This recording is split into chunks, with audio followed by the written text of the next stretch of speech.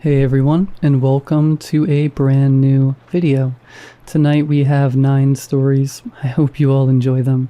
I love recording these videos, and I just want to say a quick thank you to everyone who clicks on them, everybody who watches them. It means a ton.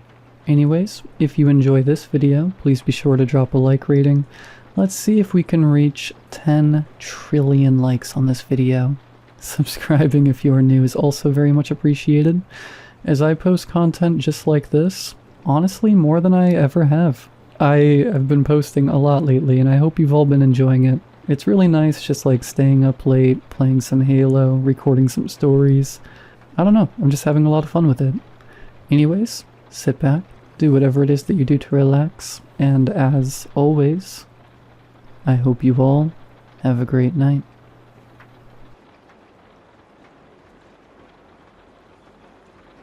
I'm not going to tell you my name. If you recognize the way I talk from my old videos, keep it to yourself.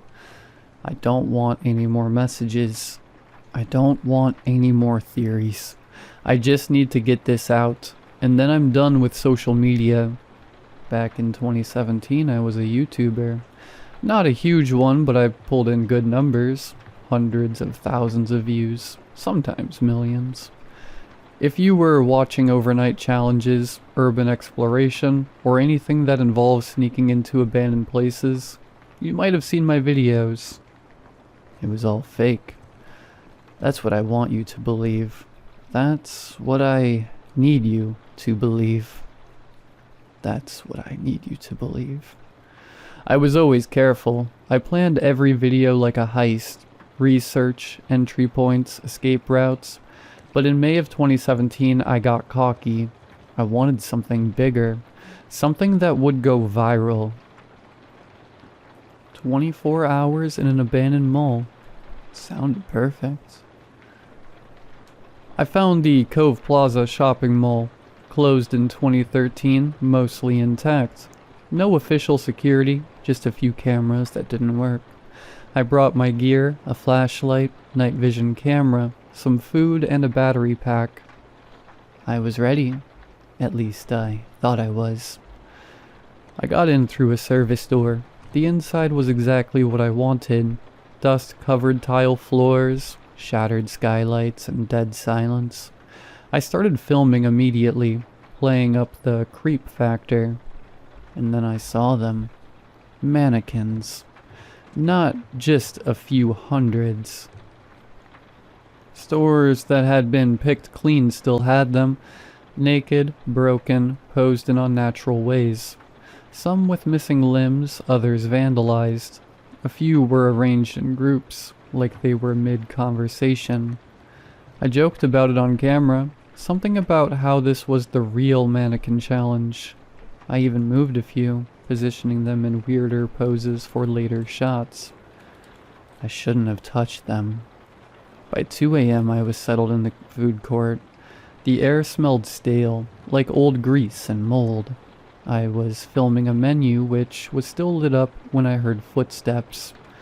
Not the echo of my own, someone else's. I killed my light. Silence. Then a faint plastic scrape. I turned my camera toward the sound, slowly raising the brightness. The mannequins had moved. Not a lot, just a few inches. But I knew where they'd been before. I checked the footage. One near the escalator had its arms at its sides just 3 hours ago. Now one hand was reaching forward. I laughed. I was nervous, but I convinced myself it was nothing. Maybe I bumped it earlier. Maybe my memory was bad. I went back to filming. At 3:15 a.m., my camera shut off. The battery was charged. It shouldn't have died. I grabbed my phone and turned on the flashlight. The mannequins were closer. The one by the escalator was now on the first step. I don't remember getting up. I don't remember running. 1 second I was sitting and the next I was at the other end of the food court, panting like I'd just sprinted a mile. I wasn't alone anymore. Something moved in my peripheral vision. A head turned. Plastic slammed the ground. I bolted. I didn't look back. I didn't stop filming, not until I was outside gasping for breath. My camera was still dead, but my phone had the footage. I never uploaded it. When I checked the files the next day, they were corrupted. Every single one. The only thing that remained was a still frame from the food court, a blurry shot of me sitting on the floor, and something behind me. A mannequin. No head, no arms, just standing there. I never went back. I stopped making videos. My channel died. Maybe that was for the best. I don't care if you believe me. Just don't go looking for Cove Plaza. They don't like being watched.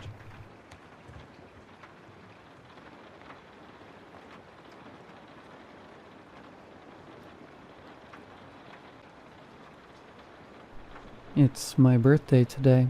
I hate going to work on my birthday. Not because I care about it.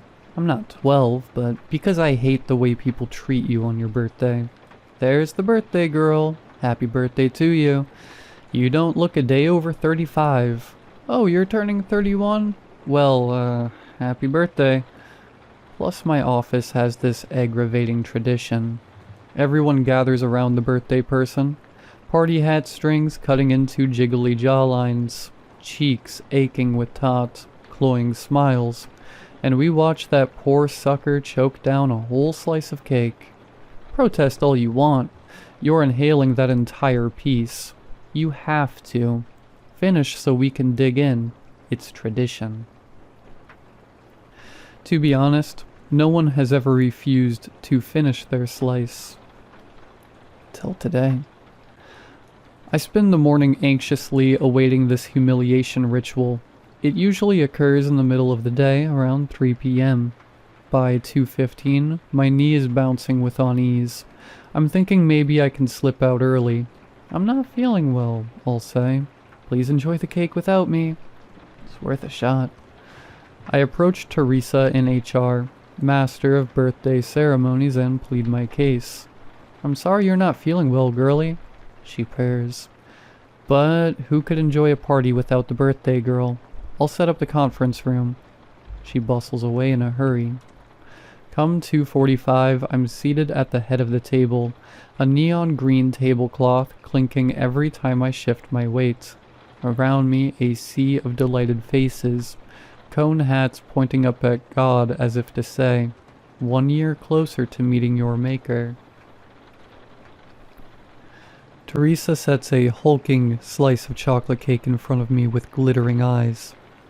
Everyone cradles their own, eagerly awaiting the chance to dig in. Happy birthday, girlie. Bon appetit. I fork off a massive chunk, hoping to devour this wedge in a few bites as possible. I raise it to the stiff smiles around me. Cheers. Teresa licks her lips. Then I swallow. A round of polite, gulf applause fills the room. A sugary film coats my tongue, settling like silt between my teeth. There's something else there, lurking behind the chocolate. Chalky and dense. My palms tingle with sweat. Everyone's staring at me. I hate that. I hack off another glob, scraping the gooey icing with my bendy plastic fork. Down the hatch. That taste, I ponder. What is it? My heart rate picks up, thumping loudly in my ears. Eat, eat, eat, chants someone from the amorphous stretch of genial faces. As I scoop up another wad of cake, a surge of bitter bile rises in my throat. Prickles of sweat collect at the nape of my neck. Sparse giggles crop up around the room. Are they laughing? Why are they laughing? I slurp my third hunk. My stomach drops, that familiar tightness in my throat, the flaming itchiness blooming up my cheeks. It can't be. So, I speak out, sputtering specks of chocolate onto the table. Is there peanut in this? Teresa giggles, shrill and grating. You can't make Reese's cake without peanuts, silly Billy. There's so many people here. I need air. No, I need my EpiPen. Between panicked, gulping breaths, I wheeze. I'm allergic. EpiPen. In my desk. They all just stand there, beaming madly. She knows I'm allergic to peanuts. Everyone does. Is this because PB&Js aren't allowed at the office anymore? My throat tightens, vision narrows. I only have minutes. I rise and swim through the crowd towards the door. I'm bumping into cheery coworkers standing stock still.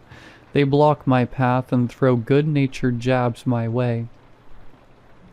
Oh, come on, you can eat more than that. You deserve to indulge, it's your birthday. We can't eat until the birthday girl finishes her slice. I slam into the metal door frame and a shock wave of pain radiates from my hip. Through my tunnel vision, I spot my desk. A few mere feet stretch out like miles before me. Excuse me. Teresa's face floats in front of mine, contorted into a purplish-red scowl. I made this from scratch. For you. You have to finish it. I weakly swat the smeared paper plate and careen around her. My coworkers boo and murmur to one another. I hear a few stray words whiz past me. Rude, ungrateful, poor Teresa. My sweat-soaked hair clings to my forehead. My heart vibrates weakly. My mouth runs dry, sickeningly sweet. What is happening? I scream in my head. Teresa marches in front of me and forces a trembling fork in my face. Eat it. I have no choice but to barrel straight through her, landing with a harsh thud on the punishingly hard floor. The harsh carpet bites at my elbows as I pull my useless body closer to my desk. Inch by agonizing inch, breathless, I reach for the drawer. Then I feel it. Smashed against my slacks, a gluey slice of cake. A wave of frantic hilarity surges through the room, then another slice, this time square into my lower back, another on the bottom of my shoes, another smashed into my ear. I think of the people throughout history who were stoned to death by their peers. My vision goes black as my dumb fingers fumble for the drawer. My head drifts in darkness, drenched in poison. I'm going down, splat, straight into a cloying, syrupy mess. Chocolate peanut butter frosting oozes up my nostrils, under my eyelids. She finished it, finally. Happy birthday, girlie. Everyone dig in. Then the mouths of my coworkers engulf me, sucking the sticky icing from my clothes, hair, and face. Every surface of my body glows slick with candied saliva. I'm fighting, flailing, drowning. Save me, I scream internally, but the voice in my head grows meeker. Farther away. I'm sinking, sinking, sinking. I wake up to harsh, fluorescent lights. My doctor tells me I'm lucky to have a coworker like Teresa. Says she rode with me in the ambulance. She saved your life, no doubt about it. He muses. I'm too shocked to object. I decide not to tell my mom the full story. I don't want to worry her. The car air is thick with words unsaid. She drives me home and drops me off at my apartment complex with a kiss and an Amazon gift card. I collapse into my hand-me-down couch, weak and splotchy. I have to type up what happened, just to get it out of my brain. I know most people will not believe me, but I feel lighter with every word. I finish, but it seems to lack an ending. Anxiety creeps over me. It's not done yet. I check my phone, hoping to distract myself with a few birthday texts. Surely someone remembered. No texts. Only one new email from Teresa. I take a deep breath and open it with a shaking finger. Happy birthday, girlie. Sorry you didn't love the cake. We'll try again next year. P.S. We saved you a slice in the break room. See you tomorrow.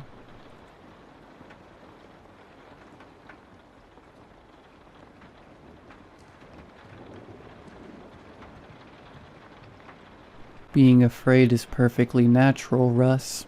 There's nothing more human than fear. It's a reminder that you're alive after all. Anyone who's alive has something to lose, right? Dr. Auclair would say things like that to me all the time, waxing poetic BS in my general direction from 5 to 6 p.m. every Tuesday evening for nearly a decade. I liked my childhood therapist, don't get me wrong. He was kind, attentive, and he seemed to be trying his damnedest to fix me. That said, none of cognitive behavior therapy worked, of course. How could it? As much as I attempted to explain that my fear was just plain different and may not respond to his normal repertoire of techniques, Dr. Auclair didn't appear to understand. At least, that's what I used to believe. Now it's clear to me that Dr. Auclair did understand. He just wasn't making his intentions known, manipulating and pulling me along like a conniving puppeteer. My current theory is that, somehow, the fear was the key to his release, but before it could free him, though, it needed to be purified, distilled to perfection, the terror fermenting over months and years like a decadent merlot. And when he decided it was exquisitely ripe, Dr. Auclair called it without a second thought. I wish I knew how he did it and why I was chosen in particular, but I suspect I'll never get those answers. I'm learning how to live with that, one day at a time. Normal fear is born from something. It doesn't just appear out of nowhere. There's always a cause and an effect. Something horrific happens and the result is fear. You take a tumble down some stairs and now you're afraid of falling. Your aunt's German Shepherd bites you and now you're afraid of dogs. My fear, on the other hand, never had that linkage. It just was. The exception that proves the rule. Terror born without a mother. The fear equivalent of immaculate conception. I know what you're thinking. Isn't that just anxiety then? Some generalized, vague fear of everything? That's the rub, though. My fears weren't universal. Quite the contrary, actually. They were hyper-specific. Unexplainably pinpointed from the very beginning. Ever since I can remember, I've been afraid of something or someone popping out of an enclosed space. Take my first birthday party. The moment a gift was put in front of me, which my family wrapped for the fun of it, I was inconsolable. I'm told I was wailing like a banshee, trying to run away from the gift on legs that barely had the coordination to walk. My response was so extreme that my parents actually ended up taking me to the ER. They thought I may have been having a seizure or something. The doctors checked me out, but I was completely fine. After a disastrous Christmas morning, I was booked for therapy with Dr. Auclair. I always left his office feeling a little better, but in the long run, my fear never improved. If anything, it steadily worsened, year after year, reaching a peak intensity right before the event that would make our small town national news. Have you ever noticed how you talk about your fear, Russ? The vocabulary you use, I mean. 12-year-old me shrugged, struggling to provide an answer. Dr. Auclair put down his notepad and leaned forward in his chair. Well, you always describe it as, I'm afraid of something popping out, never jumping out, never emerging, never appearing. Whatever you're afraid of, it's always popping out. Why do you think that is? Honestly, I found this question irritating. He knew me well by that point. I felt like he could have guessed how I was going to respond. Like I've said before, I don't understand why I fear what I fear. It's all just a feeling. Something in my gut that makes total sense to me, even if I can't explain it. Like I just know that popped out is the right phrase. It's the only correct words to describe it, even if I'm unable to tell you why. What does it matter anyway? He leaned back, smiling at me. I suppose you're right. In the grand scheme of things, it doesn't matter. Dr. Auclair winked, pulled his box-shaped glasses to the bridge of his nose, and then he said something that made no sense at the time. Not yet, at least.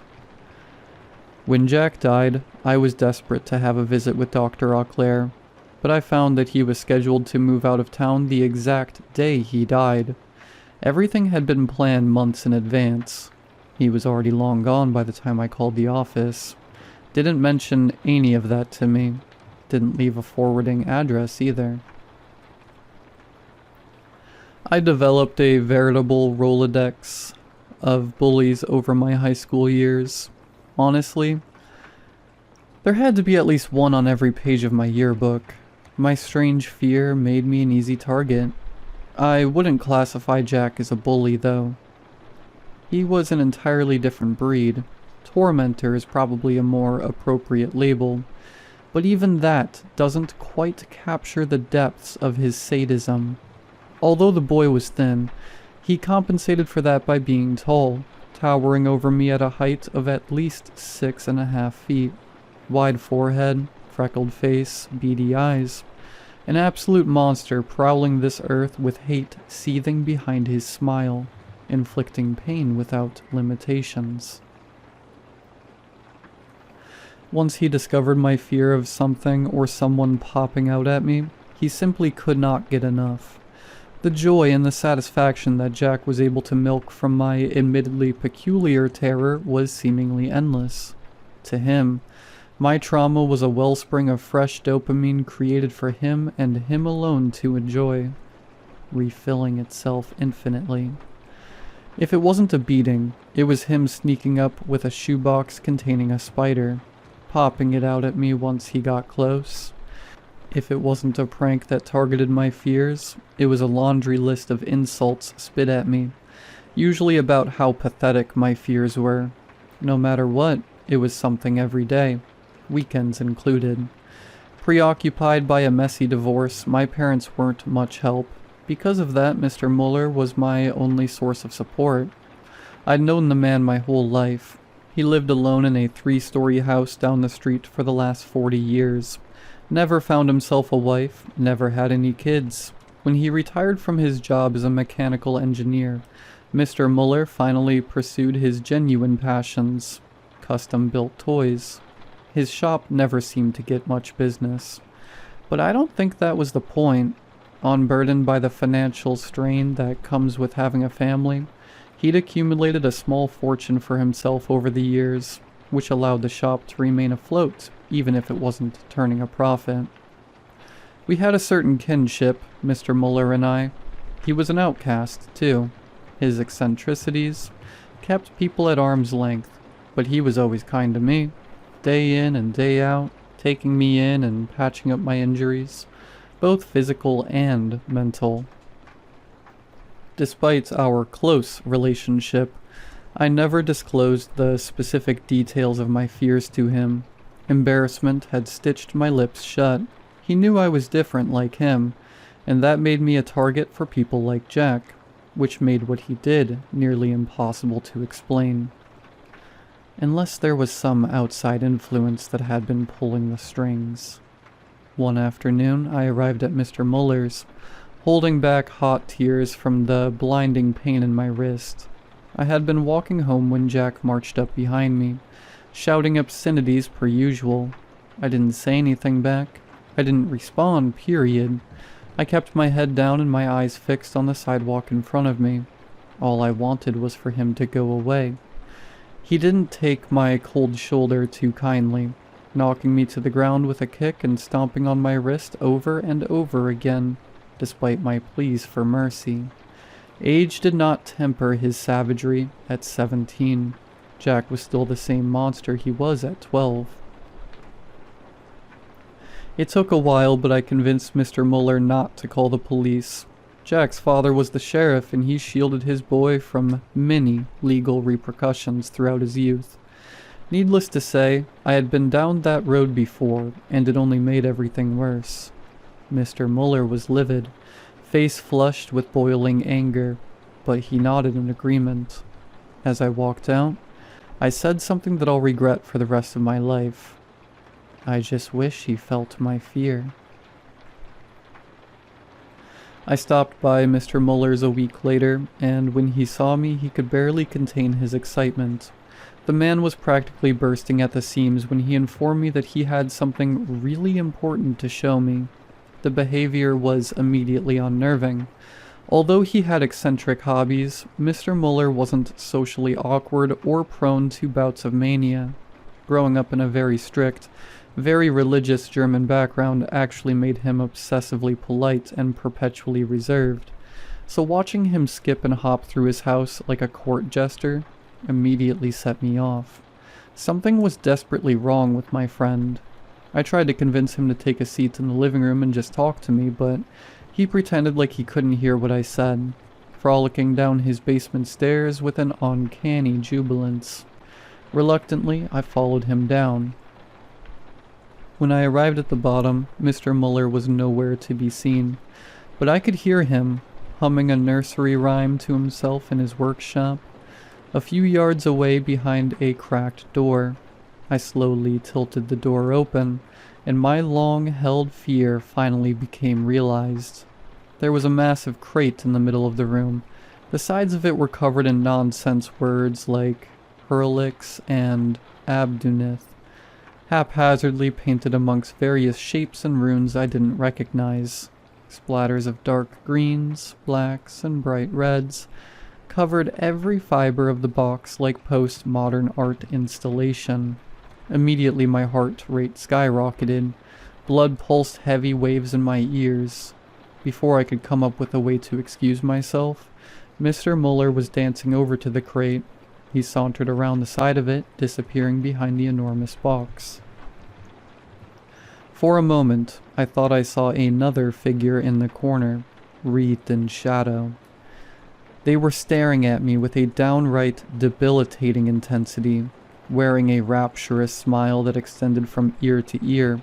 The phantom box-shaped glasses glinted against the ceiling light as they pulled a single necrotic hand from the darkness, waving pus-stained fingers in my direction, as if beckoning me closer.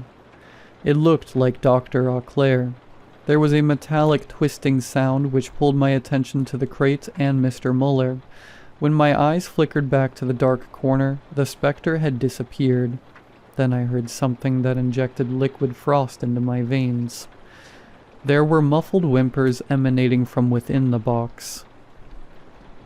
Before I could run, Mr. Muller began singing, bellowing and hollering the words like a TV evangelist.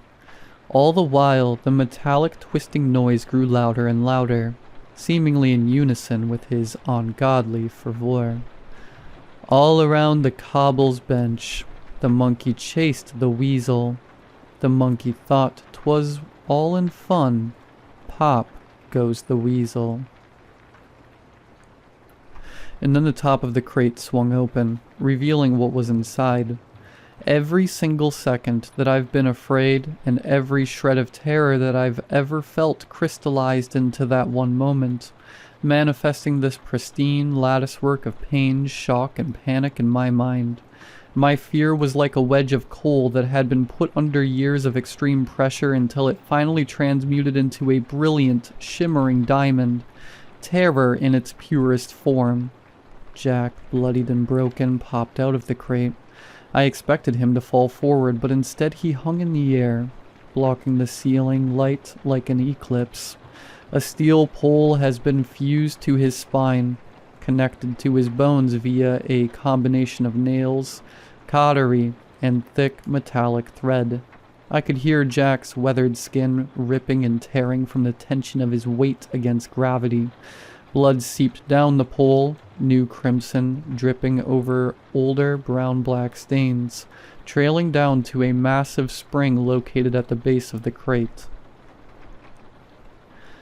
My trembling eyes darted to Jack's maddened, bloodshot gaze, and I could see it. He stared at me with a wild, primal, incomprehensible fear. Months later I had heard Mr. Muller's testimony. When he explained why he kidnapped and mutilated Jack, I couldn't help but feel a tiny blip of deja vu rattle around in my skull. He almost sounded like me talking to my childhood therapist. I wanted Russ to be safe, but like I've mentioned before, I don't completely understand why I hurt him like that. It was just a feeling I couldn't ignore. I might never uncover Dr. Auclair's part in these events. In spite of that, another matter weighs more heavily on my mind than his role in my torment. Jack's death and his disappearance. The paradox of it all. Look at it this way.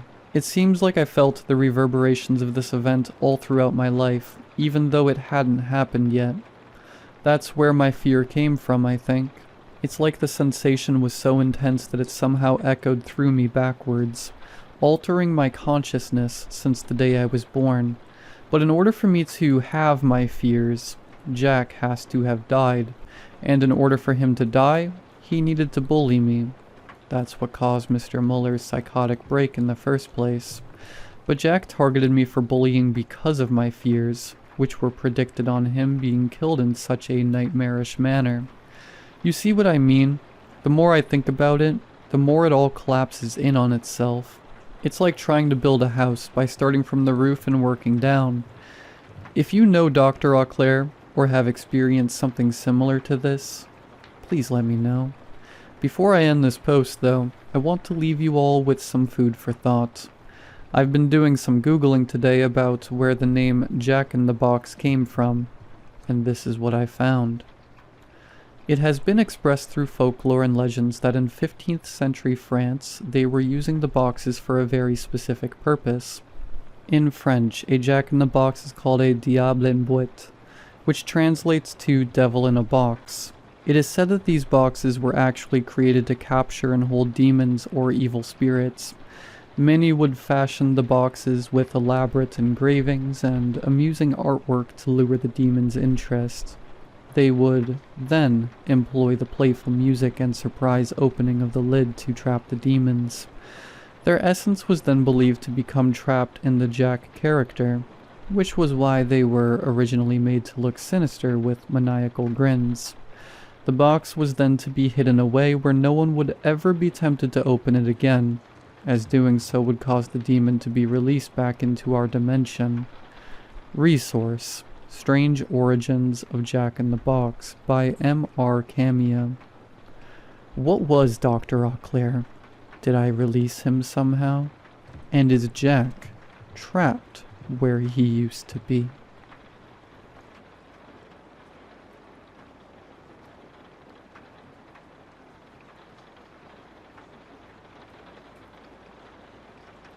Hallelujah, praise the Lord.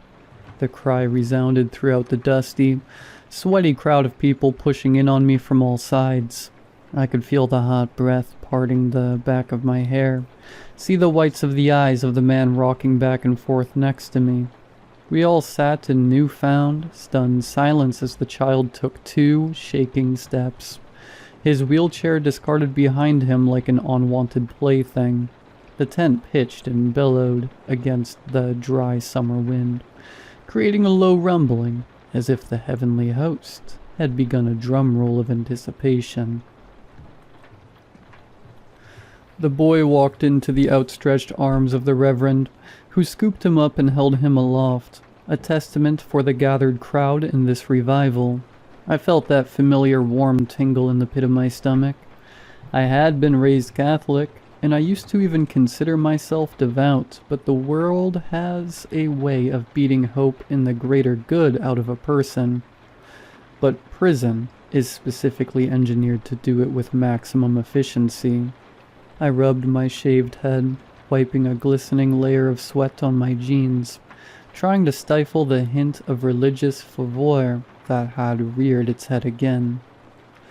But looking when the smiling boy pushed his wheelchair, the tool that had been his own little prison, I couldn't help but wonder if there was a God. Rationally, I knew he could be a plant, a paid actor just playing a role, but the possibility of healing, reconciliation, and a fresh start is far sweeter than any narcotic the world can offer. I know that from experience. So, dragging my feet, I joined the line of petitioners waiting for their miracle. The usher directing the liquid flow of human bodies looked at me with undisguised disdain, but waved me through regardless. "If you believe that is God's will," the Reverend cried, spittle flying onto the nearest audience members, "you shall receive a true blessing tonight."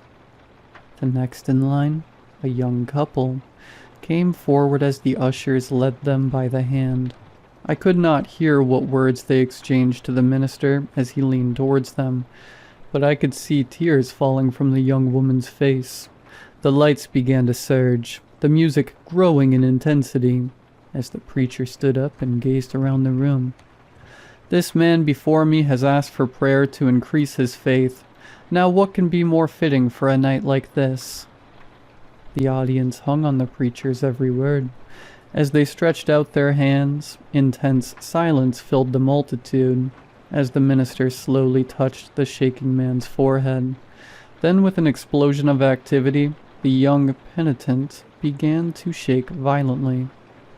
His whole body was rocking back and forth like we were being tossed in a stormy sea, until his knees buckled and he fell to the dusty floor, limbs flailing. The crowd gasped audibly as the young woman he had arrived with was crying helplessly as his seizure worsened. Despite the distance and the mass of bodies obscuring my sight, I could see murky foam pouring from his mouth, and hear the choked gurgle escape his throat. "There's no need to panic now," the preacher began again, his bravado returning. "Christ gave us the ministry of deliverance for a reason, didn't he?" The noise of the crowd quickly turned from concern to a deafening roar of approval at the words, and outstretched hands directed prayer towards the quivering, prostrate figure. My perception became fuzzy, the fervor of the massive horde overwhelming my senses as they began to recite some portion of the Psalms over the sick man and the now silent woman. I was paralyzed, deciding between my options. Selfishly, I wanted to turn around now and pretend nothing happened in the large, sprung tent I had stopped in on a whim, walk back out into the park and go back to my mundane, everyday life. But I knew rationally that this was wrong. This man was clearly having a medical emergency, while hundreds of people prayed over him and did nothing more. My decision was made when I saw that the frothy spittle had started to fleck with blood. I began to cut my way through the crowd, weaving in between the throng of outstretched arms. I retrieved my cell phone and began to dial 911, but the operator's words were completely drowned out by the exuberant chanting, singing, and glossolalia filling the enclosed space. "We're in the Mountain View Park," I managed to yell into the receiver end of my phone. "Just send an ambulance, maybe the cops too. I think he's having a seizure." With help hopefully on the way, I began to push forward even more, but it felt as if I was wading into waist-deep water as the shoulders, legs, and torsos pressed in from all sides. Fortunately, everyone on the makeshift stage was too enraptured by the performance to notice my arrival. I walked to the bald, beet-red pastor and grabbed him by the sleeves of his poorly fitted suit, shaking him roughly from his reverie. His eyes shot open and flashed briefly with a rage so venomous I took a half step back. His face then lit with a smile that barely shifted his pudgy face, but I didn't realize why until I felt a pair of strong arms drag me backwards. "Don't interfere with the exorcism. Do you want this boy to be damned?" The voice belonged to whoever held me in a sort of bear hug, firm but not crushing. I turned my head to see it belonged to the deacon who had been leading congregants, one after another, to the stage for their miracles. "He's having a seizure. It's been going on for way too long, man." I pleaded while the deacon slowly shook his head. Just have faith.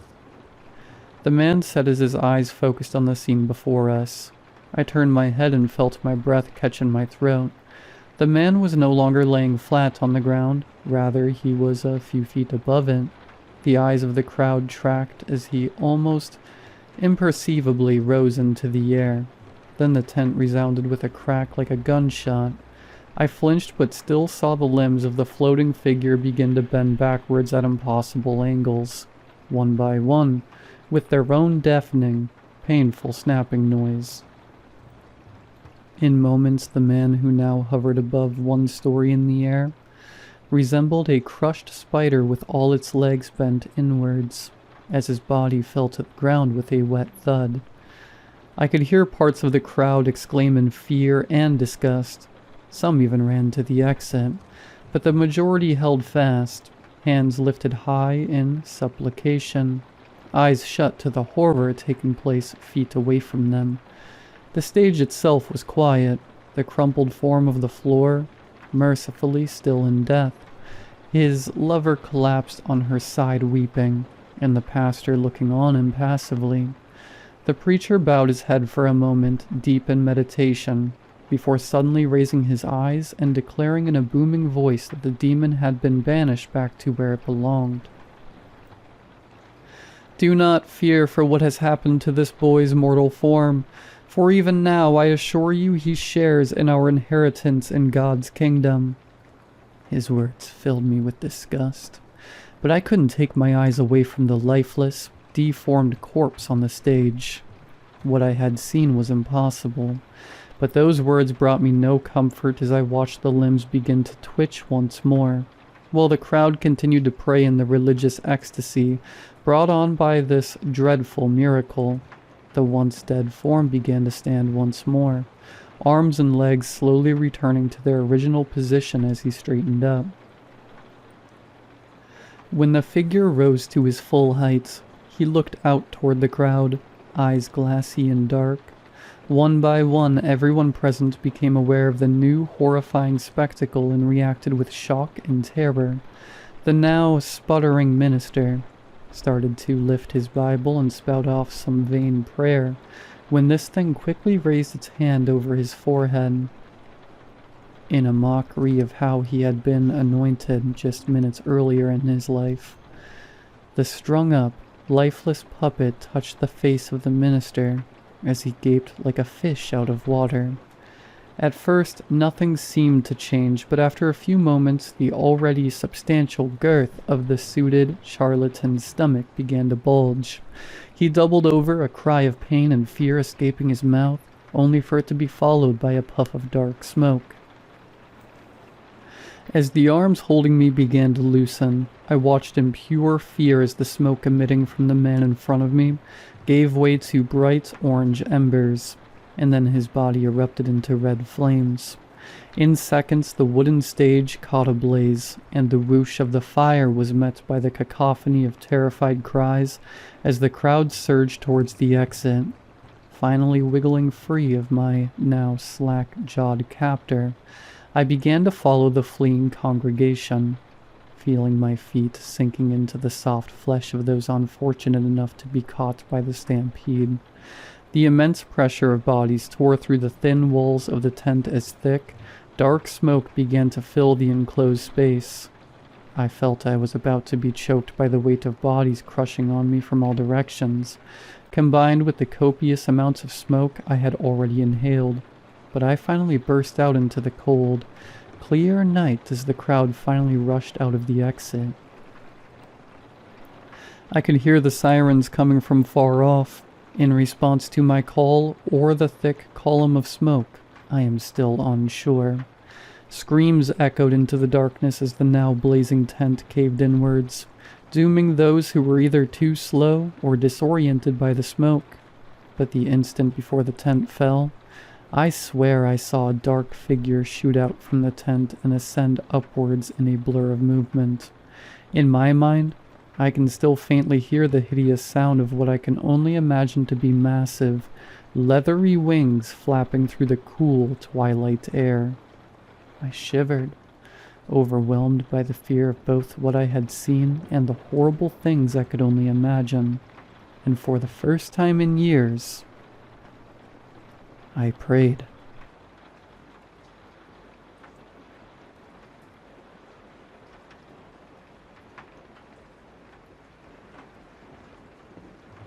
The last few months, I've been working for the Clover School, not as an employee, rather as more of a contract gardener. The school didn't have anyone on staff that took care of their gardens, so Pam, the school's director, would call me whenever she needed any gardening work done, be it weeding, mulching, planting, pruning, or whatever else. Every week or so she would call me, and I would come out and make the garden look nice. The kids would come out at lunch and bother me while I worked, asking me questions about what I'm doing, or running around trampling the flowers I'd just planted. The Clover School was definitely a lively place to work. Spring break had just arrived and all the students and staff were away from the school. Pam called me, asking if I could come by to fill up the courtyard with spring annuals. She wanted the school to look more colorful when everyone came back from their break. However, there was a catch. Pam told me that because the school was closed, the security guard would have to let me in, and that the courtyard would have to remain locked while I worked so that no one who isn't supposed to be there could trespass. I told her that I have no problem with that. We discussed what kind of flowers she wanted and made arrangements to have all the flowers and mulch delivered directly to the school before I showed up. I arrive at 8 a.m. on the dot, parking right in front of the gate to the courtyard. Chuck, the security guard, was already there waiting for me. I step out of the van and wave to him. "How you doing, Chuck?" "Fine," he replies. "Would be better if I didn't have to come out here on what's supposed to be my day off." "At least all you gotta do is let me in and out. I'm the one who actually has to work all day." He unlocks the gate and pushes it open. I open the trunk of my van and start unloading my equipment. There's a lot to carry. It takes several trips back and forth to carry everything from the van into the courtyard. Rakes, shovels, garbage bags, leaf blower, buckets full of trowels and smaller tools, a cooler full of water bottles, basically anything I might need. Not like I can go back to the van to grab anything once I'm locked in. With my entire arsenal of equipment inside, I'm ready. "What time do you think you'll be done?" Chuck asks. I look over at the pallets full of mulch and flowers that the nursery had dropped off earlier that day. This is going to take me all day. "Well, I need to know what time to come back to let you out." "You mean you're not staying?" I ask. "No way. I just gotta let you in and let you out. Ain't no reason for me to sit around with my thumb up my butt all day until you're ready to leave. Just let me know what time I gotta come back to let you out." "Well, sundown is about 6 o'clock. Guess that means I'll be finished by 6 at the latest." "Alright, 6 it is. Just give me a call if you finish before then, and I'll get over here as soon as I can." "Thanks. If you don't hear from me before then, just come at 6. I'll be ready to leave by then. Worst case scenario, if I don't finish today, I can come back tomorrow." "You better finish today," Chuck says, nudging me in the chest with his finger, "'cause if you gotta come back tomorrow, that means I gotta come back tomorrow." "Do you really think I want to come back tomorrow?" I ask rhetorically. "Don't know," he shrugs. "Maybe you're one of those freaks that actually likes to work." "Not if I don't have to. Trust me. I have every intention of finishing this job today, and if I'm done early, I guess I'll just sit around with my thumb up my butt till you get here." "Now that's what I want to hear," Chuck says, as he shuts and locks the gate from the outside. I wave goodbye from inside the gate. "See you later, Chuck." Chuck waves back as he walks away. "Later. Have fun in there." I guess I better get started. Normally this place is bustling with the sounds of children screaming and running around, but it's peacefully quiet without anyone else here. From the inside, the architecture of the school reminds me of a prison. which is probably how a lot of the students think of it. That's certainly how I thought of school when I was younger. Four towering brick walls box in the courtyard. The only way in or out is the gate. At least the vegetation saves this place from looking too dreary. Garden beds line the perimeter of the courtyard. The perennials I'd planted before are still looking healthy. However, none of the annuals had survived the winter. That's to be expected. Oh well. If the pretty ones didn't have to die and be replaced, I'd have a much harder time staying in business. That's essentially what I'm here for, to replace the annuals and refresh the mulch that lost its color. I started by raking back the old mulch so that I can dig holes to plant the new flowers in, working my way from the edge of the courtyard to the other. I'm nearly finished raking when out of the corner of my eye, I catch a glimpse of what looks like someone watching me through the window of one of the classrooms. Immediately, I turn my head to look into the window, but no one is there. No one else is supposed to be here today but me. I walk over to the window to peek into the classroom. It's just an empty classroom. It must have been a shadow, or a trick of the light on the window that looked like a person at a certain angle. I take a drink from my water bottle and continue raking.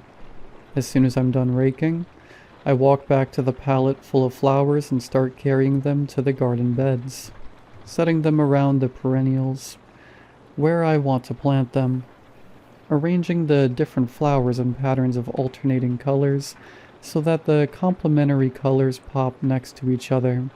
After I've set a few flowers out, I walk back to the pallet to get more.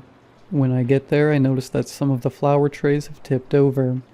It's not windy at all, and I'm fairly certain that I didn't do that. None of them were knocked over when I arrived this morning, or at least I don't think they were. Maybe they were and I just didn't notice, or I somehow had knocked them over without noticing. I set them back upright. A little bit of soil had spilled out, and a few petals have fallen off, but they should be just fine. I finished setting up the flowers and returned to my pile of tools to get my shovel. Only my shovel isn't there. I'd know I'd brought it in. I'd brought every single tool from my van in. I look over my tools again. It's definitely not among them. How did I manage to leave my shovel of all things in the van? Whatever. There's nothing I can do about it now. I grab the trowel out of my tool bucket. This will have to do. Work goes slowly with the trowel. A hole that should take 2 scoops with a shovel to dig takes at least 10 with the trowel. At least most of the flowers I have to plant are small, so the holes I have to dig don't have to be very big. For the most part, the soil is easy enough to dig up.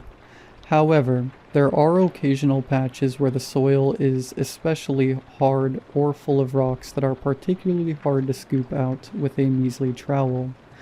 Those spots are a bit of a struggle, but I manage. I'm in the middle of digging a hole for a zinnia when the sound of something clanging on the ground echoes from across the courtyard. I jump right up and turn around to look, but don't see anything out of the ordinary. I walk in the direction the sound came from to investigate, only to find a shovel laying on the ground when I arrive at the opposite end of the courtyard from where I was working.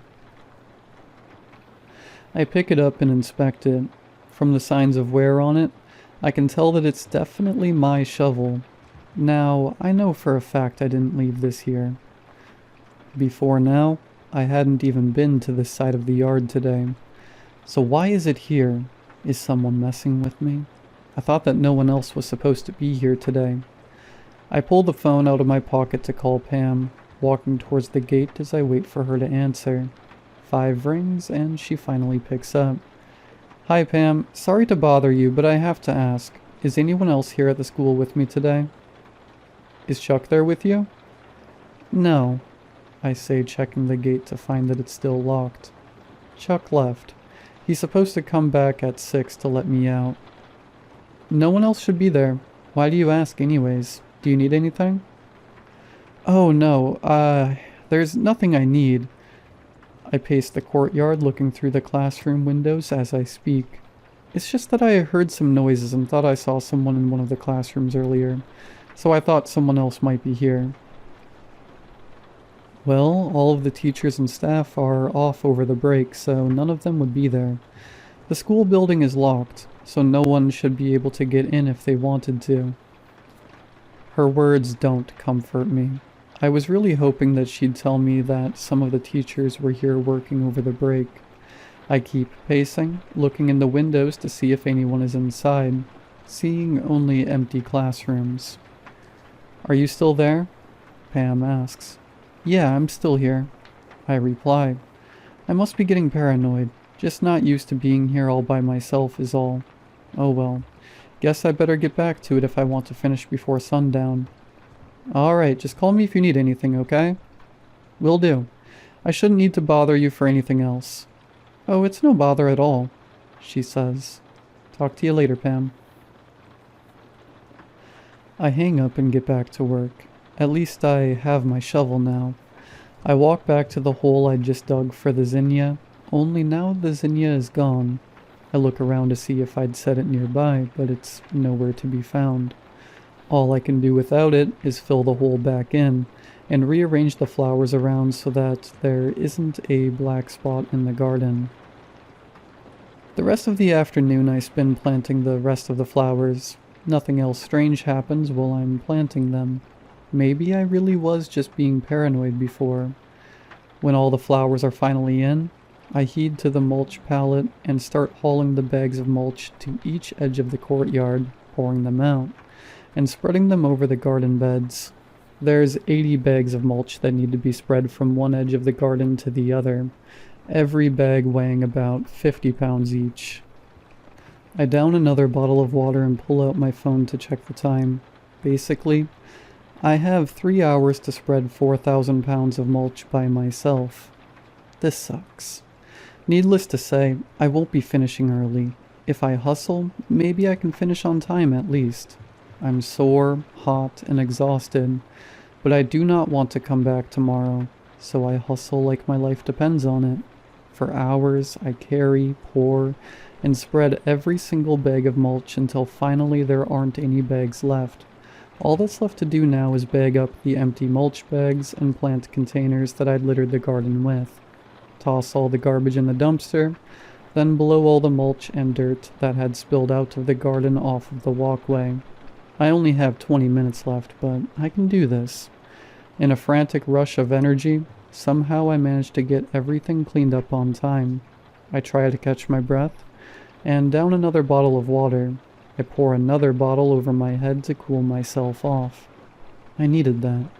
I'd been going at it for 10 hours, but I'm finally done. I'm going to pass out hard when I get home. Chuck should be here any minute now. I try calling him to see if he's on his way. The phone rings and rings until finally going to voicemail. Perhaps he's just driving and doesn't want to answer while he drives. I sit on the empty pallet and wait. Not like there's anything else I can do. The sun is setting. The towering walls around me block out what little sunlight is left, aside from a small strip of light leaking through the gate. The darker it gets, the more anxious I get to leave. I check my phone again. It's already 6:20. He should be here by now. I try calling again. Again it rings until going to voicemail. So I leave him a voicemail telling him that I'm finished and ready for him to pick me up. I leave him a text as well, for extra measure. Hopefully he sees that I've been trying to get a hold of him. Hopefully he hasn't forgotten about me. I gather my tools up and arrange them near the gate so that I can haul them out quickly as soon as Chuck gets here. While picking my tools up, I notice that my shovel isn't among them. I probably just left it in the garden. Well, I'd better find it before Chuck gets here. I start looking through the garden, searching from one side of the courtyard to the other. It's already too dark to see anything, so I click on the flashlight on my phone and search by what dismal light it provides. The shovel is nowhere to be found. After searching over the entirety of the garden and coming up with nothing, I give up. I'm tired of searching, and just plain tired in general. I don't care about the shovel anymore. I'm sure it will show up next time I come by for maintenance. Right now, all I want to do is leave this place and go home. I start walking back towards the gate when the sound of metal clanging on the ground echoes from across the courtyard. "Chuck, is that you?" I shout. "You better not be messing with me, because I am not in the mood for that right now." I run across the courtyard in the direction of the sound, shining my light in front of me so that I can see where I'm going. My light shines across something laying on the ground. It's my shovel, broken in half. Whatever is going on, it isn't funny. I pick up the pieces of my shovel and shine my light around, looking for signs of life, seeing no one. I turn to head back to the gate. When I get there, all of my tools have been scattered around as if someone had been going through them. Immediately I call Chuck. Again it rings until going to voicemail. It's clear now that I can't count on Chuck. I just wish I had known that before letting him lock me in here. I try calling Pam. It rings once and disconnects. The light on my phone goes out. Of course, the battery on my phone would have to die right at that moment. That's just my luck. The sun has gone down entirely by now. There's no light whatsoever to see by. I'm not going to be stuck in here all night. I try to rattle the gates open, but it won't budge. I try to break the lock off the gate by swinging my broken shovel at it. The shovel ricochets off the gate, slipping out of my hand and slicing it open. That wasn't very smart of me. It's so dark that I can't even see how bad the cut is, but I can feel blood pouring out, so it must be bad. In a panic, I rip a sleeve off my shirt and wrap the wound in it. Obviously, I won't be able to get out through the gate, but there has to be another way out through the school. There's a door on the other side of the gate. I just have to get into the school and navigate my way to that door. One of the doors on this side has to be unlocked. I check the first door I get to. It looks like it only opens from the inside. The next door is the same, and the next, and the next. Eventually I reach a door that looks like it opens from my side. I push, only to find that it's locked. I keep going, trying every door I can. They're all either locked or don't open from the side. I could go back to the gate and wait for Chuck, but at this point, I don't know if he's even going to come. I'm bleeding too much. The sleeve wrapping my wound is already soaked in blood. Waiting for Chuck isn't an option anymore. I have to get out. I'll have to break one of the windows and get into the building that way. Then I can find my way out the other side. I lift my broken shovel and ready myself to smash a window with it, hoping I don't slice open my other hand in the process. But I don't exactly have any other options. I approach a window, ready to swing, only to recoil at the sudden sight of a dark figure standing on the other side. It's too dark to discern any of its features, but I can clearly see that it's really there, and it's looking at me. I step back from the window, not taking my eyes off of it. The figure walks away from the window until it's out of view. The door to the room it's in swings open. Every other door to every other classroom swings open. Dark figures emerge from every doorway. Each and every one of them turns towards me and starts walking in my direction. I turn tail and run towards the exit. They follow close behind. I don't dare to turn to see how close they are. I reach the gate, grabbing and rattling it, screaming. "Chuck, Pam, anyone? Let me out, please. Anybody?" They're right behind me. I'm never leaving this place. There's a hand on my shoulder. "Wake up," they say. I open my eyes and see Chuck standing over me. "Come on, get up. It's time to go," he says. I sit up and look around disoriented. There isn't much light to see by. "What time is it? Is it morning already?" I ask. "No," he says. "It's 6:00 p.m. I must have passed out. Sleeping on the job, huh? I stand up and look around. No way. Look around, Chuck. I told you I would finish. He looks around. Yeah, you did good. Now let's get out of here. I walk over to my pile of tools and look at them. My shovel is broken in half. I look down at my hand and see the line across it where it was cut. It's not bleeding now. It was definitely cut, but it doesn't look as bad as I thought. Chuck shouts at me. Yo, Space Case. You can stay if you want, but I've got to lock up and go. Up to you if you're gonna be in or out. I pick up the two halves of my broken shovel. I'm coming. I'm coming.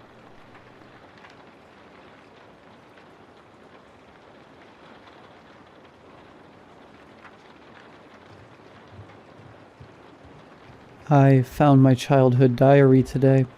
It was buried in a box of old clothes and forgotten toys, tucked away in the attic like it had been waiting for me. The cover was faded pink. The edges curled from time and my name was still there in glittery gel pen, half rubbed off but unmistakably mine. I hadn't seen it in over 15 years. Sitting cross-legged on the attic floor, I flipped through the pages, smiling at the messy handwriting, the pointless childhood drama, the secrets I thought were so important back then. It was like reading a letter from a past version of myself, until I reached the last page I remembered writing. And saw there was more. A new entry, written in someone else's handwriting. Hello again, Alice. I froze. The ink looked fresh. The date at the top was today. My stomach nodded. I flipped back through the previous pages, trying to make sense of it. Maybe I had written it and forgotten. Maybe my mom or a friend had found the diary and thought it'd be funny to mess with me. But no one had been up here. I was sure of it. Still, I closed the diary and laughed it off. I was just being ridiculous. It was probably an old note I'd written in a different pen, and my brain was playing tricks on me. I set the book aside and started sorting through the rest of the box. Then, just to prove to myself how stupid I was being, I flipped the diary open again. Another new line had appeared.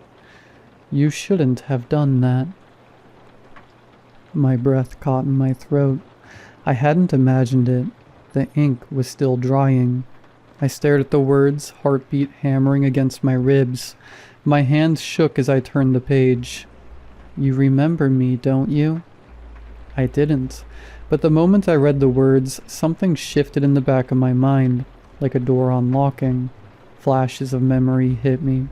Sitting on my bed, pen in hand, whispering as I wrote in this very book, asking questions, waiting for responses. I remembered something answering.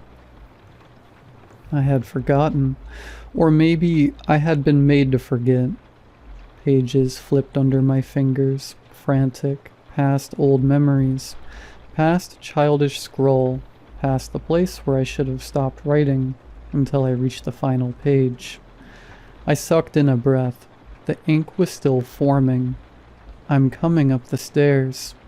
The house was silent. Then I heard it. A single creak, a footstep on the stairs. Slow, heavy, close. I wanted to believe it was just the house settling.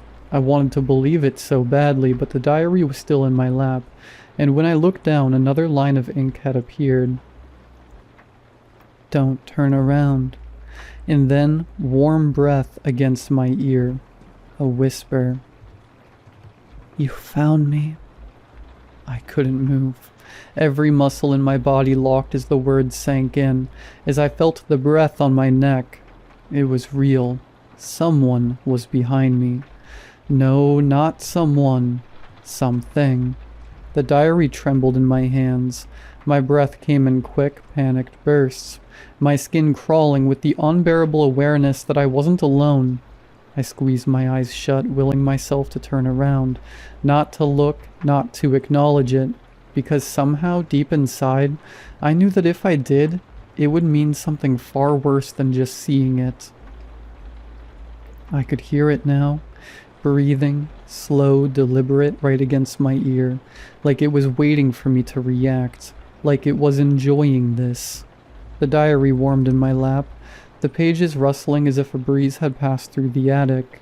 Another line appeared. You used to talk to me. Why did you stop? Tears burned my eyes. I wanted to scream, to run, to bolt for the attic and never look back, but my body wouldn't listen. I remembered now. pieces coming back in jagged fragments. I had written to someone in this diary, a friend, an invisible friend, or at least that's what I thought back then. I used to write questions, and it would answer. It knew things, things I couldn't have known, things no one could have known. And then one night, I wrote something I wasn't supposed to. The memory surfaced like a corpse breaking through ice. "Can I see you?" And it had answered. I slammed the diary shut, sucking in a breath like I'd just resurfaced from drowning. The attic was suffocating, the air thick, wrong. The presence behind me hadn't moved. I could still feel it there, still hear that slow, steady breathing. My fingers clenched the diary like a lifeline, my mind screaming at me to run, but I knew, the moment I stood up, it would act.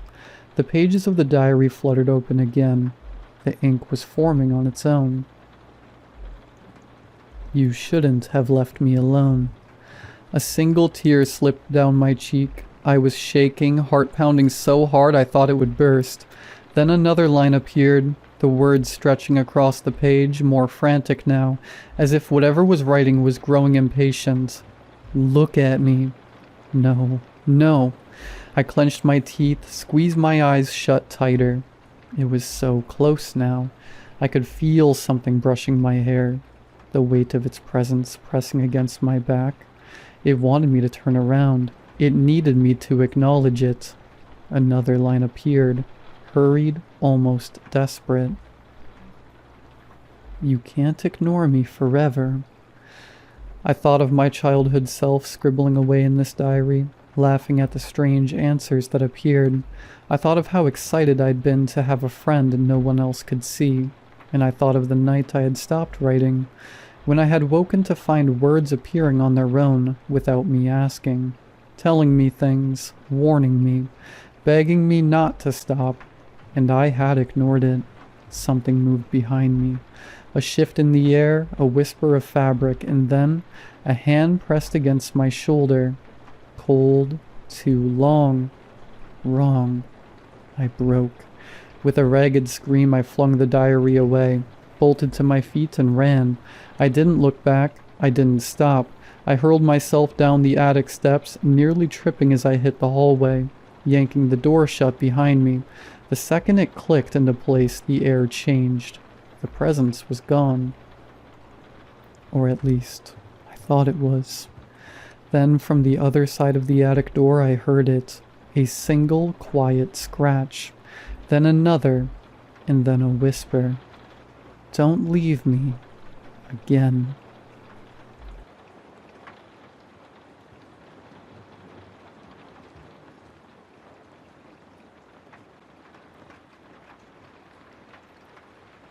Just as the title states, I clean abandoned houses for a living. I'm quite proud of myself as I have worked hard, starting my own business at just 24 years old and building it to what it is now. I specifically targeted these types of cleaning jobs as you can charge much more than your average 1 to 3 times per week house cleaning. Jobs of inhabited homes. Plus, I rarely ever have to see anyone other than my team while on the job. Over the years, I have really been in some insane situations with these houses. Everything from encountering wild animals to once a deranged squatter taking up residence in the homes I clean. This is one house that stands out from the rest, however, one that haunts my dreams to this day. I got the job offer through a real estate agent I made my friend over the years in the business. It's a small home, not much clutter left. Amelia, the real estate friend, said over the phone, "Shouldn't need more than 1 or 2 of you to complete the clean." She continued in her enthusiastic voice. I rolled my eyes. I hated when she used her customer service voice on me. Yeah, what's the real deal with this house?" I answered in my usual half-annoyed tone. Amelia responded more normal this time. "Honestly, Lori, this house gives me the creeps. The granddaughter inherited it a couple years ago, but just recently decided to sell. The grandmother apparently died in the house." I rolled my eyes again. Death in the houses I cleaned was nothing new to me, and Amelia was well aware of this. Amelia continued. I cut my pre-visit to the house short last week. Didn't even make it upstairs where the grandmother apparently passed. The feeling of being watched was overwhelming in this one. That got my attention. Amelia had been in real estate longer than I had been in the cleaning business, and she took her pre-get-to-know before showing visits very seriously.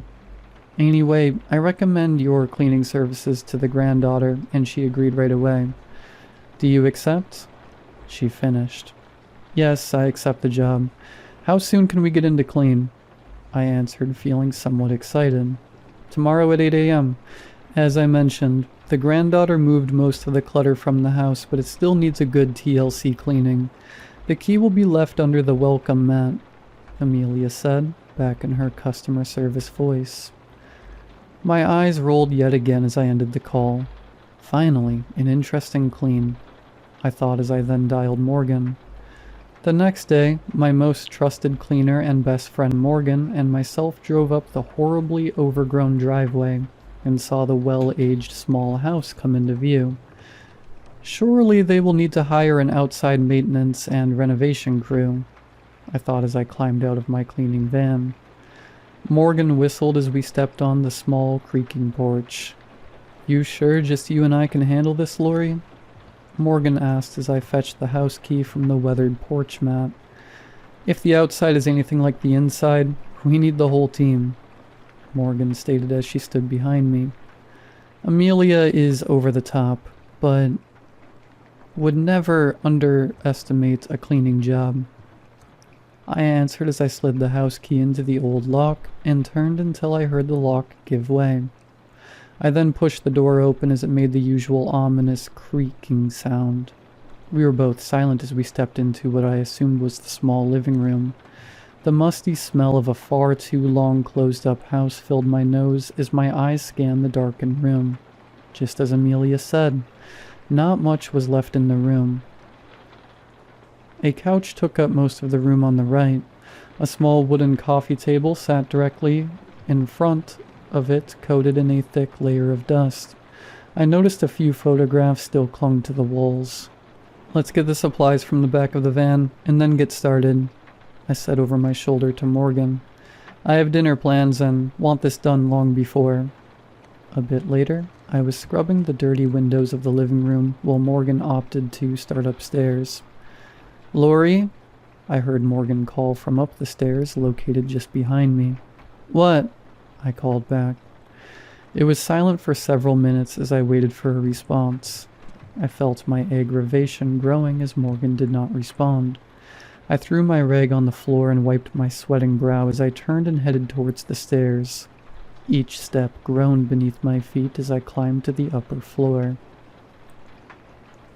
You better have a good reason for interrupting me and not answering, I yelled as I reached the final step. Goosebumps covered my skin when I stepped into the old wooden floor of the upper level. Weird, I mumbled to myself as I looked around. The upper level was a small hallway. 2 rooms were located on each side as I peered down the dark corridor. Morgan? I called in a softer voice this time. No answer. I slowly headed down the hallway, wishing I had thought to bring my flashlight. I always hated working with no electricity, but it came with the job. I could see the light of day from the open door on the left side of the hall. The other door of the right was closed.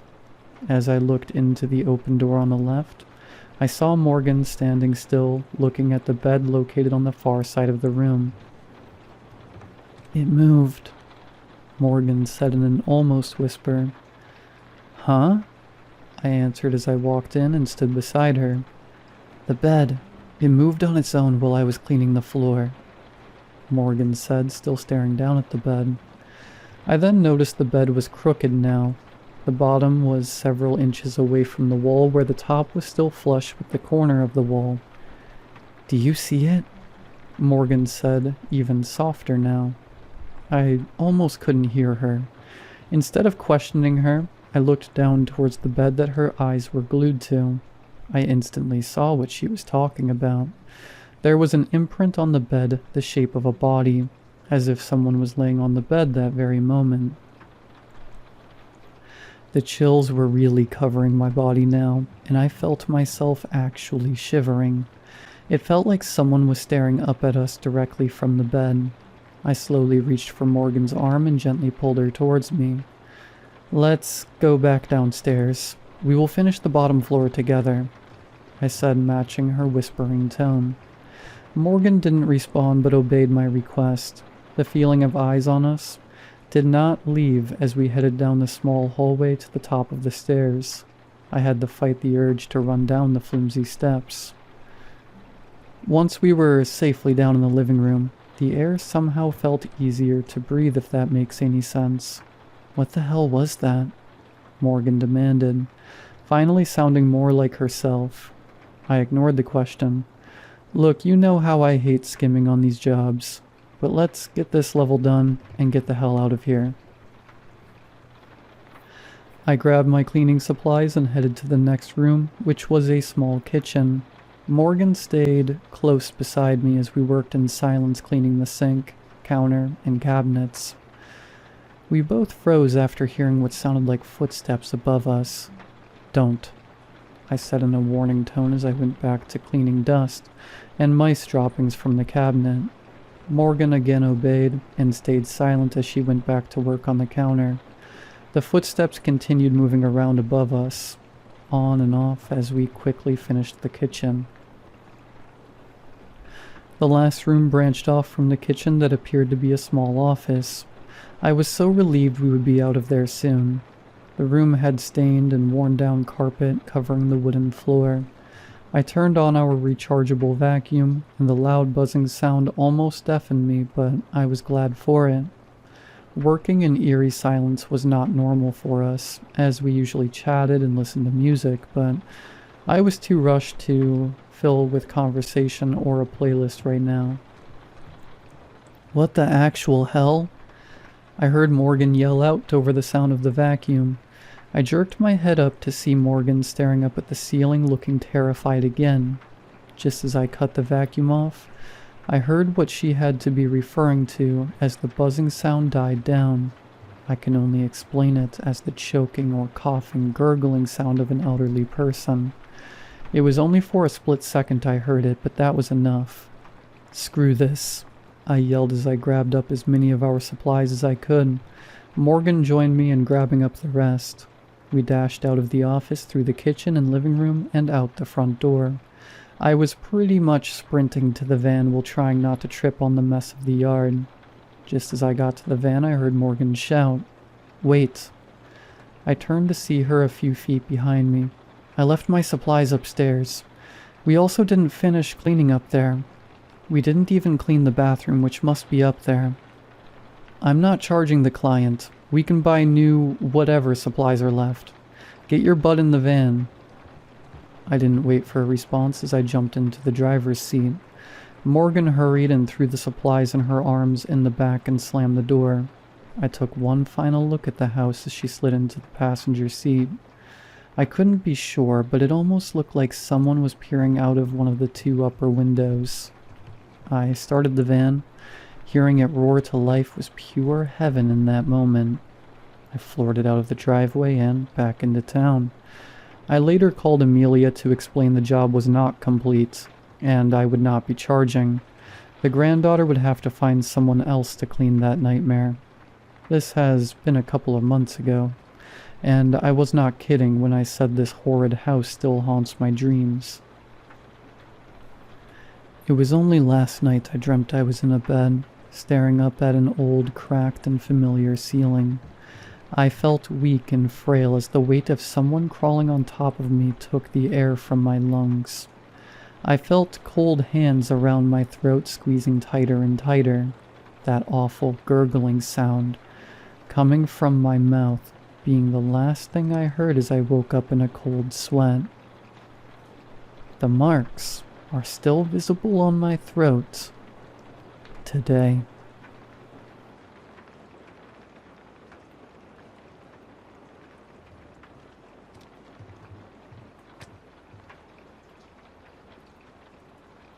I know what you're thinking.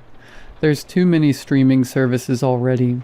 It's an endless wave of Hulu, Netflix, Tubi, Freevee, Snarfu, Luby, or whatever other nonsense an overworked marketing department spits out after their 5th round of coffee. As for me, I don't much care for streaming. What's the point of paying for a service that only has, like, 4 things I actually want to watch? For the most part, I steer clear of the lot. That is, until I got an ad for a new platform called Thumps. It happened when I was scrolling on Reddit, actually, and I clicked it because I thought it was a post. One of those sneaky ads that pretends to be something else. The title of the fake post read, "Did you know this site makes scary movies scarier?" So I clicked it and wound up at a website for Thumps, a streaming service for all things horror. I was about to click out of it when a pop-up caught my attention. Beta testers wanted. Sign up now and get Thumps free for life. The excessive amount of exclamation marks should have been a warning that something was rotten in the state of Denmark. Or, Delaware in my case. But access to a library of horror content for free? Forever? I couldn't help it. At heart, I'm a little greedy and a lot gullible. What else can I say? So I entered my email address. It didn't ask for anything else, not a credit card number or a mailing address, or my mother's maiden name. After I hit submit, I came to a screen that said, "Thank you for joining our beta testing program. We will reach out to you soon." I checked my email, but there was nothing there. I checked a few more times over the next several days before giving up. Maybe it had been some weird scam after all. I expected to start getting flooded with spam messages, but my email was blessedly, persistently quiet. It wasn't until a few weeks later, when I'd all but forgotten about the whole affair, when I received a package in the mail, a bright yellow box with stark black letters reading, Thumps Beta Tester Kit. I must have stared at that box for 5 straight minutes, wondering how they'd managed to track down my mailing address just from my email. Privacy is truly dead. I almost threw the box in the trash on principle, but curiosity got the better of me, as it usually does. I tore open the box to discover just 2 things, a sheet of paper and what appeared to be a headband. I started with the paper, which read, "Have you ever watched a scary movie and found yourself bored? Like the scares just don't scare the way they used to. Do you wish you could be really, truly scared by a movie? Welcome, horror fan, to Thumps, the only streaming service that is 100% guaranteed to give you the scare of your life." We use a host of emerging technologies to analyze your brainwaves and adapt our films in real time, turning regular old horror movies into a tailor-made films designed with you in mind. Never be bored during a horror movie again. Simply put on the enclosed headband, then visit the website below, pick a movie, and see what can happen when your content watches you. I read that note 3 times and it still didn't make any sense. If I wore the headband, it would read my mind. And that would make me like the movie more somehow. Now I knew this was a scam. And yet, I picked up the headband and placed it around my head. It was just normal fabric, nothing fancy. I waited for it to do something before realizing how dumb that was. Then I turned on my computer. I typed the URL from the bottom of the letter into my browser and entered my email when prompted. Before me was a totally normal streaming platform. It was laid out exactly as you would expect, with a menu on the left and different categories of movies on the right. The only difference was that I'd never heard of any of these movies. They all sounded like generic B horror films. So far, it seemed like just another lame streaming service with a weird gimmick. Whatever, I'd come this far. I scrolled down and picked a movie at random. I can't even remember what it was called. Something like The House at the Fork in the Road. A generic, completely forgettable title. The movie started off pretty normal, a family driving down a highway to their brand new home, conveniently situated in the middle of nowhere. Obvious tension between the husband and wife. The kids bickering in the back. Only 10 minutes into the movie, and I already felt myself tuning out.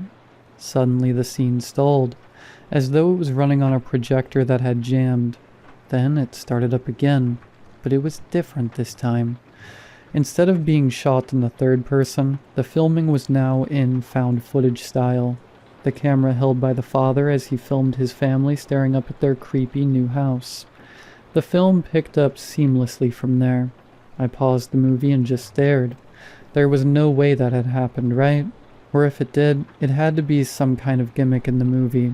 Maybe I just missed something. I hit replay and started from the beginning. This time, the beginning of the movie was also found footage style. I watched in stunned silence. No, that wasn't possible. It hadn't been like that before.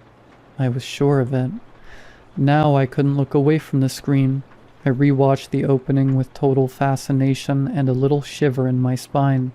I'd always liked found footage because it made movies feel more real, the danger more present. Well, it certainly felt that way now, in more ways than one. The story itself wasn't really anything special, though.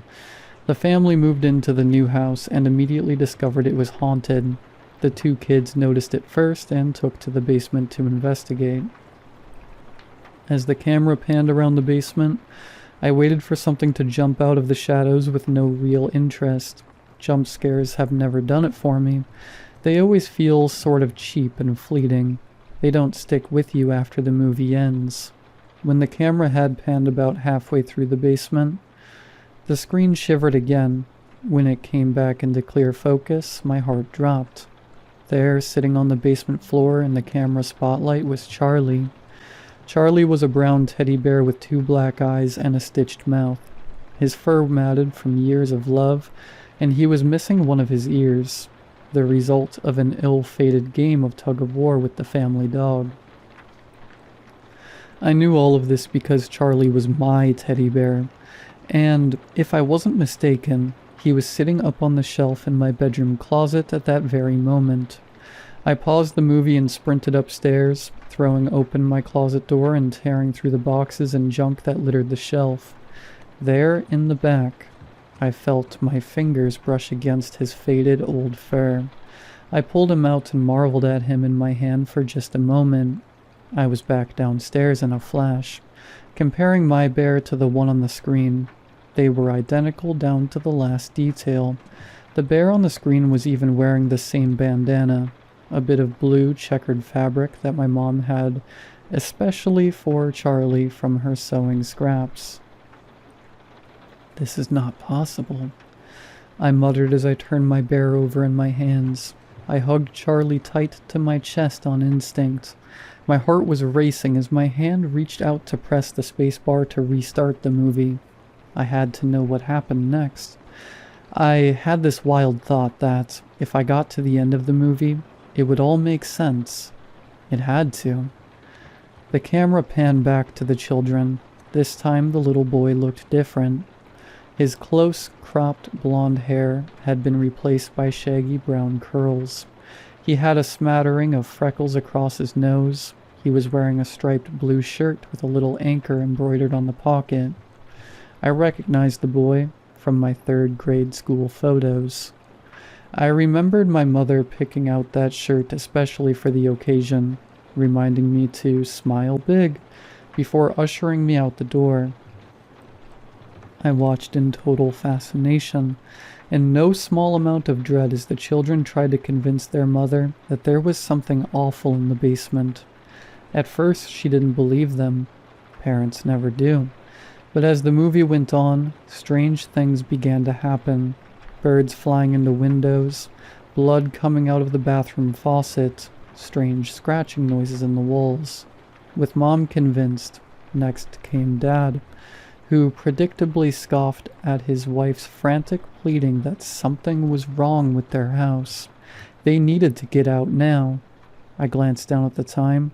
Only 20 minutes left to convince the husband and try to escape. I knew this formula well. I was betting on the husband dying to save the wife and kids. A sense of familiarity started to put me at ease. I could follow the movie beat for beat to the very last scene. As the husband ventured down into the basement, determined to prove his wife and children wrong, I waited for the final reveal. Probably some sort of old hag ghost that would come screaming out at the camera. The father walked carefully through the basement, the camera picking up the sounds of his heavy breathing and nothing else. Then a small creaking sound to his left. The screen shivered once more before the camera panned quickly to the noise. There, hanging from the rafters, was a woman in a white nightgown. Her soft brown hair fell in waves over her face, obscuring it from view. Her nightgown was ragged and dirty. Her feet were a dull gray color, as though she'd been dead for some time. What caused my breath to catch in my throat were her fingernails. They were painted a bright eggshell blue. 4 fingernails on her left hand, the nail on her ring finger missing completely. My vision tunneled and everything around me started to tilt. I knew that hand, the one that fixed my shirt, that sewed the bandana for Charlie. It was my mother's hand. I trembled as I watched my mother on the screen, her body spinning slowly in its noose. Then her quiet, raspy voice whispering my name. Joey. I wanted desperately to stop the movie, but I was frozen where I sat. Is it really possible, I wondered, to drop dead from terror? I was pretty sure I was about to find out. 10 days, came the whisper as my mother's body began to spin faster. The rope creaked under the weight. 10 days. Then her body dropped to the floor, as though the rope had been cut. Everything was still, even the father's breathing had cut off. I sat there for what felt like an hour, but must have been no more than 3 seconds, watching my mother's lifeless corpse on the floor. Then an instant later, she was crawling towards the camera. Joey, come find me. Joey. The rasp was no longer a whisper, but a moan. I felt myself scrambling back against the couch in tandem with the father as he ran backwards, looking desperately for the stairs while keeping the woman in view of the camera. Don't let me die. What the? I whispered. This isn't happening. This isn't real. But the woman on the screen didn't care that she couldn't be real. Just then, her face lifted to the camera. It was undeniably my mother's face, but ravaged from the effects of decay. Her gray skin hung loose from her bones, and her eyes were clouded over with a glassy film. Her mouth dropped open, and I swore I could see maggots and worms squirming inside her. I threw my laptop across the room so hard, it broke against the opposite wall. I yanked the headband off and threw that too. I couldn't get enough air, no matter how hard I gasped, and for a moment, I was certain I was going to die. If not from the impossible horror on the screen, then because my heart gave out from strain. It took me over an hour before I was calm enough to stand on my own 2 feet. The first thing I did was pick up the whole mess. My broken laptop, the headband, the note, the box, and stuff it all down in the trash. Whatever had just happened, whatever I'd just seen, I didn't want anything to do with it. Next, I called my mom, who was completely bewildered at my panic over the phone. Honey, calm down. What's wrong? What happened? She asked, the confusion in her voice genuine. I couldn't think of what to say. Any version of the truth would have her driving to my apartment to make sure I wasn't having a mental breakdown. I just had a nightmare that something bad happened to you, and I had to make sure you were okay. She spent the next hour soothing me over the phone, reassuring me that everything in the real world was just fine, and to hell with everything else. By the time we hung up, I felt just a bit better. In that short hour, I had reconstructed the narrative in my head. It really was a nightmare, or some kind of hallucination from the stress I'd been under at work. Everything was fine. Of course it was fine. Over the next few days, I resolved to put that strange, awful experience behind me. I went to work. I bought a new computer. I texted my friends and chatted with colleagues like nothing had happened at all. Because of course, nothing did happen. I just had to keep telling myself that. Except, something isn't letting me pretend. A few days after watching the movie, strange things started to happen. At first, they were things I could explain away. The sound of footsteps in the hall was just my imagination. The low whispering that I heard in the dead of night was the wind. The shadows out of the corner of my eyes were due to exhaustion from those sleepless nights. But then it started escalating. 2 days ago, I turned on my work computer and saw my mother's bloated corpse flash across the screen for just a second. Yesterday, I came home to my living room trashed. Like a tornado had ripped it apart, and there was Charlie sitting in the middle of the chaos, watching me. Today, I got a call from my mother. I picked it up, glad to be able to hear her voice, to reassure myself that everything was fine and normal. But when I put the phone to my ear, all I could hear was static. Hello? Mom? Nothing but fuzz. I think we have a bad connection, I said, ready to cut the call and call her back.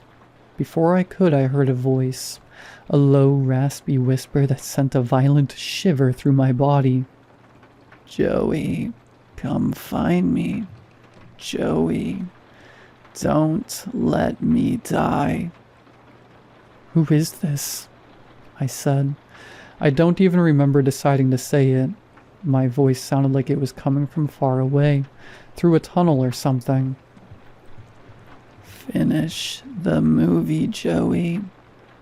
Then a horrible scream, the most blood-curdling sound I'd ever heard, and somehow I just knew it was her. The call dropped, and I was alone with the realization that it had been exactly 10 days since I started the movie. I've been calling for hours, but I can't reach her. I drove to her house, but she wasn't there. I've asked everyone I know and looked everywhere online, but it's like the streaming service just vanished out of existence. Nobody knows what I'm talking about, and there's no record of the company ever existing. Even as I type this, I can tell that time is running out. Every second I wait, my mom is closer to death, and there's only one thing I can do to save her. So please, has anyone here signed up for Thumps? I desperately need to kill my subscription.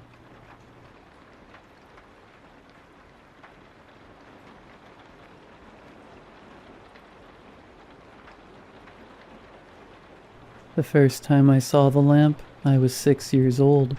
It stood in the corner of my grandmother's parlor, tall and regal, as if it had always been there. I remember tracing my fingers over its gilded frame, mesmerized by the way the glass sphere caught the light, each fragment glowing like a captured star. It was always bright and alive in her home, giving the sense that time there was gentler. My grandmother had laughed and told me it was a family heirloom, a piece of history passed down through generations. My grandmother had always been a difficult woman, exacting in her expectations, sharp in both mind and tongue. Even in old age, she carried herself with an air of authority, as though the world itself bent to accommodate her. She was always impeccably groomed, her silver hair never straying from its perfect set, her nails manicured to a soft shine, her clothing rich in fabric but never ostentatious. Though time had creased her skin, it retained an almost unnatural glow, untouched by the frailty that plagued others her age, and unlike the rest of the family, she had never been sick a day in her life. I was her favorite, the golden child, the one she paraded before the rest of the family with pride. "You have something special in you," she would say, her eyes gleaming with something I couldn't quite place. A spark, a promise. Back then I didn't question it.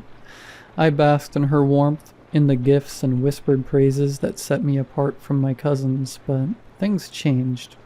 I grew up, I made mistakes. A tattoo here, a failed class there, a cigarette between my lips that she caught me with one evening on the back porch. And with every misstep, her warmth faded. By the time I was in my 20s, we barely spoke. Then she died. It was sudden, too sudden. One day she was fine, and the next, she was confined to her bed, her body wasting away as if something unseen was devouring her from within. The doctors were baffled. I was terrified. She left everything to me. The house, the land, her vast fortune. The will surprised no one, though my relatives made sure I felt their resentment. In the end, I let them have the money, keeping only the estate. I told myself it was guilt. Guilt for being her favorite. Guilt for disappointing her. Guilt for not being there at the end. But the truth was, I couldn't bear to part with the house. With its grand Victorian structure, nestled against the thick woods, it was the only place where I had ever felt truly at home. I should have left it behind. Soon, though, I came to the grim realization that without my grandmother's fortune, maintaining the estate was impossible. So I planned to sell it. But before I let go, I wanted one last thing, one last piece of her to keep. A lamp. The house loomed ahead, its dark silhouette stark against the moonlit sky. It had been years since I'd last set foot on the estate, and yet it felt as though it had been waiting for me. Untouched by time, it should have been comforting, familiar, but something about its stillness unsettled me. The lamp stood exactly where I remembered, unchanged. Not a speck of dust clung to its surface, as if some unseen force kept it perpetually pristine.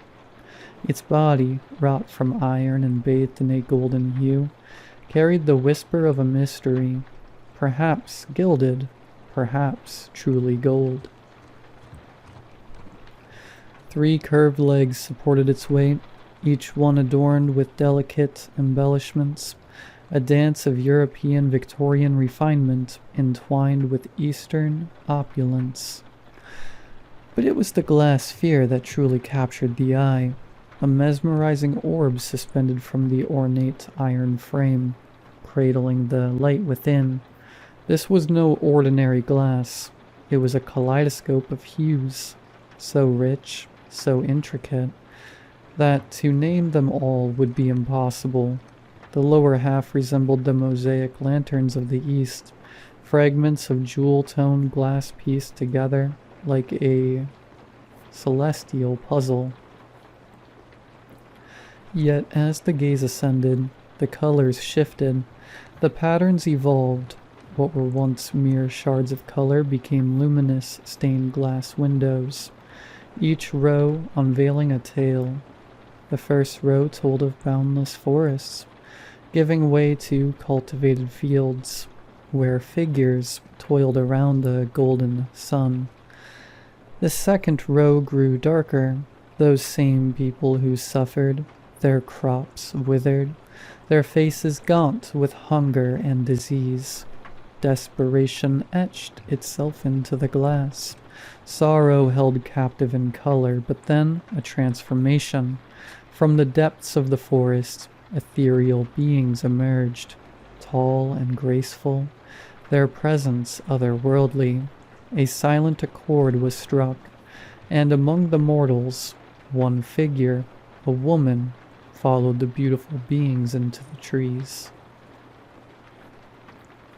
The final row, smallest and closest to the top, was a vision of prosperity. Those who once suffered now thrived, abundance spilling from their hands, their lands reborn in splendor. The lamp, in its quiet brilliance, did not merely illuminate a room, it told a story, woven in light and shadow, a testament to hope, sacrifice, and the unseen forces that shape fate. Getting it out of the house was harder than I expected. It was heavier than it looked, delicate in ways that made me afraid to touch it too harshly. My ex-boyfriend helped me. We hadn't spoken much since the breakup, but he offered without hesitation, lifting it into my car with a teasing remark about my taste in antiques. It had been beautiful in my grandmother's house, but in my own tiny, cramped apartment, it was suffocating. The light was always on me, its presence oppressive. At first I let it glow, its warmth a quiet echo of the home I had left behind, but soon it became unbearable. The migraines crept in, not sudden or sharp, but a dull, relentless pressure that settled behind my eyes. And though it made little sense, though I couldn't even explain it now, I blamed the lamp. It felt absurd. The light had always been so gentle, so pure, and yet I had begun to resent it, to blame it for the unease I felt creeping into my life. I tucked it away, its heavy frame shoved into the corner of my closet, its glass hidden beneath a dust-cloaked sheet. Then the nightmares began. I dreamed of my ex first, his car crushed, his body twisted at unnatural angles, blood seeping into the pavement. I woke up gasping, my chest tight. When I checked my phone, the screen was flooded with messages. It had been an accident, just like in my dream, and he wasn't waking up. A coincidence, I told myself. I tried to shake the feeling, but it clung to me, thick and suffocating. Then came the second misfortune. The sale of the house fell through. A last-minute complication, something about the deed, something no lawyer could quite explain. And then, the third, my apartment. The place I had carefully curated into my sanctuary was suddenly unlivable. Toxic mold spreading fast, a health hazard so severe that I had no choice but to leave. My landlord's apologies were drowned beneath the urgent need to vacate. I had nowhere to go. The house, my grandmother's house, was waiting. So I returned to the estate. I told myself it was temporary, that I would find another buyer, another place. But the moment I stepped inside, I had the unsettling feeling that I wouldn't be leaving. The lamp now back in its rightful place, casting its golden glow across the parlor, as if it had never left. I told myself I wouldn't use that room often, I wouldn't have to look at it. But as I was setting it down, that was when I saw it, the new glass panel. I could not remember if it had always been there. Now I'm certain it hadn't.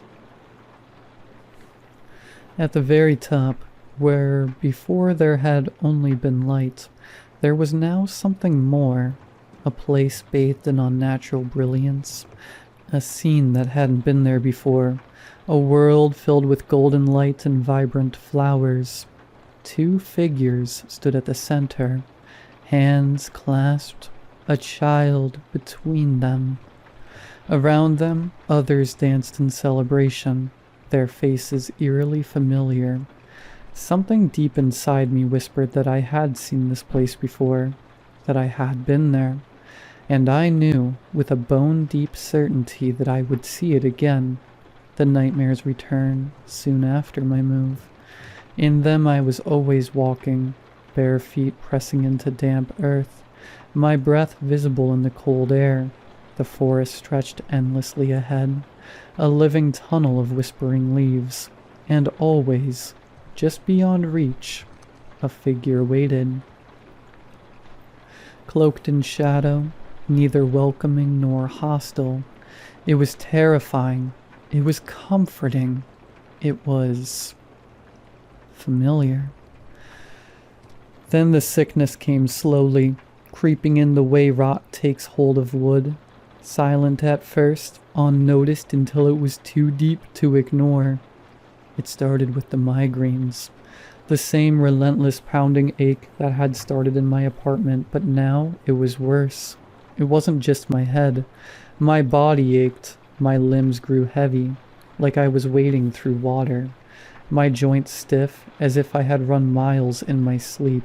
Some mornings I woke up drenched in sweat, the sheets tangled around my legs. Other times I found dirt beneath my fingernails, a thin layer of soil smeared across my bare feet. I started sleeping with the door locked. The dreams did not stop. The forest called to me.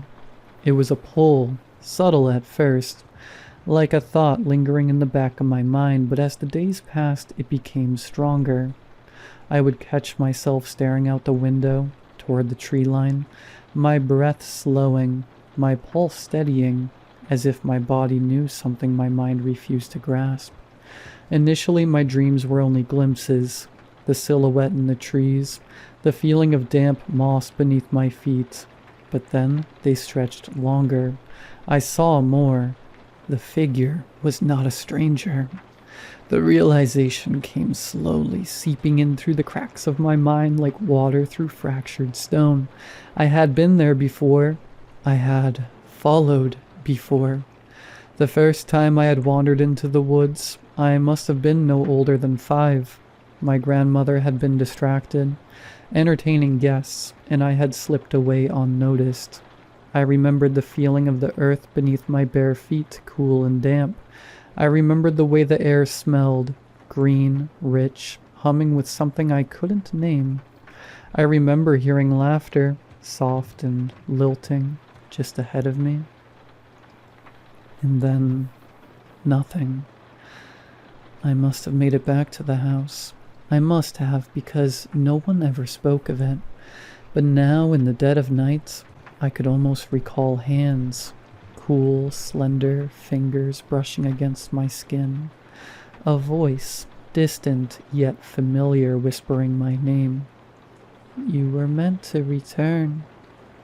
Why had I forgotten? My grandmother's words echoed in my skull, overlapping with the voice in the dream. You have something special in you. A spark. A promise. A promise. My stomach turned. Why did it feel like there was something I had to do? I stumbled to the parlor, my breath uneven, my skin clammy with sweat. The lamp stood waiting, its light unwavering, casting shifting colors across the darkened room. My family's fortune. My grandmother's impossible health. The whispers of bad luck that seemed to follow us when we strayed too far from this land. Everything made sense now. The lamp had been telling the story all along. It had never been luck, not for my grandmother, not for the generations before her. The wealth, the health, the unshakable prosperity of our bloodline, it had all come at a cost. A pact sealed long ago, blinding our family to something ancient and merciless. A promised daughter in marriage to the one who dwelled beneath the trees. Not stolen, not sacrificed, given. A bride to bind our family to theirs, to maintain the balance, to ensure their blood remained strong. In return, our family thrived. Wealth, health, prosperity. It was never a gift. It was a contract that demanded balance, and I had unknowingly broken it. It was meant to go to them, to step willingly into the woods, just as some of my ancestors once had. But I hadn't. I had left, abandoned the house, the quiet pull of the forest, and so the debt had to be paid another way. My grandmother, no longer protected, no longer untouchable, had withered in my place, A life for a life. But the contract is still unfinished. The forest is still waiting, and it will take what it is owed. The glass has changed again. The fields are gone. The celebrations, the dancing figures, gone. The only image left is the forest, and at its center, a waiting figure cloaked in shadow. I do not need to see their face to know who it is. I have already met my groom. I can hear something now. Soft laughter, the rustling of leaves, the whisper of my name. The Fae do not take kindly to broken promises. And I was always meant to return.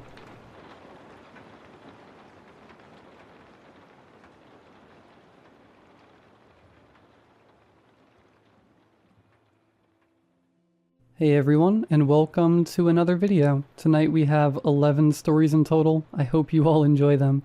If you do, please be sure to drop a like rating. Let's see if we can reach 500 likes on this one. It only takes just a quick second to drop a like, and it helps out the channel immensely. Subscribing if you are new is also very much appreciated, as I post videos just like this one every Monday night, and I'd love to have you here. This past week has been pretty cold out, so I've mostly just been in my bedroom playing Baldur's Gate 3 and making this video. I'm already starting to feel the what am I going to do with my life when I finish Baldur's Gate 3 feeling. So I wanted to ask all of you, what games are all of you currently playing? And if you're not currently playing anything, what's the last one that you really enjoyed? I'm looking for more games to check out. Anyways, sit back, do whatever it is that you do to relax, and as always, I hope you all have a great night.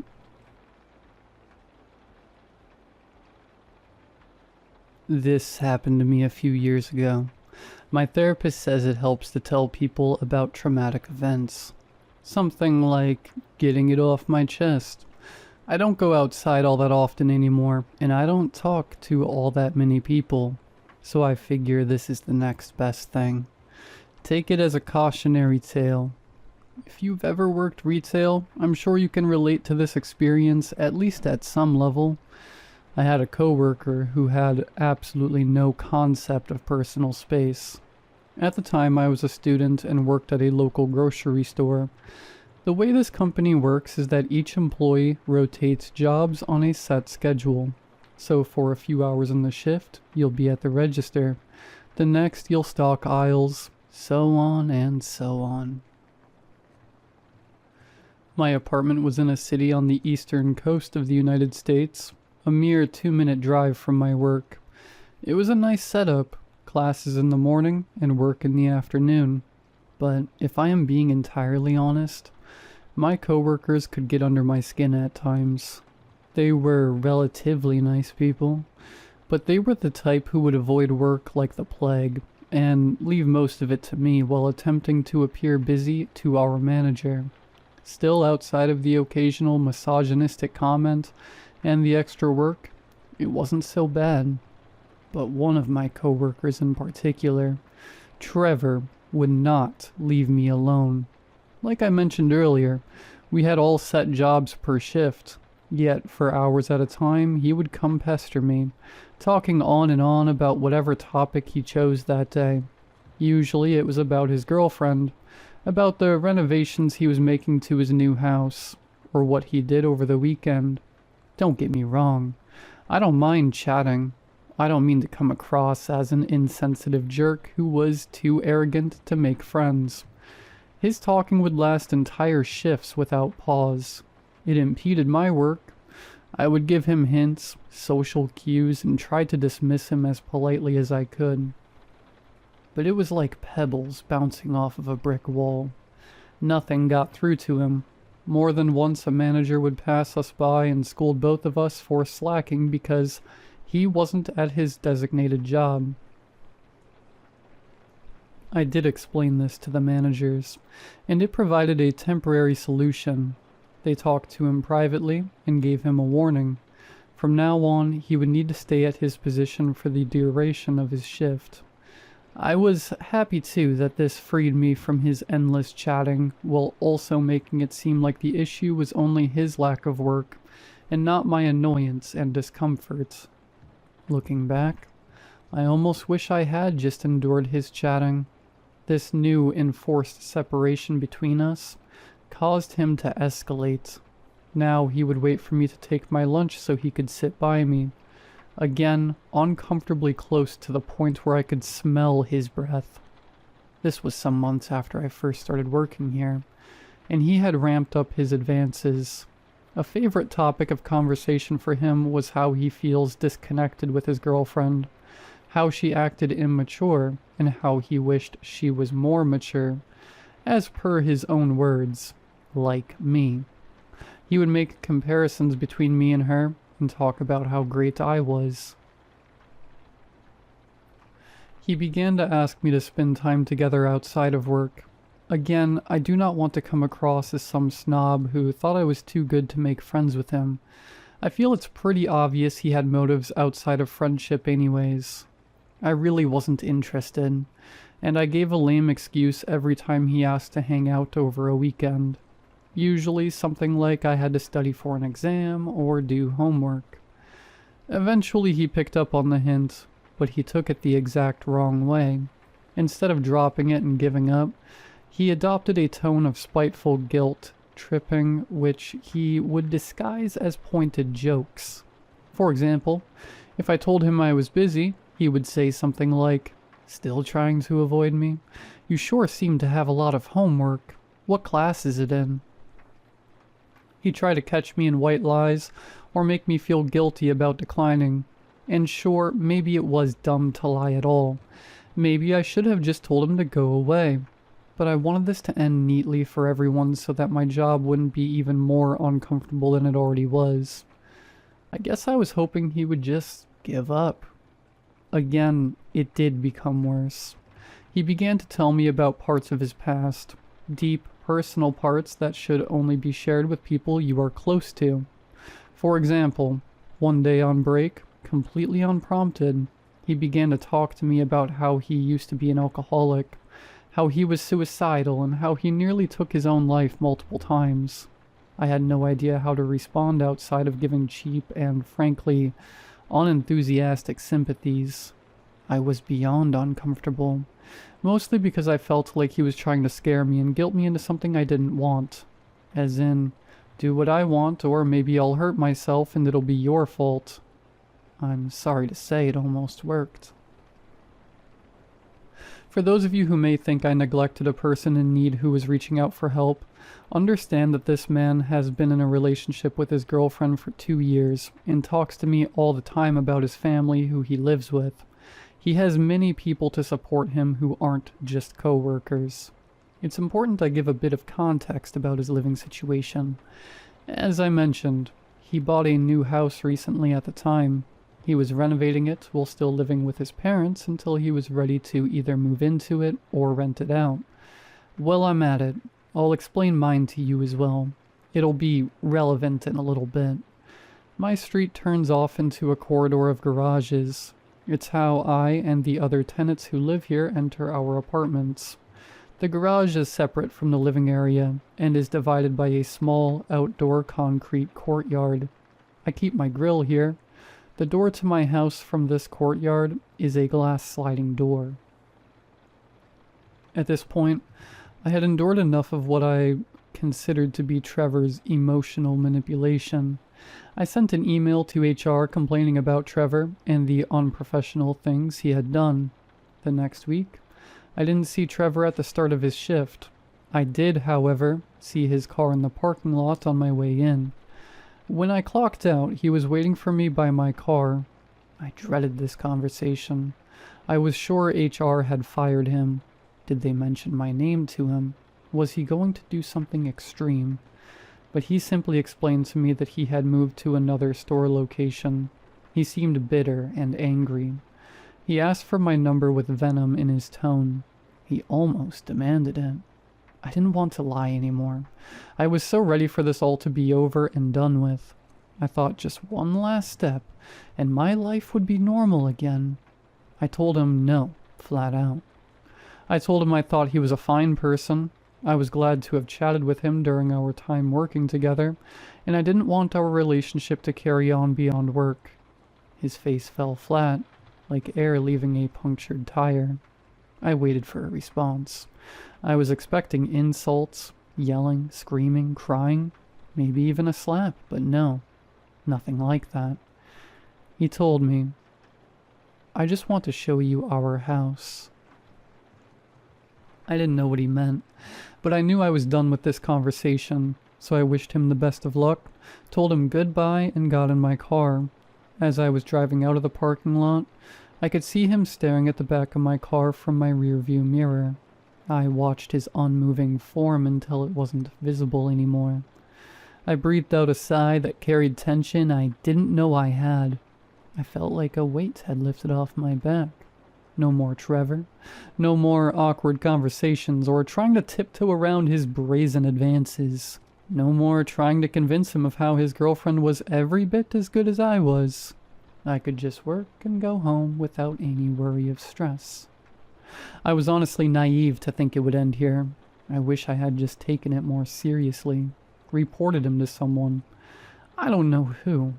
For the next 2 weeks, life was great.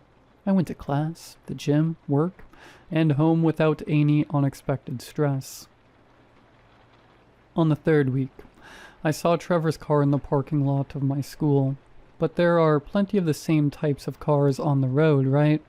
It couldn't be him, and yet I recognized the dent on the front bumper. I looked around, dread setting in, but he was nowhere to be found. I cautiously went about my morning as usual. When I returned to the parking lot, his car was gone. Maybe he had enrolled and was taking classes. Who knows? It was arrogant to make it about me. At least, so I told myself. A week later, I saw him at my gym. I was on the stair stepper when I saw him across the room on a bench press, facing my side. I am not one to insult newcomers, but he clearly had no idea what he was doing. He didn't approach, but I felt his eyes on me. I ended my workout early and went home. I became paranoid at this point. I would feel his eyes on me when I was alone. I would jump at the smallest sound. I stopped going out as often. I even switched gyms and took a week off from classes. I talked to my friends about it and they told me I was being crazy. So he was taking classes at my college. It was that strange. He was in his late 20s. People go to community college at any age, and the gym is a public space. It's the nearest to both of us. Surely it was a coincidence. I shouldn't judge him for trying to improve himself. Their rationalizations didn't help me the night I caught his reflection in the sliding door, watching me as I struggled to unlock it after my shift. I spun on my heels, my vision tunneling in panic, but he wasn't there. I called the cops. They were reluctant at best, lazy and annoyed at worst. They assured me all is well and to call them if I saw anything again.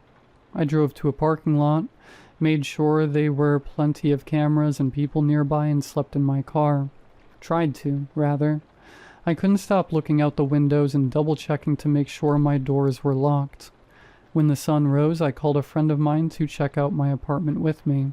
When we were sure it was empty, I finally felt just barely comfortable enough to be alone there. Luckily, before my friend left, I found it. When I saw it, my skin turned cold and clammy, and nausea rose in my throat. There, tucked under my pillow, was a photo. It was of Trevor and his girlfriend, but her head had been scratched out with something sharp. In its place was a picture of me. My face, eyes closed, fast asleep. I went straight to the police with it, but it was again pointless. According to them, the photo proved nothing. It could be easily faked. A photo wasn't enough to arrest someone. At this point, I was terrified most of the time. I constantly looked over my shoulder. I searched my house daily for I don't even know what. Cameras, more photos, anything. I had begun looking for other places to live. I was planning to end my lease early and leave town as soon as possible. Trevor was going to do something to me. I I could feel it. I had been living at my mother's house during my search for another apartment. I let myself fall into a sense of security. I felt that nothing could happen to me in my own mom's house, and as the weeks went by without incident, I began to think maybe it was over. Maybe Trevor had moved on. Maybe he'd gotten bored with me. I underestimated his insanity. At my job, they offer employees free bottles of water. There are 2 fridges, one in the front of the store and one in the back, that you can grab water from at any time. I didn't even think about it. It was just habit. It was a Wednesday. The day was particularly slow and a handful of people had called out sick. I still wonder if Trevor had somehow planned that. Maybe I attribute too much power to him in my fear and hatred. I was closing that day, and I was a bit out of it already. The whole situation had been so stressful and school kept piling on. I just needed space to breathe. It made me vulnerable. I remember grabbing a bottle of water from the back about half an hour before I planned on leaving. I finished about half of it, went through the procedure of closing the store and locked up. My head was spinning. The world air felt like molasses. Time slowed down. The last thing I remember seeing was a familiar red car with a dent on the bumper. I woke up in a wooden chair. The air smelled like drywall and concrete powder. My hands and legs were tied up to the chair. My screams were muffled by a dirty rag. To my disgust, I recognized the smell of sweat on them. It was one of Trevor's shirts. I looked around the room, trying to catch my bearings and maybe see if I could do anything about my situation. Honestly, I almost wish I hadn't. The walls were gray and unfinished, but I could hardly see it behind the mass of photos covering its rough surface. Photos of me at the gym, at work, in class from the perspective of the window, in my apartment, in my bed.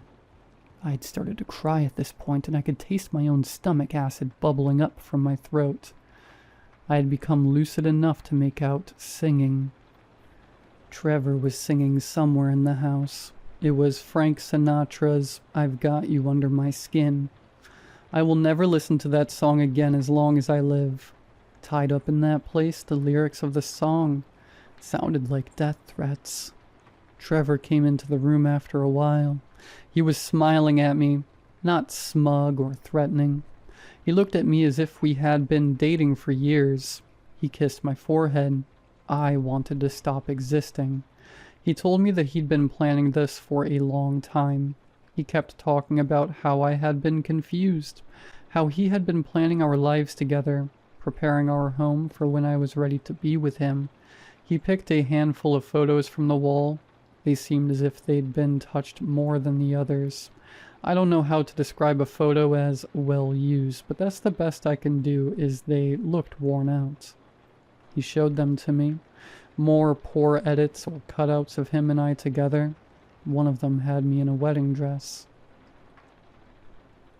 Whether or not he could sense my terror or disgust, I don't know, but my lack of enthusiasm didn't seem to please him. His face soured. He began insulting me. I won't repeat what he said verbatim, but his point was that I was ungrateful. He said he would treat me right and be the perfect partner, and I was too stupid to give him a chance. His anger grew to the point of rage, and I really believed he would end my life at any moment. But as soon as it had come, his rage subsided. His smile came back, and he said he forgave me. He told me I was still confused because of my friends and family. He said I would thank him one day for, according to him, saving me from them. He kept calling me pet names which sent chills down my spine. In truth, his insane obsession probably helped to spare me. Had he been an outright killer, I wouldn't be typing this now. That being said, it's hard for me to honestly say that what happened was a preferable alternative to dying. He kept me down there for what felt like a long time. I learned later it was just over 2 weeks. I won't go into detail about all the things he did to me. I'm sure you already know regardless. I know I said I'm trying to get things off my chest in this post, but some things I can't bring myself to relive. I was easy to find, luckily. I had made a big deal of Trevor to my work, to the police, to my mother and my friends. When I went missing, he was the first suspect. The day the police knocked on his door, I was more afraid than ever. If he thought his plans with me were at an end, this delusion of a future with me, I have no doubt he would have killed me and himself. In his mind, I'm sure it would be romantic. He opened the door to the two officers who began to speak to him. I was weak, dehydrated, and malnourished, but I put every ounce of energy I had into screaming through the filthy shirt he used to gag me. I heard their conversation pause, then I heard footsteps. Quick, heavy steps. He was running towards my room. The door swung open violently. It was Trevor. I can't say for sure what he was doing. He wasn't armed, at least. He took a step towards me, but was quickly stopped by an officer's taser. He collapsed and the officer was on him in an instant, cuffing his hands behind his back. Trevor was crying. He was begging them to let him keep me. He kept asking me to tell them that I loved him too. The other officer untied me and took the shirt out of my mouth. I collapsed into her and sobbed until I couldn't anymore. They took Trevor away in the back of a cruiser. I never saw him again.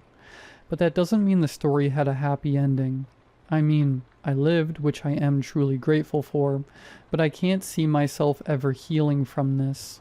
I still find myself double-checking my room before I sleep. I still wake up at night in a cold sweat. I still feel panic whenever I see a car the same make and color as Trevor's. Obviously, this has marred my social and romantic life. It's been several years since then, and I can't stand to be touched by anyone. Sometimes, I can't help but feel like Trevor still won, like he still has power over me, even though I know he's locked away. I can only hope that I'll learn to cope with what happened one day. I graduated not long after and moved cities. My life has been going well, or at least as well as it can be. I took up therapy, like I mentioned at the beginning, but it's a slow process. I guess all I can do is my best. I appreciate you reading my story, if you did make it this far. Like I said, take it as a cautionary tale. There are some twisted people out there, and you never know what someone is capable of. Don't take half measures when it comes to your own safety. If you have a bad feeling about someone, please just play it safe. I only wish I could have told myself that, back when I had the chance.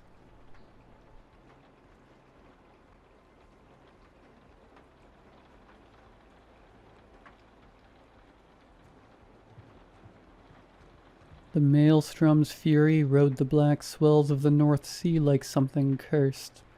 The sky hung low and rotted, a bruise of cloud and spray, and the wind keened through the rigging like a thing bereft. I'd worked the docks long enough to know the sea's moods, but this was different. The water heaved and seethed, cold as a grave, and the rain came slantwise, needled and relentless, harrowing our faces raw. We dragged the nets for hours, the steel doors clawing the seabed, the boat shuddering like a dying beast as it hauled its burden. Cod and haddock thrashed in the mesh, their eyes dull coins, their gills gasping the poisoned air. The stench of them was the smell of salt and rot, and the iron reek of blood gone old.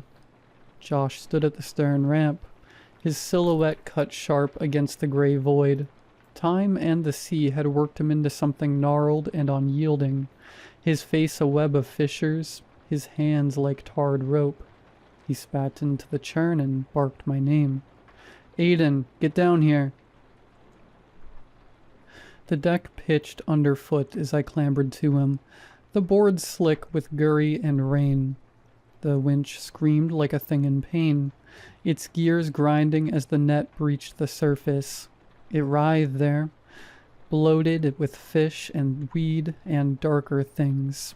the cables groaning under the weight.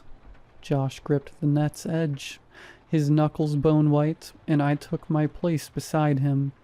"Better be worth the fight," he muttered, though the sea stole half his words. We hauled. The net bled seawater, icy and foul, and the catch spilled onto the deck in a slithering mass. Cod twisted and slapped, their scales catching the weak light with shards of bone. But there was more. Tangles of kelp black as rot, stones crusted with barnacles that clicked like teeth, and deeper something else, a tumorous mass, black and glabrous, swelling and contracting like a drowned lung, ribbed with veins that burned a cold cerulean, their light leaching into the scales of dying fish, turning them spectral. The thing breathed, or seemed to, a wet rhythm that matched no living thing we knew. I stepped back, my boots slipping in the offal. Josh stood carved from salt-bleached wood, his knife hand trembling. "What is that?" I said. "Hell if I know," he said. Josh crouched but did not touch the thing, the blue light carving gullies in his weathered face. Captain Reed's boots stuck the deck like gunshots, pipe clenched between tombstone teeth. The sea had taken his left eye years back, the remaining one a shard of flint. "What's here?" he said. Josh lifted both shoulders. I stared at the thing. The captain leaned in, his shadow fell across the thing, and for a breath it pulsed brighter, veins throbbing like live wires under skin. 30 years, the captain muttered. 30 years, and I ain't never seen no god-forsaken thing like this before. Jake came laughing until he wasn't, rag hanging limp from grease-black fingers. "That could be treasure," he said. His voice cracked like a boy's. Tom emerged, squinting into the spray. "Christ and all saints," Tom whispered. Alexei followed, hands red with engine blood. He froze mid-wipe, cussing in Russian. The deck swayed, then the thing hummed. Not sound, but vibration. A teeth-rattling drone that climbed from gut to skull. Tom backed toward the galley, eyes white-rimmed. Jake knelt near the thing. The light pooled in his pupils, twin moons in a starless sky. "Wow," Jake said. His hand floated toward the mass. Captain Reed moved faster than a man his years should. "Don't touch it," he commanded. Metal screamed.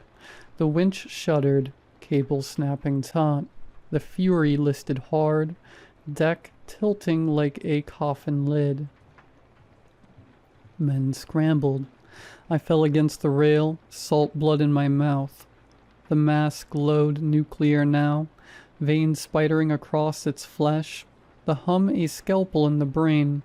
Jake stared slack-jawed, drool glistening. Tom's scream pierced the din as he vanished below. Alexei roared in the tongue of drowned men. Then silence. The light died, the hum stillborn. Reed stood carved from shipwreck timber. The silence after the hum was worse. A thick, clodding quiet that pressed against the eardrums like deep water.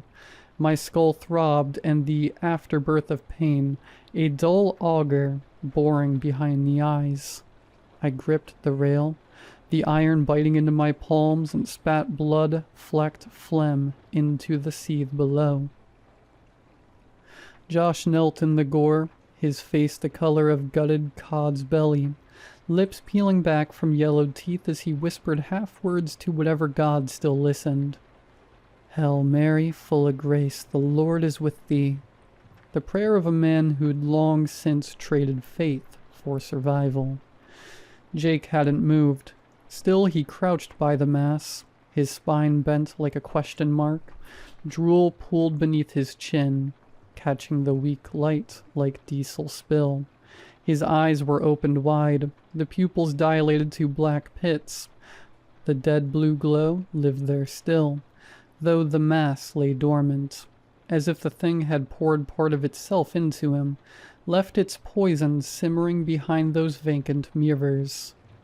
"Jake," I croaked, "get the hell back." Nothing.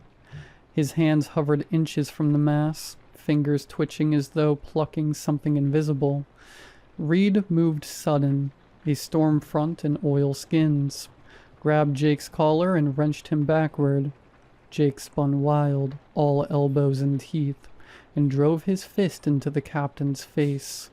Reed staggered, blood sheeting down his chin, but Jake was already lunging for the mass again.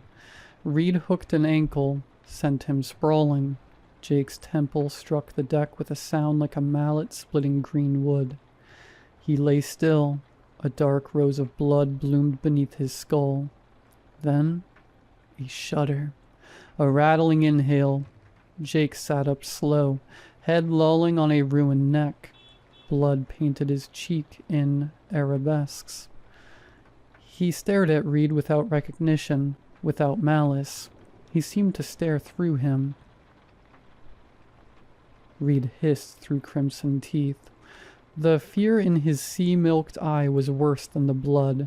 A primal understanding, the look of a wolf that smells its own mortality. Alexei materialized from the engine stink, wiping his hands on a rag gone stiff with grease. "Captain," he said, the vowels heavy with the Volga's frost. "If we throw it back, what if something worse happens? What if it answers?" Reed stared at Jake for a while, then studied the mass. It pulsed once, faint, like a heart in a butcher's bucket. "Ain't about answers," he said. "It's about what's asking." Tom emerged from below decks, skin the gray of week-old corpse flesh. His eyes darted animal-like, whites showing all around. He crossed himself 3 times, thumb carving shaky sigils. "It's cursed, Capt," he whispered. "Cursed, cursed, cursed." Josh swayed against the rail, one hand pressed to his gut. "It ain't cursed. It's some lab experiment," he slurred. "Kelp and jellyfish is all." "Why it breathes, then." Alexei's voice cut cold. "Why it put its teeth in our heads." Jake began to laugh. Not laughter exactly, a ruptured wheeze, air forced through broken bellows. He stood, movements jerky. The wound on his head wept freely. "Y'all scared?" he rasped. The grin splitting his face belonged to something that had never learned human shapes. "All you rotten meat stacks, think it'll kill you?" He turned toward the mass, arms spread crucifix wide. "It don't want to kill you, don't you see?" His fingers grazed the surface. Jake's eyes had been that dead blue sheen since the thing touched him. Glass orbs lit from within, the pupils blown wide as a shark's. But when he rose, we understood it was worse. His grin split his face like a poorly stitched wound, lips stretching until the corners cracked and bled. He moved toward Josh with the languid menace of a thing unspooled from its bones. "Jake?" My voice died in the salt air. Josh backed against the rail, hands raised in the universal plea of prey. Jake grabbed Josh's head and struck it against the railing. Josh's skull met the railing with a wet clang. Again, again, again. The metal sang its awful hymn. Blood sprayed in arc patterns, blackened the falling light.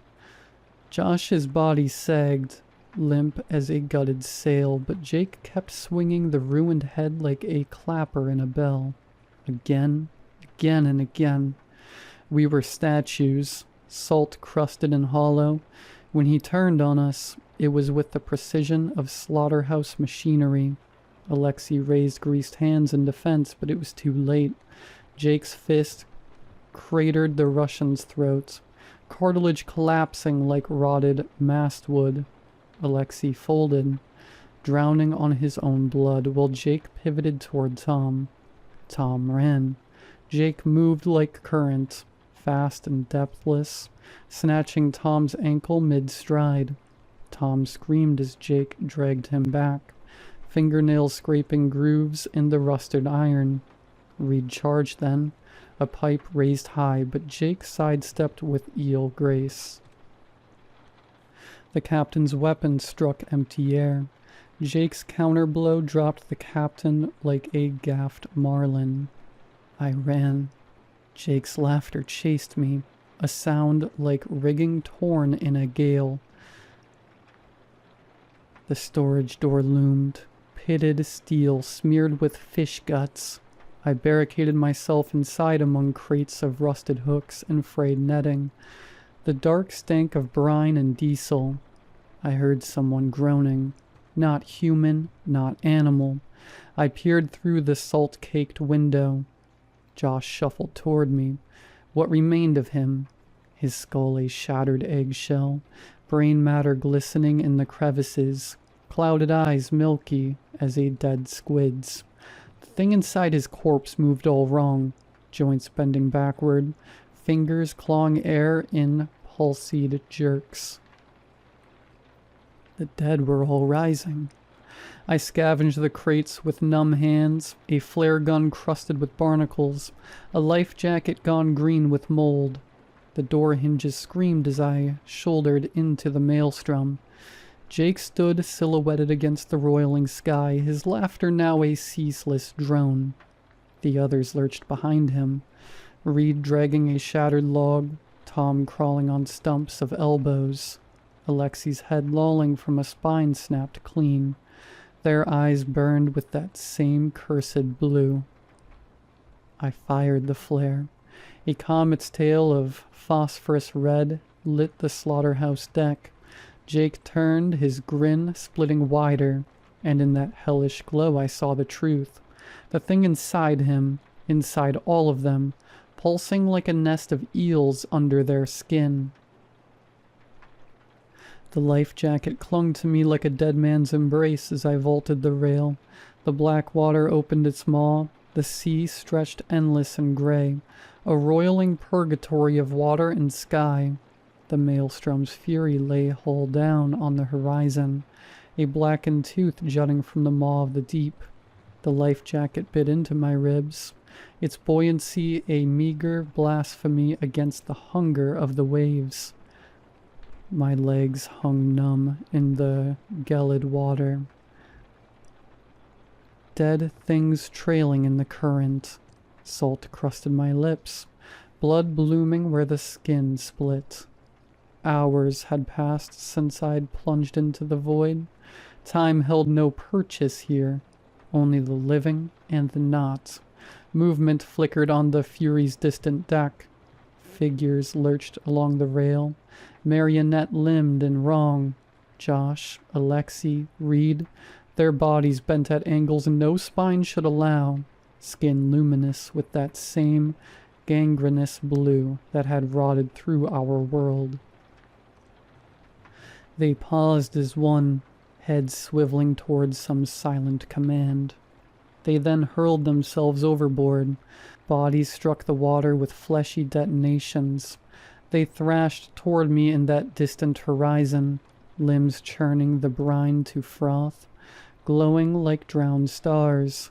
No cries, no breaths, only that terrible purpose. The sea claimed them greedily. Reed sank last, his milky eye fixed on me even as the dark closed over his head. Night fell.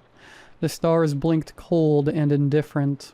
My gut cramped, emptiness gnawing at itself. Thirst sandpapered my throat. To drink the sea was to court death, but death kept closer company now, his breath on my neck. Dawn came leprous and pale. I raised blistered hands against the light, scanning the horizon for ships, planes, gods. Nothing but the gray forever. The life jacket chafed raw flesh. My legs had gone beyond pain to some mute abstraction of self. On the second day the driftwood came, a spar from some lost vessel, barnacled and reeking of rot. I clung to it, fingers finding purchase in the worm-riddled grain. It buoyed me when the squalls came, wind screaming like the damned. I did not think of what moved beneath, the things that wore familiar faces, their bones lit from within by that eldritch blue. The third day unspooled in fevered ribbons, sun like a white-hot brand. Nightmares swam just beneath waking, pale faces ballooning from the depths, mouths gasping soundless curses. I bit my arm to stay conscious. Sleep promised darker things, cold tendrils coiling around ankles, glowing veins threading through black water. On the fourth day I saw a smudge on the horizon, white against gray, not ship nor raft, but something moving. My heart stuttered. I raised arms heavy as anvils, croaking a prayer through cracked lips. The sound died in the wind. The speck grew. I waved until my shoulders screamed. The ember in my chest guttered. The speck swelled in the gray waste. Not ship, nor savior. A figure. I let my arms fall. It moved as no man moves, spine undulating like an eel's, limbs jerking in marionette spasms, yet cutting the waves with shark's intent. The wind brought sounds now, not laughter but the creak of waterlogged timbers, the suck of tide pools, emptying of life. Closer. No. The word a rusted nail in my throat. No, no, no, no, no, no, no. It halted 10 fathoms off, buoyed by the swells. Jake, or what the sea had regurgitated. His face bloated to translucence, veins mapping blue ruin beneath skin like drowned parchment, eyes like foxfire in a ship's corpse. The same cursed radiance seeping from their sockets. His grin split the putrid flesh of his cheeks, a rictus of needle teeth too numerous, too sharp. Kelp threaded through his hair. Crabs scuttled in the ruin of his oilskin coat. Found you? The voice wet and resonant, vibrating in the mastoid bone. Why'd you run, brother? I scrabbled backward, dead limbs flailing. The driftwood slipped away, claimed by the hungering deep. Jake's laughter rose, not sound but pressure, the whine of stressed hull plates before the breach. He drifted nearer. The stench of him enveloped me, low-tide rot, petroleum, things festering in lightless trenches. His jaw unhinged, widening beyond human limits, the maw a black pit stippled with barnacle clusters. Ain't no elsewhere, he crooned, salt water dripping from his tongue. But down. His hand breached the surface, fingers fused into a single slick appendage, blackened and webbed, glistening with primal mucus. It hovered before my face. I tasted copper, bile, the sweet decay of hope. The talon traced a cold parabola an inch from my eye. Not yet, he breathed. The words vibrated in my teeth. Soon. He sank, slowly, deliberate, eyes never leaving mine. The water embraced him, a lover's caress. The last I saw was that grin, stretched eternal, before the dark of the water took him. The laughter welled up from below, a subsonic thrum that stirred the water into whirlpools. I clung to the life jacket. The horizon bled into void. The sea watched with a billion glass eyes. The sea kept me long after they pulled me from its maw, days uncounted, nights without stars. The trawler emerged from the gray like a fever dream, rusted hull bleeding orange corrosion, nets hanging slack as gallows rope. I raised arms, gone to stone, mouthing pleas my throat could no longer shape. Help me. Men moved on her decks, shadows against a bleached sky. Their shouts carried across the chop, crude music to a drowning man's ear. A lifeboat kissed the waves, oars rising and falling like the wings of some great seabird damned to skim the surface forever. The water clung to my legs as they hauled me aboard, cold fingers trailing up my calves. I did not look down, did not dare. Rough hands swaddled me in wool that reeked of another man's sweat. Their voices reached me through fathoms of static. Easy now, lad. Christ alive, look at him. Get the kettle on. I stared at the planks beneath my boots, watched seawater weep through the cracks. Some part of me still floated there, adrift between worlds. Engine vibrations thrummed in my marrow as they bore me below decks to a cabin no larger than a coffin. Diesel fumes coiled in the air, thick enough to chew. A mug appeared in my hands, stained tin, liquid black as bilge. I drank. The heat scalded a path to my gut, but left the deeper cold untouched. Lucky. The speaker loomed in the doorway, backlit by sickly yellow bulbs, a face carved from wind and whiskey, eyes the color of the North Sea fog. Another tide and you'd have been crab meat. I nodded. My tongue lay dead in my mouth. Questions came in shifts, men with fishhook scars and breath like rotting kelp. What ship? How many lost? Storm? Collision? I gave them corpse answers, dry facts stripped of blood and truth. Told of rogue waves, raging squalls, equipment torn loose in the frenzy. They wrote it down in water-stained logbooks, nodding sagely.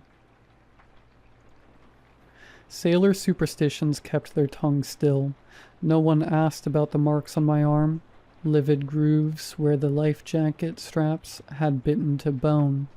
The city of Aberdeen, on Scotland's North Sea coast, rose from the horizon.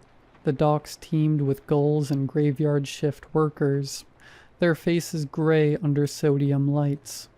They put me in a white room that reeked of antiseptic lies. Doctors prodded my waterlogged flesh, spoke of exposure, shock, survivor's guilt. Police came with notebooks and narrowed eyes.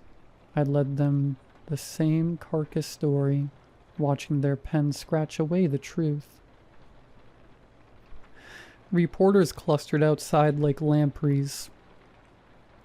Flashbulbs popped. Miracle survivor, their headlines would scream. They don't know the real story, the thing that breathed in the hold, the crew that walked into the deep. Jake's grin splitting wider with every retelling behind my eyelids. Nights were worse. The hospital bed became a raft adrift on a black ocean. Glowing veins pulsed in the walls. Salt water dripped from ceiling tiles.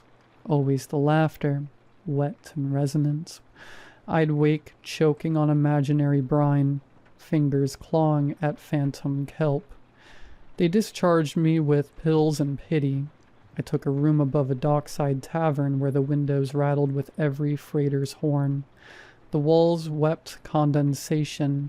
The mattress sagged like a drowned thing.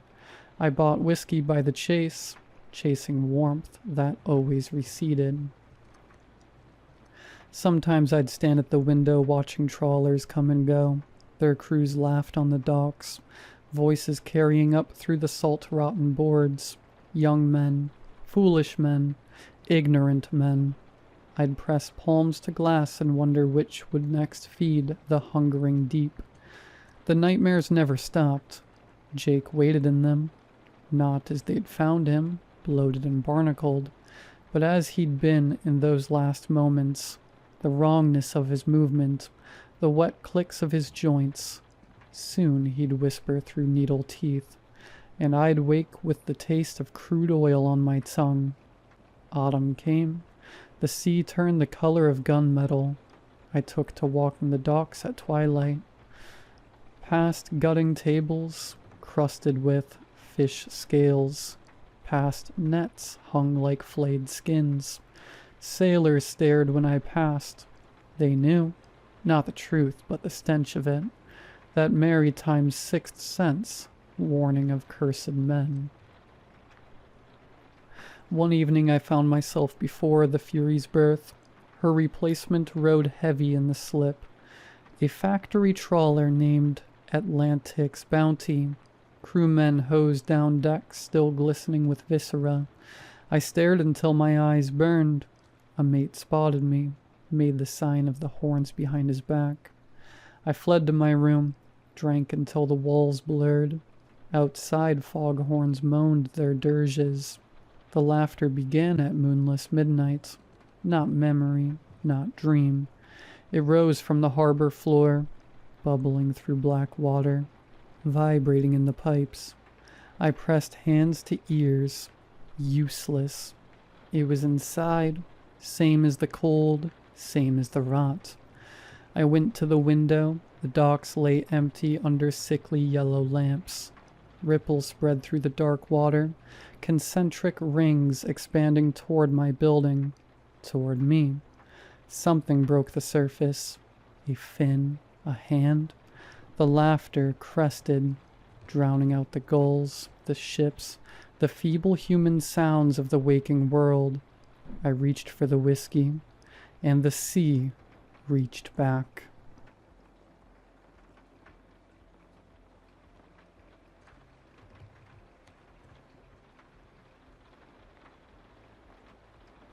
I know I shouldn't be writing this. I should be running, but my legs are trembling so badly I can barely stand. My hands are slick with sweat, making the keys slippery as I type. My phone is at 3% and I need someone, anyone, to read this before it dies. This started 3 days ago. I was coming home from my night shift at the hospital. I'm a nurse. Long hours, little sleep. I've always brushed off the weird stuff. Flickering lights, cold spots, probably just my sleep-deprived brain, but that night was different. When I pulled into my driveway, I saw the living room light was on. I was sure I'd turned it off before leaving. Still, I figured maybe I was wrong. Sleep-deprived mistakes. I walked in, tossed my keys on the counter, and froze. The front door was still locked. I moved through the house, turning on lights, checking every room. Nothing. No one. Just me, out of breath and shaking. I was about to convince myself I'd imagined it when I caught a glimpse of something in the hallway mirror. My reflection blinked too slowly. I stepped closer and my reflection didn't move right away. I lifted my hand and it lagged behind. Only by a fraction of a second, but enough for me to notice. I waved, it waved, a beat too late. I don't remember falling asleep that night, but when I woke up, there were muddy footprints leading from the front door to my bed. I live alone. I didn't go to work the next day. Instead, I stayed home, triple-checking all the doors and windows were locked. By midnight, I was sitting on the couch with every light on, scrolling through Reddit and pretending I wasn't terrified. That's when I saw it. My bedroom door, barely cracked open, slowly swung shut. I stood. My throat felt like it was stuffed with cotton. I tiptoed to the door, hand shaking as I pushed it open. The room was empty. I let out a shaky breath and backed away, then bumped into something solid. I turned around. It was me. I was standing in the hallway barefoot, wearing the same oversized shirt I was currently wearing. Same messy bun, same tired eyes. My chest was rising and falling in time with my own breath. But she It was smiling. I wasn't. The copy of me reached forward, placing a cold hand on my wrist. Her grip was almost affectionate. That's when I saw the nails, black with dirt, the same dirt that had tracked across my bedroom floor. She didn't speak. She leaned in close, pressing her lips to my ear and whispered, "You are in here now." And then she turned and walked away, disappearing into my bedroom. I ran, didn't grab my phone or my keys. I just sprinted out of the house and didn't stop until I was several blocks away, barefoot and gasping for air. I didn't go home. I couldn't. I went to my friend's apartment and stayed there the next 2 nights, crashing on their couch.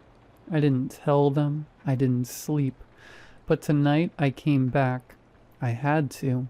I needed my phone, my wallet, my car. When I walked inside, the house was dark, quiet. I tiptoed through the rooms, grabbing my things, ready to leave, but as I was about to open the door, I heard footsteps coming from the bedroom. And then I saw her, me.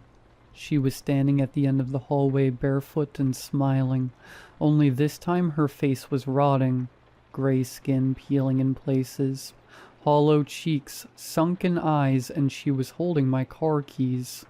When I started to back away, she opened her mouth too wide, jaw cracking, skin splitting at the corners, and dropped the keys into her throat. She swallowed them. I ran. I slammed the front door behind me, but when I reached the street and turned back to look at the house, she was already at the window watching me, smiling with my face. I'm typing this from the gas station a mile away. My feet are bleeding, my throat is raw, and I'm shaking so hard I can barely hold the phone. I'm afraid to go back, but I think it's too late, because when I looked at the station's bathroom mirror just now, my reflection didn't blink at all.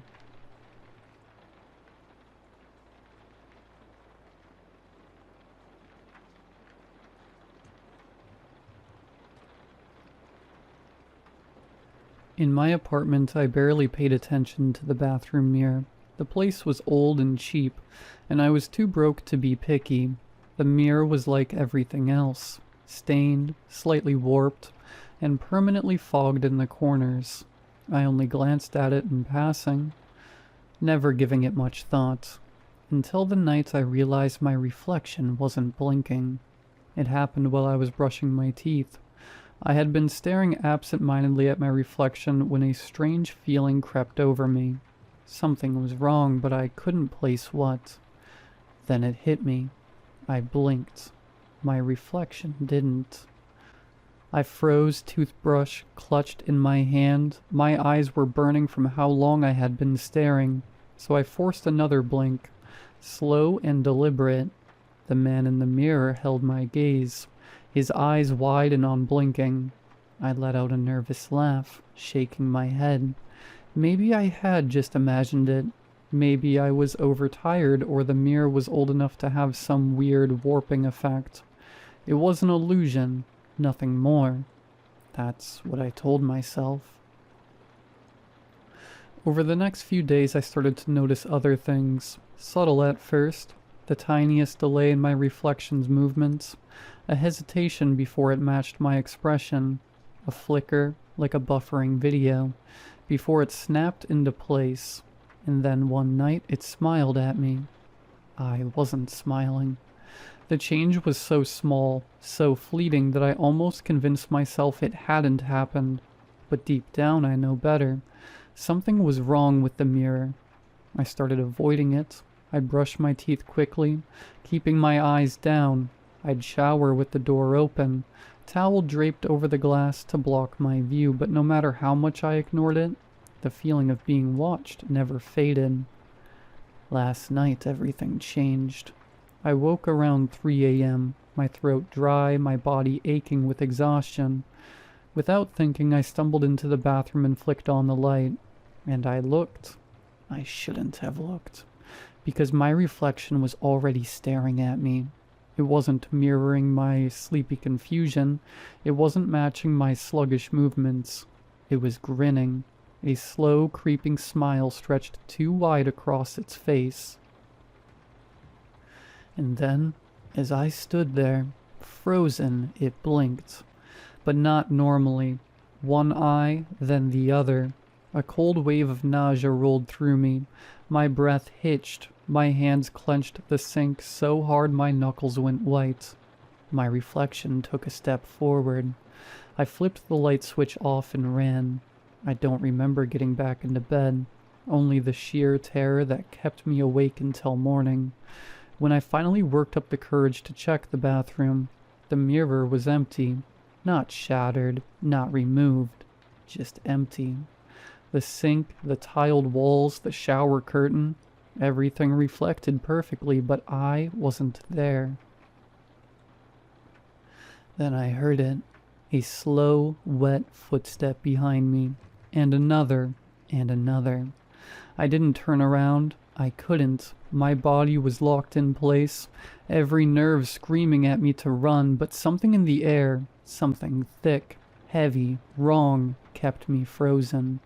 My breath came in short, shallow bursts, my pulse pounding in my ears. The floor creaked. Whatever was behind me was getting closer. I squeezed my eyes shut.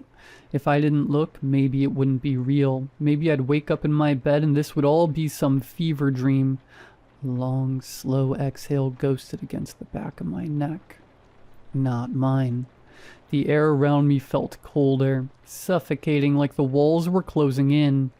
Then a whisper, so close it could have been inside my own head. "You let me out."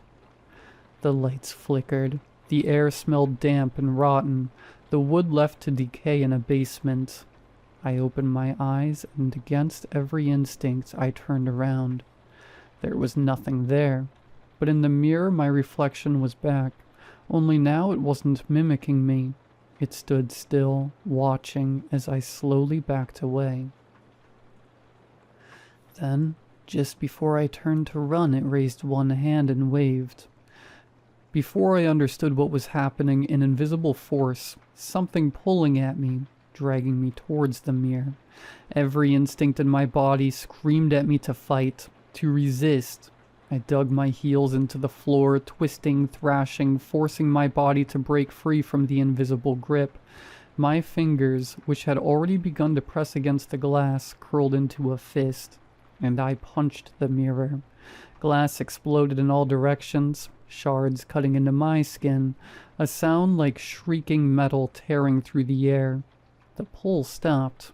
I hit the floor, gasping, hands shaking as I scrambled backward, away from the shattered remains of the mirror. For a moment, nothing happened.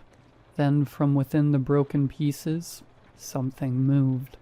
A pale hand reached out from the largest shard, fingers stretching, twisting, grasping at empty air. My face, but wrong, warped with rage, its mouth stretched wide in a silent scream. Then, piece by piece, the shards went dark, like ink spilling over a canvas. The reflection faded into nothing, swallowed by an emptiness that made my stomach turn. And then it was gone. The room was silent. The mirror was shattered, and I was still here. I sat there for hours, waiting, trembling, staring at the pieces, expecting something or anything to come crawling out, but nothing did. I didn't sleep that night.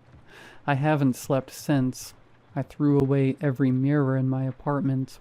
Any reflective surface I covered. My phone, my laptop screen, even the shine of my doorknob. I avoid them all because I know it's still out there, waiting and watching, and sometimes in the corner of my vision, in a place where my reflection should be, I see nothing at all.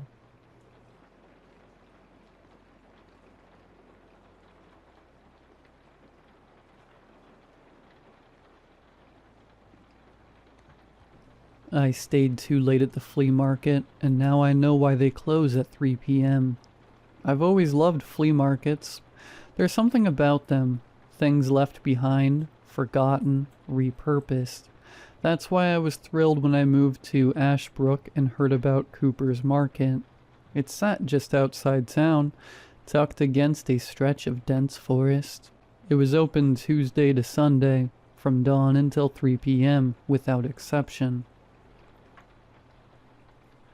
I assumed the closing hours were caused by a city ordinance, or just something people had always done, but the more I asked, the more people avoided answering. Vendors packed up quickly, customers left without lingering, and by 3:05 the place was abandoned, as if it had never been there at all. The market was just down the road from my house. I'd been a few times, usually in the mornings, but I'd never stayed until closing. I wanted to know why they closed so early. Now I do. March 25th, 2:50 p.m. The air changed as closing time approached. Vendors stopped humoring browsers, shifting their attention to breaking down their stalls. No one told stragglers to leave, but the message was clear. I lingered at an antique stall, pretending to examine a set of brass keys. The woman behind the table, thin, weathered, watched me with an unreadable expression. She was wrapping small porcelain dolls in tissue paper, her hands moving fast. "Hey, how's it going?" I asked, trying to sound casual. She barely glanced up from the doll in her hands. "I'm doing great, sweetie." Her voice was kind but distant, polite in a way that felt automatic. She just kept wrapping, her fingers moving fast. I was wondering, why does everyone pack up so early? Is it a city ordinance or something? Her hand stilled for half a second. When she spoke again, her voice was colder. "If you're smart, you won't ask." She folded the last piece of tissue paper over the doll, tucking it in tightly. "We need to leave." She didn't look at me, just kept working. The rustling of paper suddenly sharper, more hurried. March 25th, 3 p.m. I hid inside an old camper van near the back of the lot, crouched behind dusty furniture. Through a small window, I watched the last vendors pull out onto the road in a slow procession, dust rising behind them. March 25th, 3:15 p.m. The lot was empty. For a long time, nothing happened. I sat still, listening to the wind move through the trees, the rustle of old tarps shifting in the breeze. The sun was still high, the air still warm. I pulled out my iPhone, scrolling mindlessly to pass the time, occasionally glancing up to check my surroundings. Everything looked the same, still, normal. I began to wonder if I'd fallen for some elaborate local prank. Time passed, maybe a couple hours, maybe more. My phone had died after being on it for so long. I can't be sure of the time exactly, but it was starting to get dark. The footsteps came first, soft, like someone walking barefoot through dry leaves. Then closer, deliberate, a slow, cautious approach. I held my breath, straining to see outside the camper. Nothing. The lot was still empty, but the feeling was stronger now, like being watched through a window I couldn't find. At some point the whispers began. Not words, not exactly. Just a sound threaded through the air, somewhere between wind and speech. My name surfaced on it over and over, stretched and pulled apart like something spoken through water. I stayed curled behind the furniture, pressing myself against the tightest space I could find. I felt like I was there forever. Then through the corner of a window I saw it, thin, motionless. At first, I thought it was a vendor who had forgotten to leave, but it was too still. The longer I looked, the more unnatural it seemed. Its limbs too long, its posture too rigid, like something standing the way it thought a person should. I didn't move, neither did it. Sometime later, I ducked lower, wedging myself between an old dresser and a rusted mini fridge. The metal was cold against my back. I told myself I could wait it out, that whatever it was, it would go. Then it took a step, slow, deliberate, not searching. It already knew where I was. I clenched my teeth, forcing myself to stay still. Through the thin gap between the camper door, I could see its feet. Long, pale, standing just outside. A pause. Then the lightest sound, so faint I almost didn't notice it. A slow, deliberate tapping. Not a knock, just the bare scrape of a fingernail against the metal, testing the surface. It dragged downward, slow and careful, then lifted, only to tap again, softer this time, almost thoughtful, like it was waiting. Minutes passed, maybe more. The tapping stopped. The air sat heavy, thick with silence. Then from nowhere a warmth stirred the back of my neck. Not a breeze, not movement, just heat, faint, damp. My fingers curled against my leg. The camper door was shut. The window was latched. I stayed still. The warmth came again, closer this time. I felt a shift in the van, fabric dragging against wood, a weight shifting. Then a breath, deep, controlled, right against my skin. Before I could react, something pressed against my spine. Light at first, just the barest touch through my shirt. Then a nail, jagged and slow, tracing its way up my back, higher and higher. I ran. March 25th, 8:40 p.m.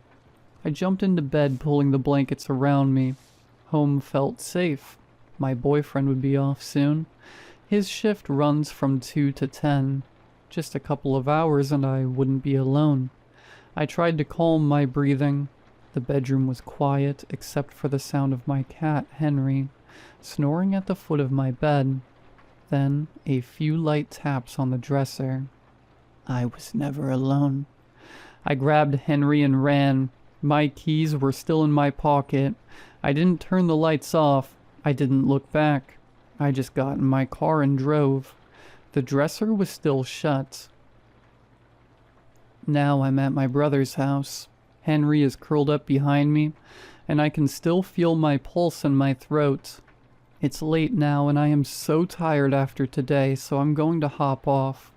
I'll update everyone soon if anything happens. Oh yeah, and I called my boyfriend. I told him not to go home. Told him to come straight here. I don't know if I can go back. Would it even make a difference?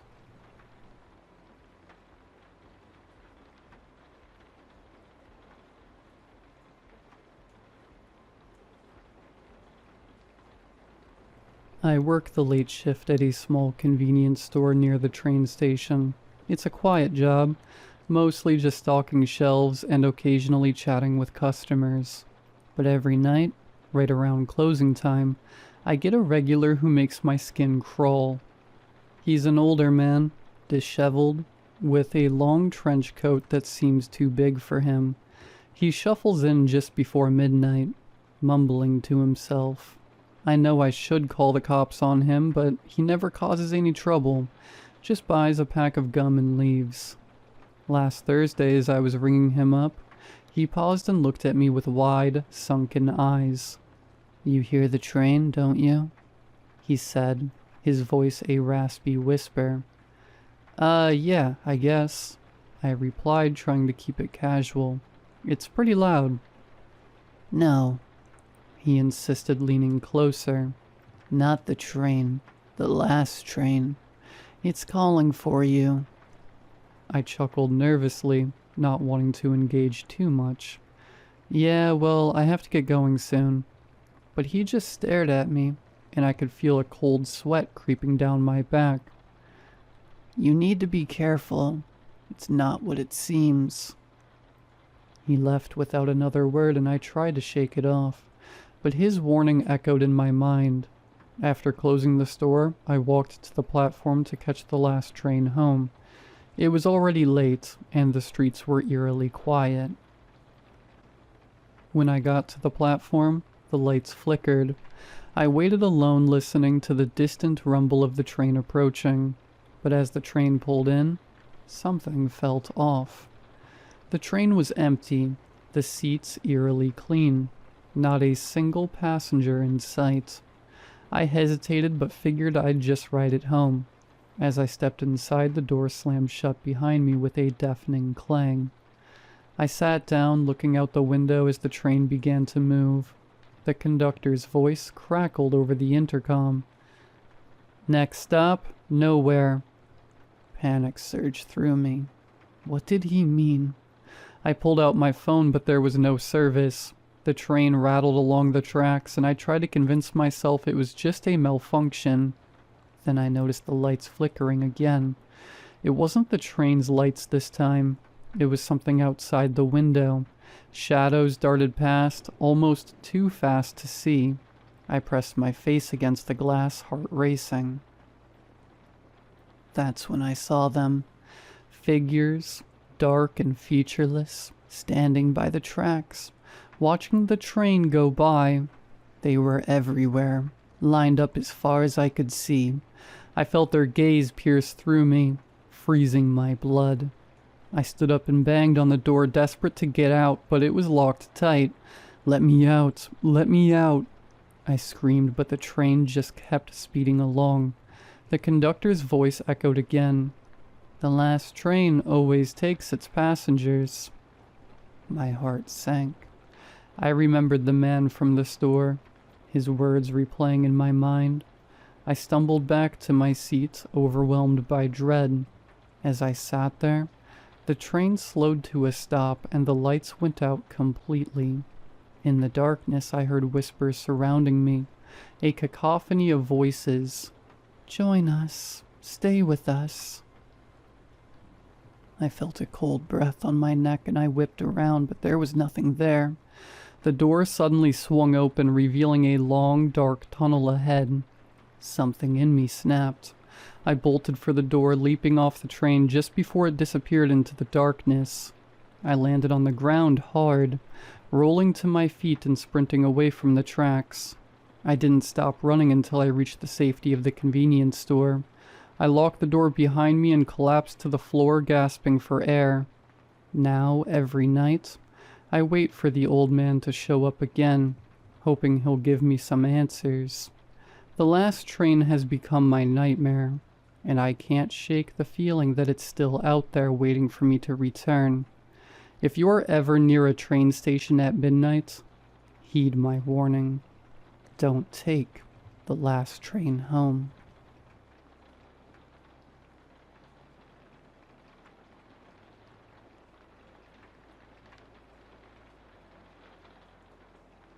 I had lived in the same small apartment for 3 years. I knew every creaky floorboard, every annoying draft, and every spot where the paint peeled just a little too much. However, one morning, as I walked down the short hallway toward the kitchen, I stopped. There on the left-hand side of the hall, where there had always been a blank wall, stood a door. It was old, its wood splintering, its handle rusted. The paint was peeling, revealing layers of colors underneath. Gray, red, black. I touched it, half expecting my hand to pass through, as if this were some hallucination, but no. The wood was real, rough under my fingers. I stepped back, my heart pounding in my ears. This door hadn't been there yesterday. I pulled out my phone, snapped a picture, sent it to my landlord, and then called him. "There's a door in my hallway," I said, my voice unsteady. A pause, then laughter. "Of course there is. Every apartment has doors."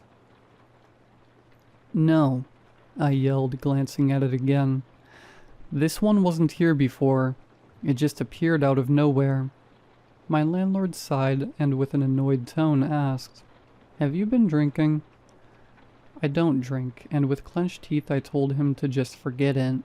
I hung up and stared at the door. I should just ignore it. That's what any sane person would do, but something about it felt wrong.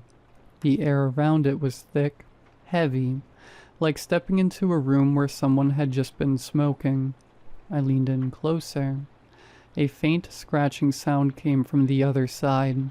I jumped and stumbled back. No, no, no, absolutely not. I turned, grabbed my car keys, and left the apartment. Nightfall. I spent the whole day out trying to convince myself that when I returned the door would be gone, but when I stepped inside that evening, it was still there. Worse, it was slightly open.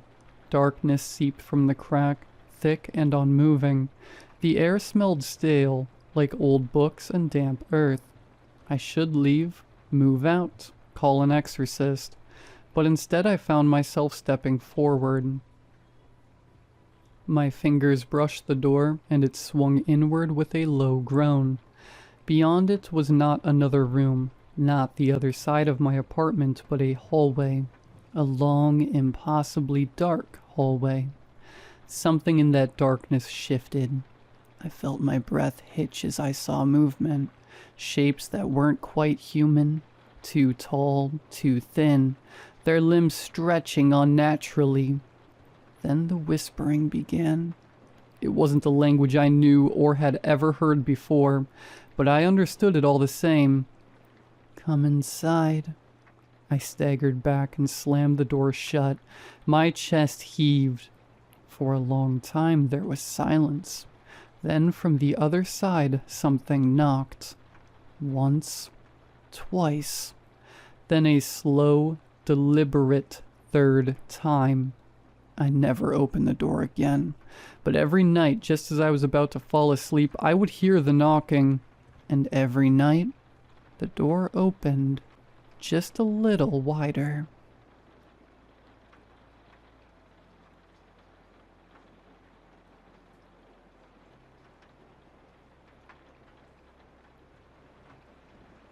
My father asked me to play hide and seek for the first time in years. It's gone from playful to terrifying. My dad and I have always been close. We're a small family, just me and him in our modest house on the edge of town. He's a quiet, hard-working man, not the type to play pranks or act childish. In fact, since I became a teenager, he's been pretty serious, focusing on work and making sure I'm doing okay in school. I can't stress enough how out of character his recent behavior has been. About a week ago, out of the blue, Dad asked me with a grin if I wanted to play hide and seek, just like we used to when I was little. At first I laughed, thinking he was joking. We hadn't played that game in years. I'm 18 now, and the last time I remember hiding behind the curtains, I was maybe 7. But he was completely serious. His eyes lit up with a kind of childlike excitement I hadn't seen in a long time. I figured it wouldn't hurt to humor him. Honestly, I was a bit touched.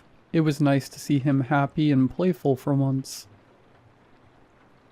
So I agreed. I covered my eyes with my hands and leaned against the living room wall, suppressing a smile as I started counting out loud. I felt a silly wave of nostalgia washing over me with each number. "Ready or not, here I come." I called out, half expecting him to have given up already, but Dad was nowhere in sight at first glance.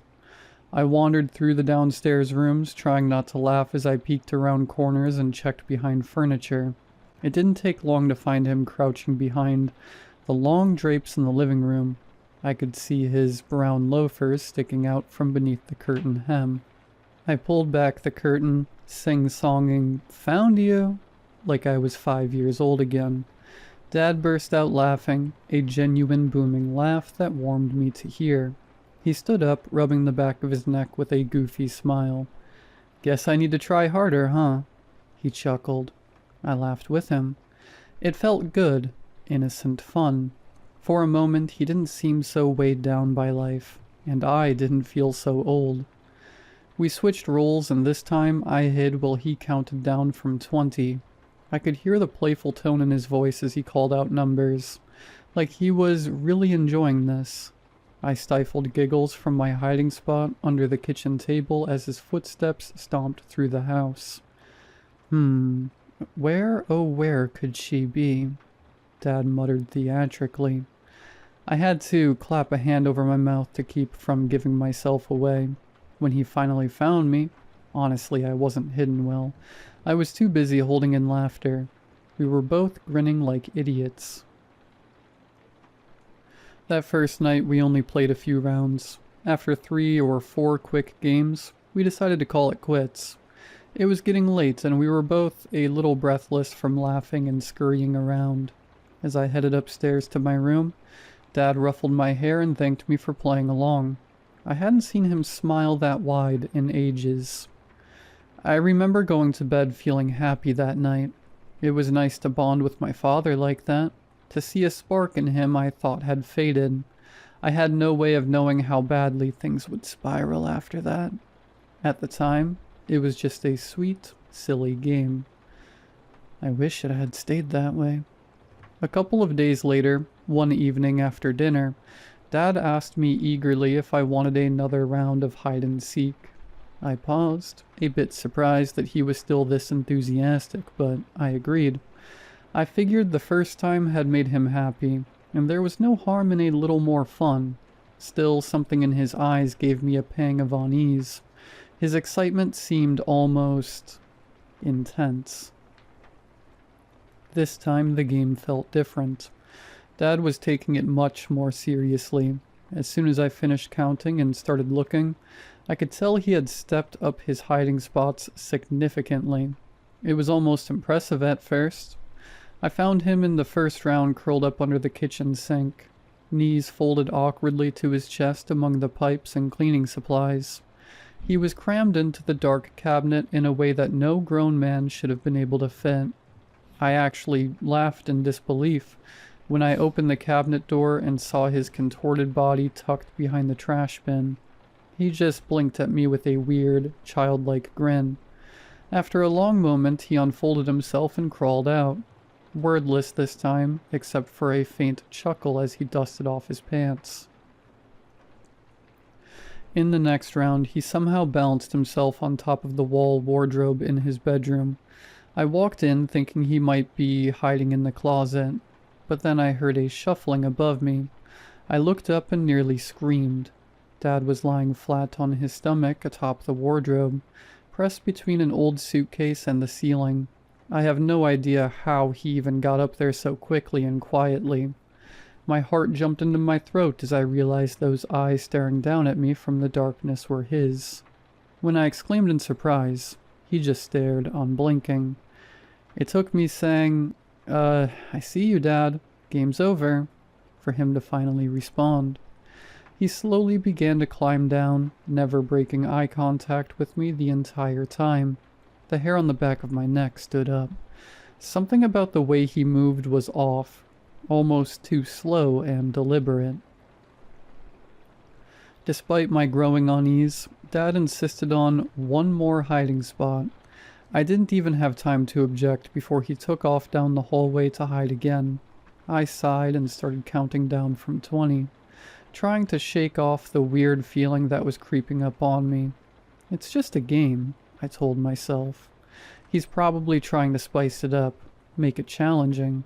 And as the seconds ticked by, that nervous knot in my stomach only tightened. I searched for him everywhere. Downstairs, upstairs, even briefly outside on the porch in case he'd stepped out, calling for him as I went. Nothing. He didn't respond at all, not even a peep. 10 minutes passed, then 15, and I still hadn't found him. By now my nerves were on edge. The house was eerily quiet except for the sound of my own footsteps on the floorboards. I gave up and called out, "Okay, you win. Come out now, Dad." My voice echoed down the dark hallway. There was no answer. A panicky thought filled through my mind. What if he got stuck somewhere? or hurt. This had gone way beyond a simple game. I was about to grab my phone to call him when I noticed something odd. The door to the upstairs linen closet was open just a crack. We usually keep that closet shut. I walked towards it, heard thudding. "Dad?" I called softly. No response. With a trembling hand, I yanked the closet door open. At first, all I saw were towels and sheets stuffed on the shelves. Then I saw eyes, my dad's eyes peering out from the darkness between the stacks of linen. I jumped back with a yelp before I recognized him. He was wedged on the top shelf of the closet, curled up and jammed behind a bulky old comforter. He had practically become part of the pile of blankets, completely still. For a moment, we just stared at each other. He didn't blink. He didn't laugh or say, "Got me." He just watched me, half hidden among the sheets. His eyes looked strange, wide and unsteady. It sent a chill through me. "Dad, what are you doing? Come out. You're going to hurt yourself." I stammered, trying to sound lighthearted. I was genuinely freaked out to find him in such a bizarre spot. He didn't respond or move. He was crouched so unnaturally on that shelf, I wondered if he could move without help. I reached in and awkwardly touched his arm. It was warm. He was definitely alive and awake. In fact, at my touch, he finally grinned. But it wasn't a normal, embarrassed grin of being caught. It was slow, creeping, and somehow distant, as if it took him a second to remember how to smile. Slowly, he began to untangle himself from the blankets and climb down. I stepped back to give him room, my heart hammering. He practically slithered out of the closet, feet thumping to the floor. I forced a laugh. "That was a really good hiding spot, Dad." My voice came out thin. I didn't know what else to say. Dad stood there in the hallway, a full head taller than me, breathing a bit hard. There were deep creases on his arms where the wire shelf had pressed into his skin. He tilted his head, still fixing me with that unsettling stare. "Your turn to hide," he said softly. The playful, warm tone from our first game was completely gone. His voice was flat, almost expectant. I blinked. Actually, I wanted to tell him I was done, that this was too weird, but he immediately covered his eyes with one hand and started counting. 20, 19, 18. He whispered, as if we'd never stopped playing. My stomach dropped. He wasn't listening to me at all. "Dad, wait," I pleaded, feeling a swirl of fear. He continued counting, peeking between his fingers with one eye. The way he was standing there, looming in the dim hallway, chanting numbers under his breath, it was honestly giving me chills. I did the only thing I could think of. I backed away and ducked into the bathroom, locking the door. My hands were shaking. "I don't want to play anymore," I called through the door, voice cracking. His counting stopped at 12. For a long moment there was silence. I held my breath, staring at the thin line of light under the bathroom door, searching for the shadow of his feet. Nothing. After what felt like an eternity, I heard him shuffle away down the hall without a word. I waited another minute, my heart rattling in my chest, before slowly opening the door. The hallway was empty. I found Dad back in the living room, sitting on the couch in the dark. The TV was off. He was just sitting there in silence. He didn't look at me as I inched into the doorway. In the faint light, I could see him rubbing his temples. He looked tired, drained. "Dad?" I asked quietly. He finally turned his head towards me. His eyes were glassy and looked confused, like he wasn't sure how he'd gotten there. "That got a little out of hand, huh?" he mumbled, offering me a shaky laugh. The way he spoke was back to his normal self. Gentle, apologetic. I exhaled in relief. Maybe we should call it a night? I said, trying to sound casual. He nodded. Yeah, okay. I hurried upstairs, mumbling something about homework. My mind was racing. What was that? Maybe he was trying to scare me on purpose. But why would he do that? None of it made sense. Lying in bed, I told myself that Dad just got too into the game and lost sight of reality for a bit. Everybody gets carried away once in a while, right? I eventually fell into a fitful sleep, hoping that by morning this would all just be a weird little memory we'd both quietly decide to forget. I hoped that would be the end of our hide-and-seek adventures. It wasn't. The very next night, I was in my room scrolling on my phone when I heard a soft knock on my door. It was almost midnight. Through the wood, I heard my dad's voice, eerily calm. "Honey, let's play again." A spike of anxiety shot through me. No, not again. I cracked open my door. Dad stood in the dark hallway, the faint glow from my bedside lamp falling on half his face. He wore the same unnerving smile from the night before. His eyes looked shiny and far away. "Dad, it's really late," I said, trying to keep my voice steady. "I have school tomorrow. Maybe we can skip tonight."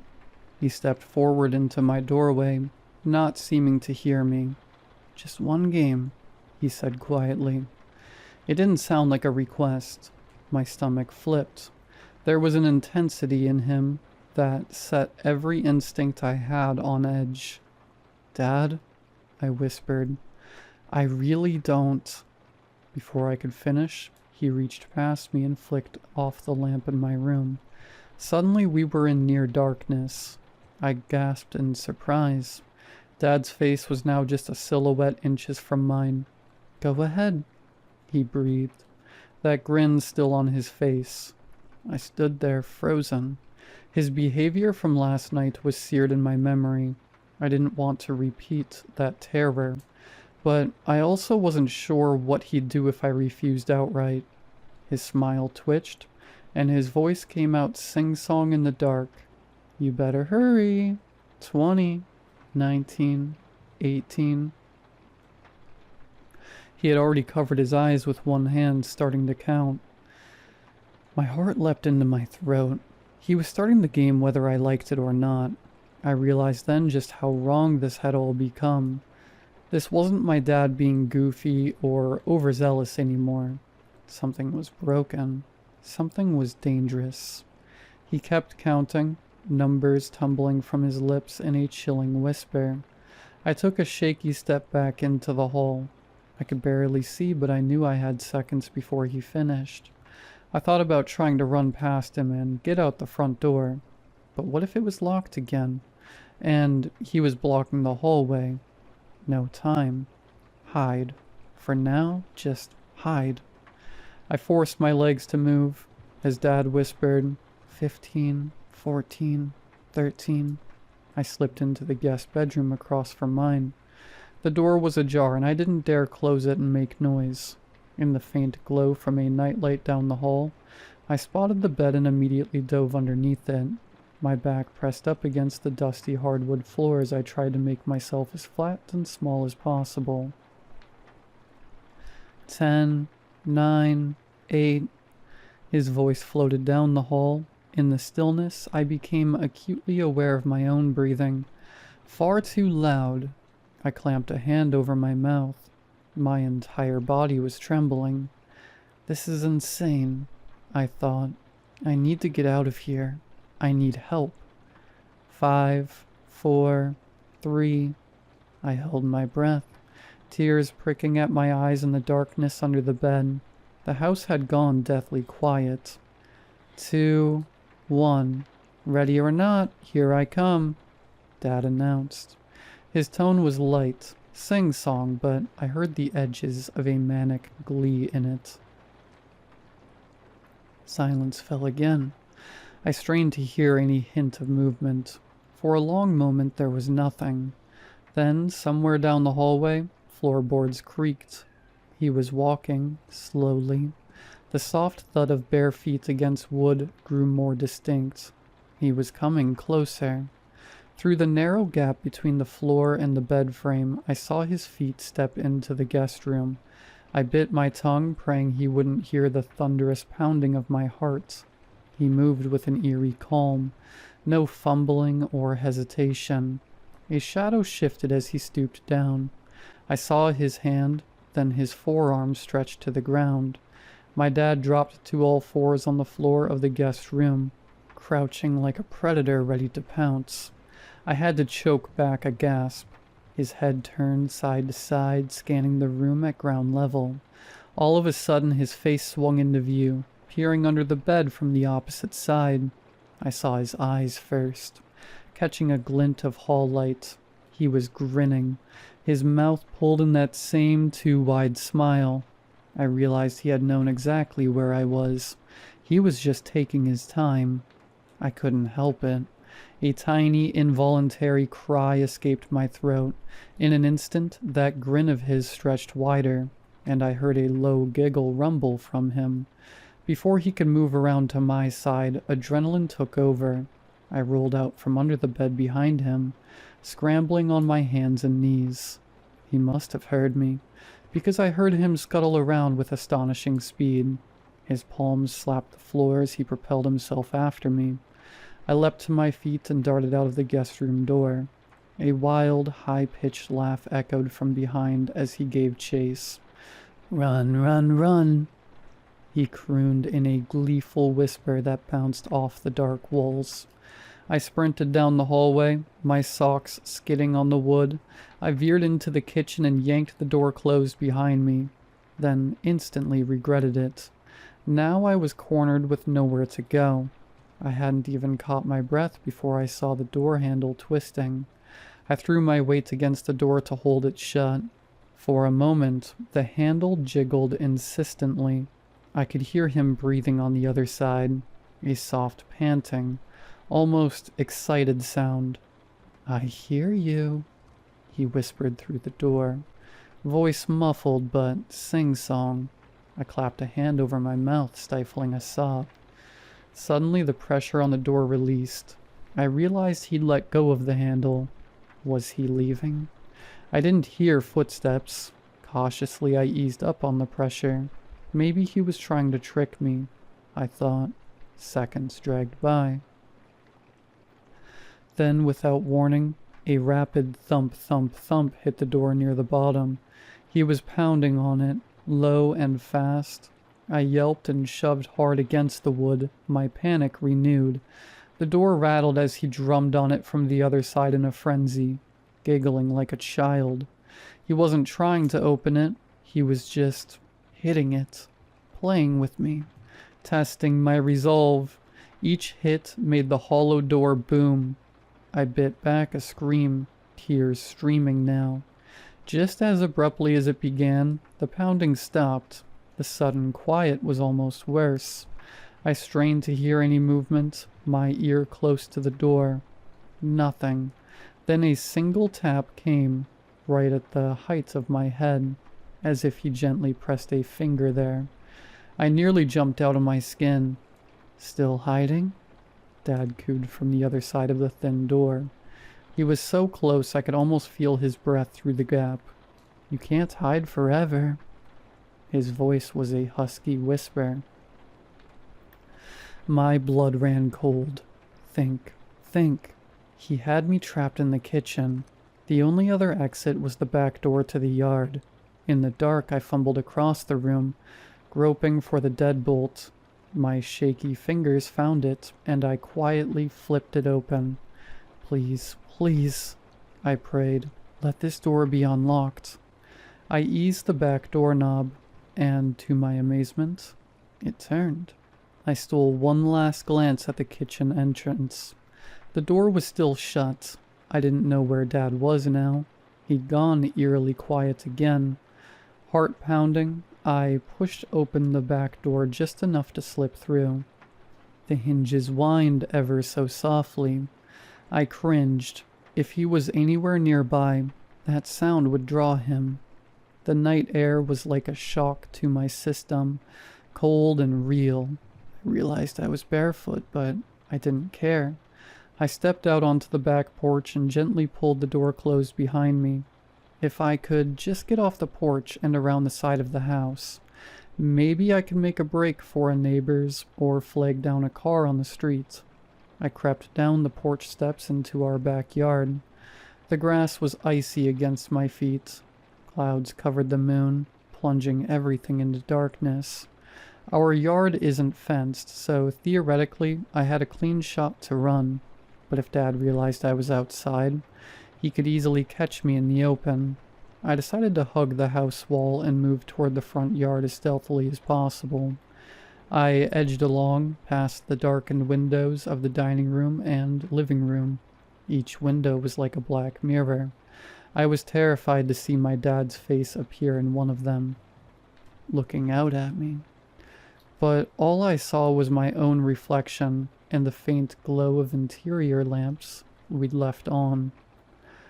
I was nearing the front corner of the house. Just a few more feet and I'd be in the front yard, then the street.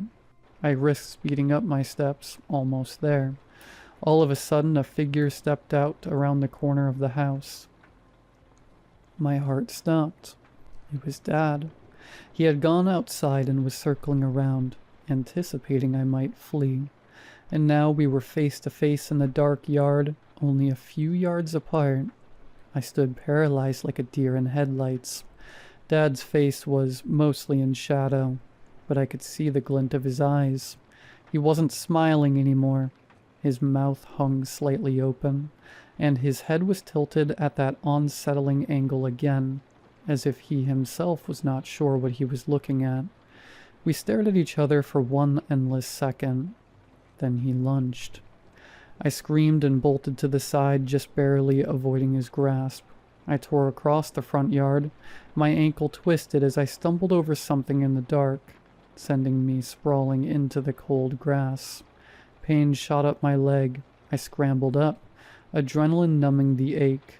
Behind me I heard footsteps, heavy footfalls. He was running at me full tilt.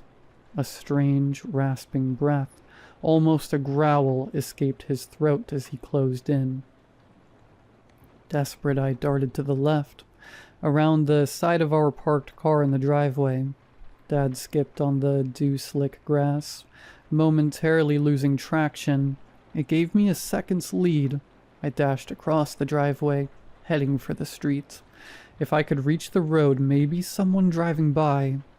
My bare feet slapped the pavement as I reached the quiet suburban street. It was empty.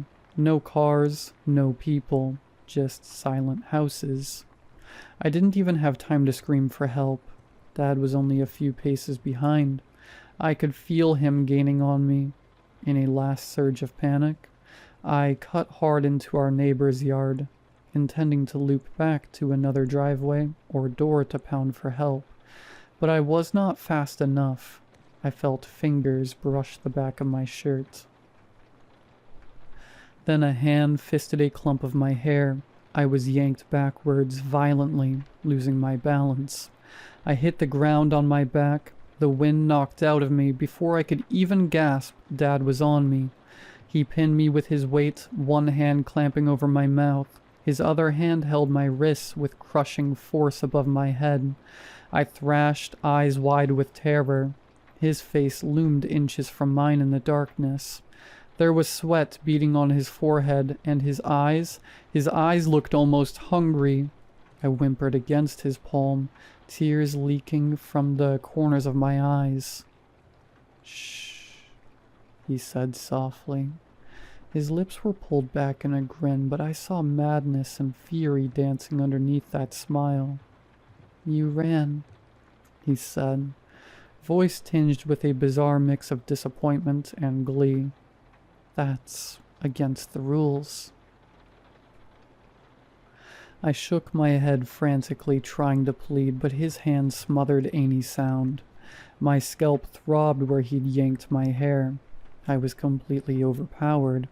My dad was much stronger than me, and he had leverage.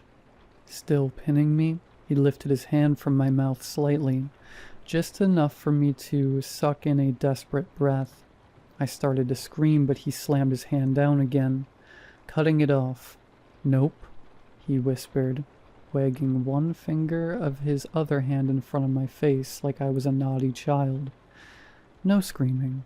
You know better. This is a quiet game." My chest heaved under him. I was sobbing silently now, the reality hitting me that I might not get away. Above us, a porch light flicked on.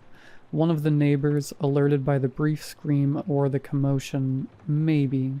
Dad glanced toward the light, then back at me. His expression hardened. Without warning, he leaned down and pressed his face into the crook of my neck. I felt his nose and lips against my neck, like he was sniffing me. I squirmed, a jolt of revulsion mixing with terror. He inhaled deeply, then let out a shuddery breath that tickled my neck. I stilled, too frightened to move. "I found you," he murmured against my ear, almost lovingly. "I found you, sweetie." Hot tears slid down my cheeks. My own father's voice was unrecognizable, both tender and twisted at the same time. He giggled softly, a grotesque sound so close to my ear it made me cringe inwardly. A quiet hum came from his throat like a lullaby missing all the notes. He wasn't looking at me anymore. He was looking past me, or maybe inside me. I wanted to retch. This wasn't real. This thing pinning me down couldn't be my dad. My dad was gentle, protective. He wouldn't hurt me, but here he was torturing me with his game. The neighbor's porch light suddenly turned off again. Maybe they looked out, saw nothing in the dark, and figured it was just an animal or a bad dream. Any hope of rescue faded. It was just me and my father in the dark yard, and I was at his mercy. He lifted his head to look at me again. In the faint starlight, I could see sweat dripping down his temple, his hair hanging loose and wild. "You broke the rules," he said, clucking his tongue. "Running, screaming, that's not how we play." I tried to speak under his hand, his voice coming out as a muffled plea, his brow furrowed, almost like he was concerned. He eased his palm off my mouth a bit. "What was that?" Dad, please." I choked out between sobs, my voice quivering. "Please stop." For a split second, something in his face changed. The grin faltered. His eyes flickered with confusion, as if he were waking up from a dream. He blinked rapidly, looking down at me, his daughter crying beneath him, and his breathing grew uneven. "Baby?" he whispered, but it sounded like his normal voice, the real him. What's... He released my wrists and leaned back slightly, shifting off me. Relief and hope surged in my chest. "Dad?" I whispered back. "Are you okay? Please stop. Let's go inside." I ran a trembling hand through his hair. In the dark, I saw a flash of remorse in his expression. He opened his mouth to say something, maybe to apologize.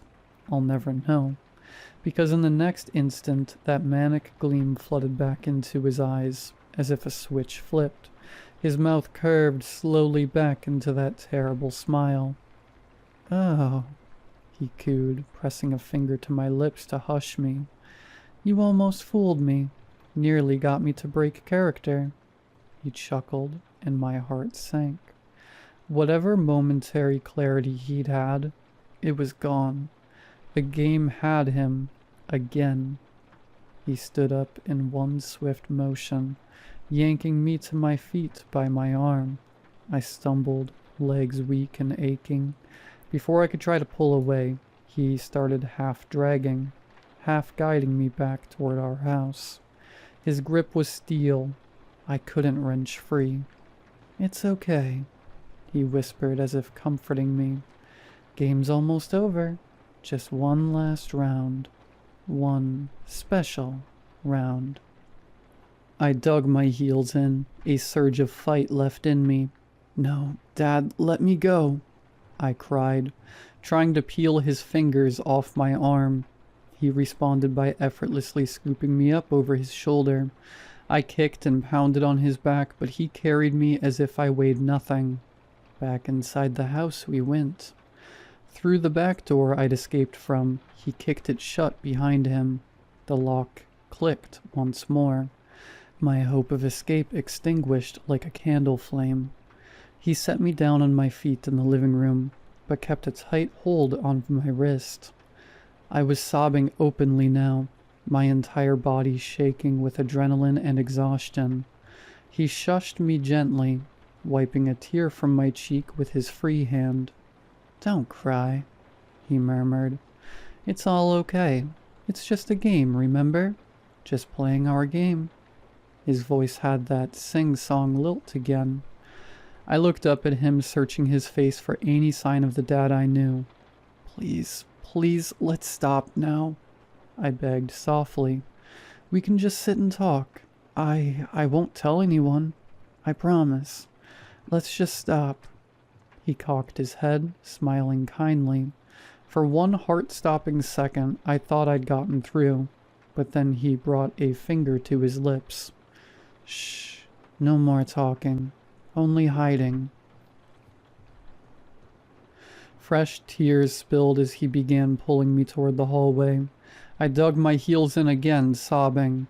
"I don't want to hide, Dad. I don't want to play anymore."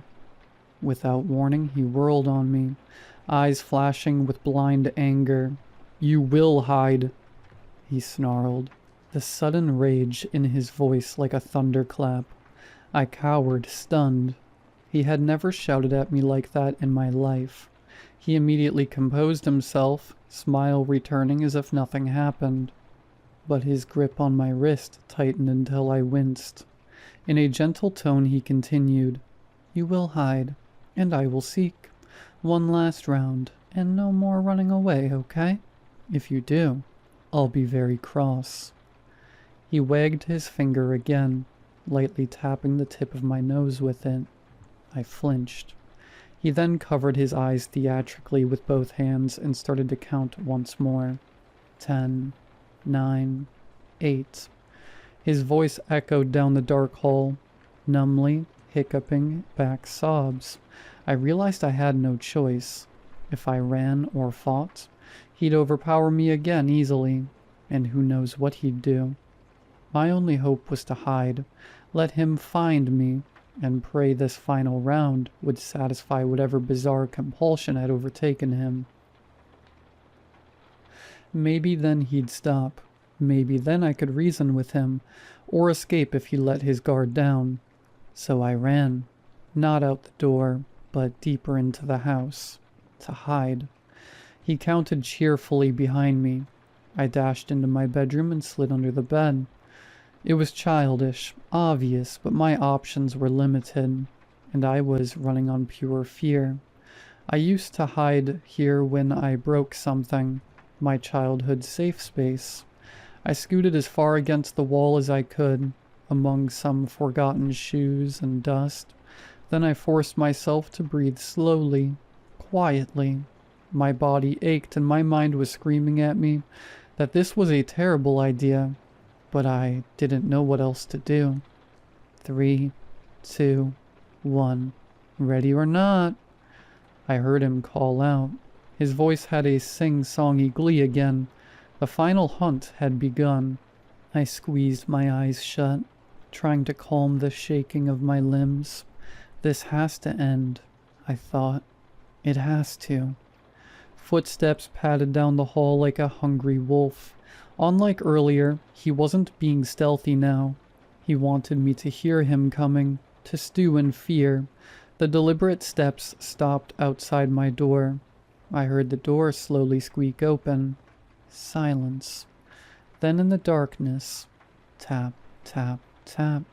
He was knocking lightly on my door, in a mocking, otherworldly rhythm. "Honey?" he called softly. "Are you in here?" I bit down on my hand to keep from making any noise. Through the bed frame slats, I could see just a sliver of the room. lit faintly by the street lamp glow through my window. A dark shape crossed the beam of light. He was inside. I held my breath, not daring to peek properly. The heavy footfalls moved to my closet.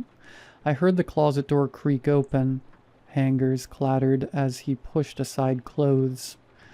"Not here," he whispered, and I could hear the smile in his voice. A drawer slid open. He was checking my dresser. Absurdly. He was toying with me, searching everywhere except the most obvious place first, drawing it out. I clenched my jaw, body rigid. The footsteps came closer to the bed. My heart was a jackhammer. I saw his feet appear inches from where I lay. He crouched down. The bed springs above me groaned slightly under his weight as he leaned on the mattress. I could make out his face now, upside down as he peered under, smiling.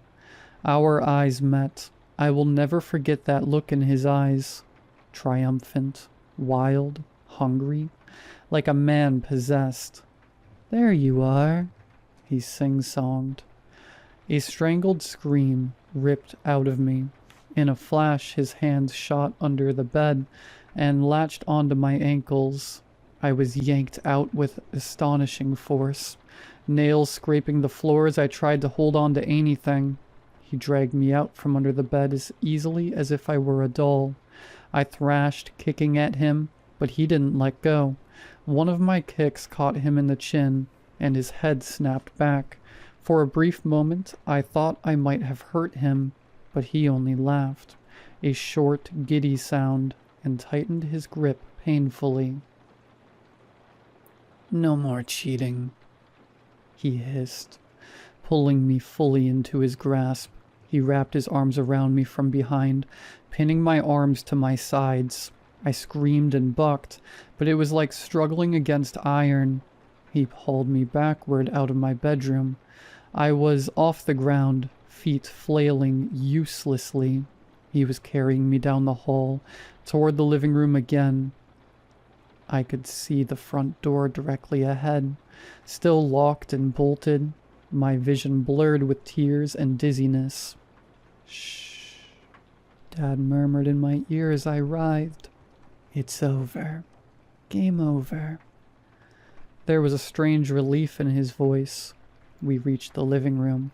He let go of me. I collapsed onto the carpet, scrambling away from him on all fours. He didn't chase this time. He just stood there, breathing hard, watching me with that detached curiosity. I backed myself into the far corner of the living room, near the fireplace. There was nowhere left to run. I was trapped. My whole body quaked, and my breath came in ragged sobs. Dad loomed a few feet away, turning his back to the doorway, just watching. "It's over," he repeated softly to the empty door frame. He turned and took a single step toward me. In his hand, I now noticed he held something shiny, the fireplace poker. I hadn't seen him grab it, but he must have as we entered the room. He dragged it lightly on the floor beside him, almost casually. I pressed myself tighter into the corner, my hands up defensively. "Dad, please," I croaked, exhausted and terrified. He lifted the poker, twirling it in a showy way. "You know," he said conversationally, "when you were little, you used to hide in this spot all the time." He pointed the iron poker right at the corner where I huddled. My little girl, curled up like a kitten by the fireplace. So predictable, he tisked, shaking his head with a smile. "And here you are again. I used to pretend you disappeared when you hid here, that maybe the house took you." I had nowhere to go. He stood between me and any exit. I was too weak to fight anymore. My eyes darted around for something, anything I could use as a weapon, but he was already raising the poker high. I closed my eyes, a whimper escaping. There was a sudden loud bang on the front door. Both of us startled. Dad's head snapped toward the door, poker still raised. Another bang, then a voice. "Police, is everything okay in there?" Through my haze of fear, I realized the neighbor had called the cops after all. That single scream and porch light must have spurred them to call. I mustered every bit of strength and screamed, "Help! I'm in here! Help me!" Dad's face contorted with rage. He lunged toward me, but then, crash. The front door burst open, splintering as two officers rammed through it. Light from their flashlights sliced into the living room. "Drop it! Drop the weapon!" One officer shouted, gun drawn. Dad turned to them slowly, calculated, the poker still in his hand. For a terrifying second I thought he might charge them. He took one unsteady step forward, raising the iron bar. The officers yelled again, "Drop it now!" He halted, looking from them to the poker, as if confused how it got in his hand. Then the metal clang echoed as he let it fall to the floor. They rushed him. Dad didn't resist. He just sank to his knees, laughing softly as they forced his arms behind his back. "Just playing a game," he murmured to no one in particular, as they pinned him down and cuffed him. They wanted to just play a little game. One officer moved to me, wrapping a blanket, from where I don't even know, around my shaking form and guiding me out of the corner. I collapsed into sobs, trying to explain in broken gasps what happened, but she gently shushed me. "It's okay now. You're safe," she said. Those words unleashed a flood of relief tears that I thought might never stop. As they led my father away, he turned his face to look at me one last time. His eyes were clear. His face was streaked with tears.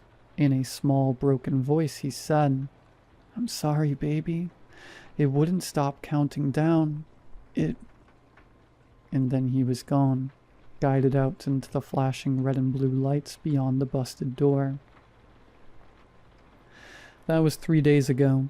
I'm staying with an aunt now, and I haven't slept since. My dad is in a psychiatric hospital for evaluation. They think he had some kind of psychotic break. They found no drugs in his system, no obvious cause. When I visited, accompanied by 2 orderlies and my aunt, he looked at me with hollow eyes and said he doesn't remember much of that night, just bits and pieces of a bad dream, where he was chasing a shadow that had stolen his little girl. The doctors think he was acting out some kind of delusion. I don't know. Part of me wonders if something else was in the house with us, something that used my dad to get to me. I know that sounds crazy, but I watched my dad change into someone, something else over those days, and I can't explain it. They tell me he's responding well to medication, that he might be able to come home in a few weeks once he's stable. I want to believe that. I want my dad back. But I'm also terrified. Every time I close my eyes, I see his face inches from mine in the dark, hear that gleeful whisper, "Found you."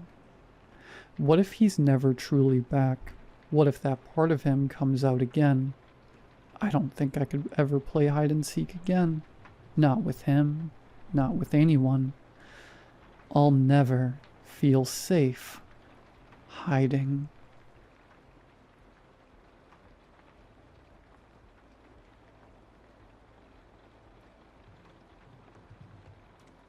I found the first letter on a Tuesday. It didn't come in the mail, not really. It was just there, in our mailbox. No stamp, no postmark, no return address. Just our names written in a child's handwriting. Mara and Eli. Inside, on a single sheet of folded notebook paper, was this. "Hi, Mom and Dad. You don't know me yet, but I'm your son. I'm writing from the future. I just wanted to say thank you. You're doing everything right. I'll see you soon. Love, me." We laughed at first. We thought it was a prank. Maybe one of the neighborhood kids had slipped it in. It was cute, innocent. We saved it on the fridge for fun. The second letter arrived a week later. This time it was inside the house. I found it on the kitchen counter beside the coffee pot. No one had been in. No signs of a break-in. Nothing stolen. The doors were locked. We had no cameras, but we were always careful. Still, there it was. Hi again. Mara, your headaches are from the water. It's the pipes. Don't drink it anymore. Eli, bring an umbrella on Thursday. You'll need it. I love you. Me. Mara had been having migraines for weeks. Her doctor thought it was stress, maybe hormones. But she stopped drinking the tap water and switched to bottled. Within 3 days, the headaches vanished. Thursday brought on unexpected hailstorm. Everyone at the office was drenched. I was dry. After that, we stopped laughing. We didn't talk about it at first, we just obeyed, quietly, unsure why. The letters were always right. Helpful, loving. They felt real. They started arriving regularly. The third letter told us not to attend a birthday party we'd RSVP'd 2 weeks ago. It was vague. Please don't go to the party on Saturday. Something bad will happen, but you'll be safe if you stay home. I promise. We stayed home. The next day, the news reported a carbon monoxide leak at the event hall. Several people were hospitalized. One person died. The following letter said, "Thank you. That would have been very bad for us." We started saving every letter. They felt sacred. They always came when we were alone, always in strange places, under pillows, inside cupboards, once even inside the fridge, folded neatly between 2 cartons of eggs. Each note felt warmer, more intimate, more personal. They began using our childhood stories, ones we'd only ever shared in whispers. Mom, remember the pink shoes you buried in the woods behind Grandma's house? I found them. They were still there. Thank you. Mara burst into tears. She hadn't thought of those shoes in 20 years. Dad, the letter you wrote to your grandpa before he died, he read it. He says thank you. My knees buckled. I had burned that letter before ever sending it. Then the warnings began. They were subtle at first. Don't answer Aunt Lydia's calls anymore. She doesn't believe in me. She's going to make you forget. We ignored that one. Lydia came to visit the next week. She walked through our house, sat on our couch, and said she felt something wrong in the air. She kept asking if we were okay, if we were sleeping, if we were eating. She left us a dream catcher and told Mara to wear lavender on her wrists. The letter that night said, "She saw too much. You have to be careful." 2 days later, Lydia's car crashed on a mountain road. She survived, but she was in a coma for 2 weeks. We never called her again. By the time the pregnancy test came back positive, we didn't question it. It didn't matter that we hadn't planned for children. It didn't matter that I'd had a vasectomy 5 years earlier. Miracle, Mara whispered. Destiny, I said.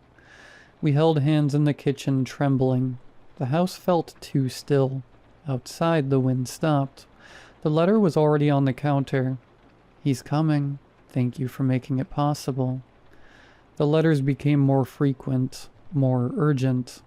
Don't trust the man with the dog who walks past at 8:15. He's watching us. Don't let the doctor touch Mom's stomach.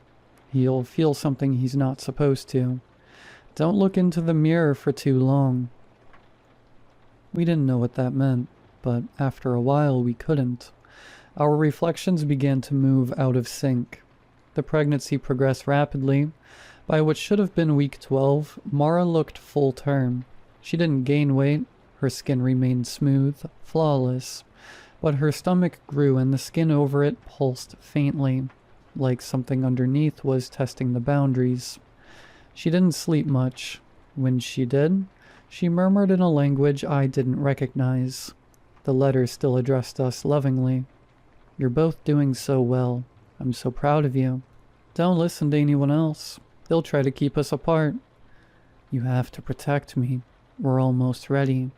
Then came the letter about Mr. Halberd, our neighbor. He knows. He's been watching you. He's going to ruin everything. You have to stop him. We were scared. We believed it. Halberd had always been nosy, sure, but lately he had been stopping by more, asking strange questions. You folks expecting? You look different. This house, something about it feels wrong now. The next note said, He's lying. He always has. He hurt children once. He'd hurt me too. Do what you need to do. Mara convinced me to confront him. It wasn't supposed to happen like it did. But it did. Halberd fell down the stairs. His neck broke. We didn't call the police. We buried him under the garden shed. We found a letter in the soil the next morning. Thank you. He won't interfere anymore. Mara went into labor that night. That's when the sky turned black. Not cloudy, not stormy, just black. Like someone had painted over the sky with tar and forgot to leave room for the stars. The power flickered once, then died. Every light, every outlet. My phone screen refused to turn on, even with a full charge. The clocks froze at 11:44. Outside the window there were no streetlights, no moonlight, just a black wall where the world used to be. Even sound felt muffled, like we were wrapped in cotton. Mara screamed. It wasn't a cry of pain, it was something else.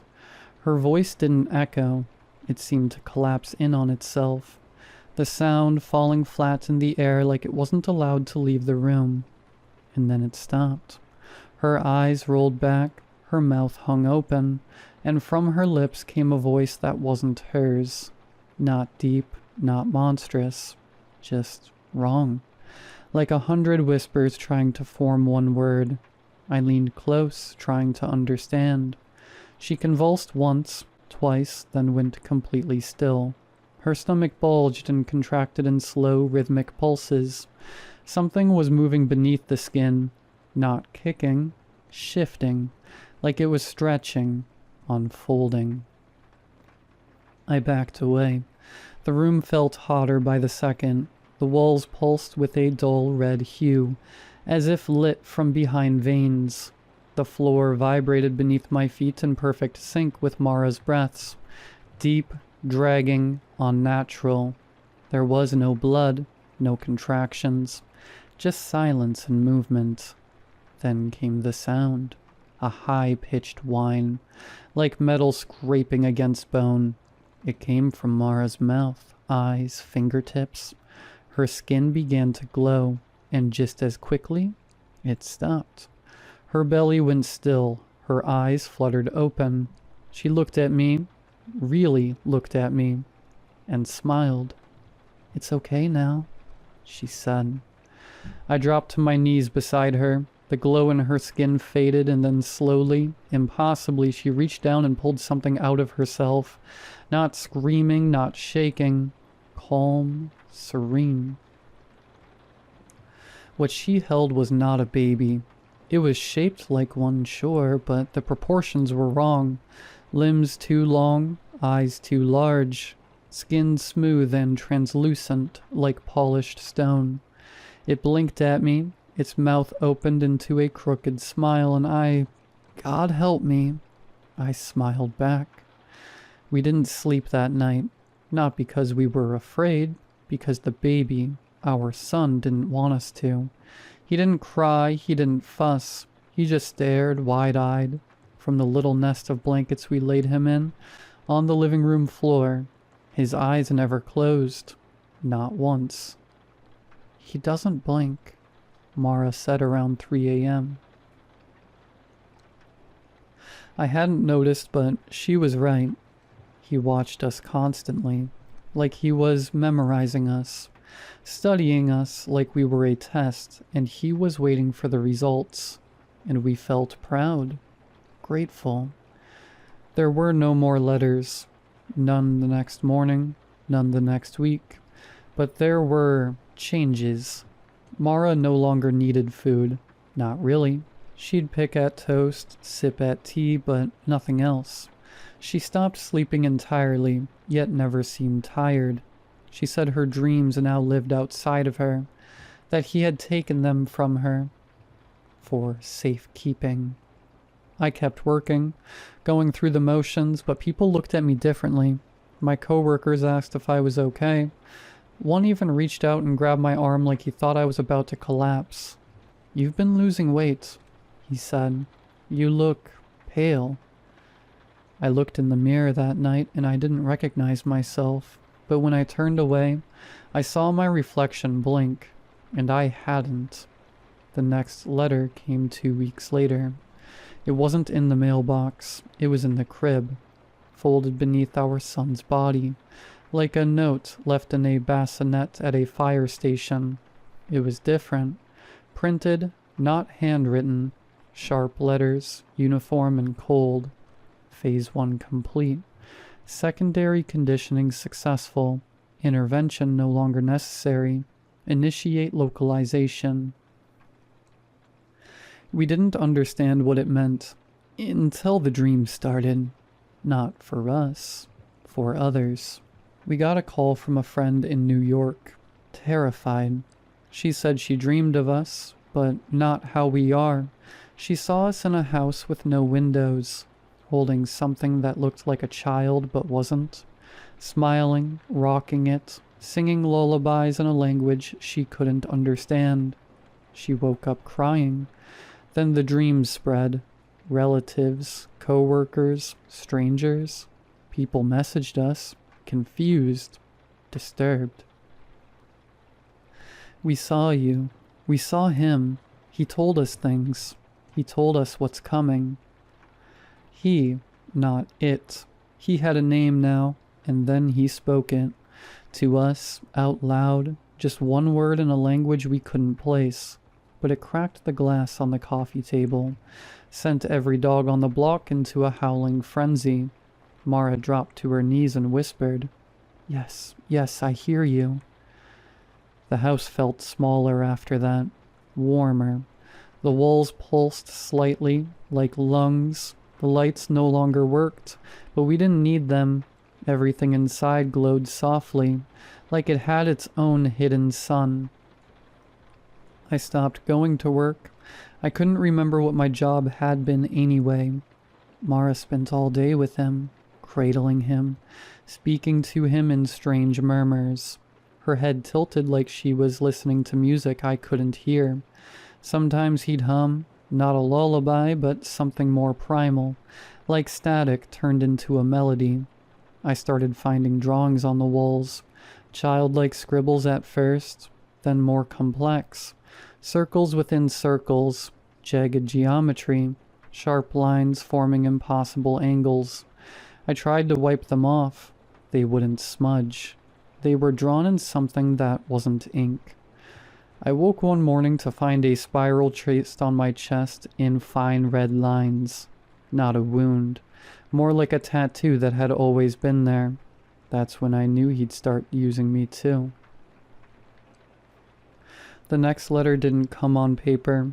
It came through the radio. The kitchen radio hadn't worked since the blackout, but it turned on by itself at 2:17 a.m. White noise at first, then a child's voice. "You've both done beautifully.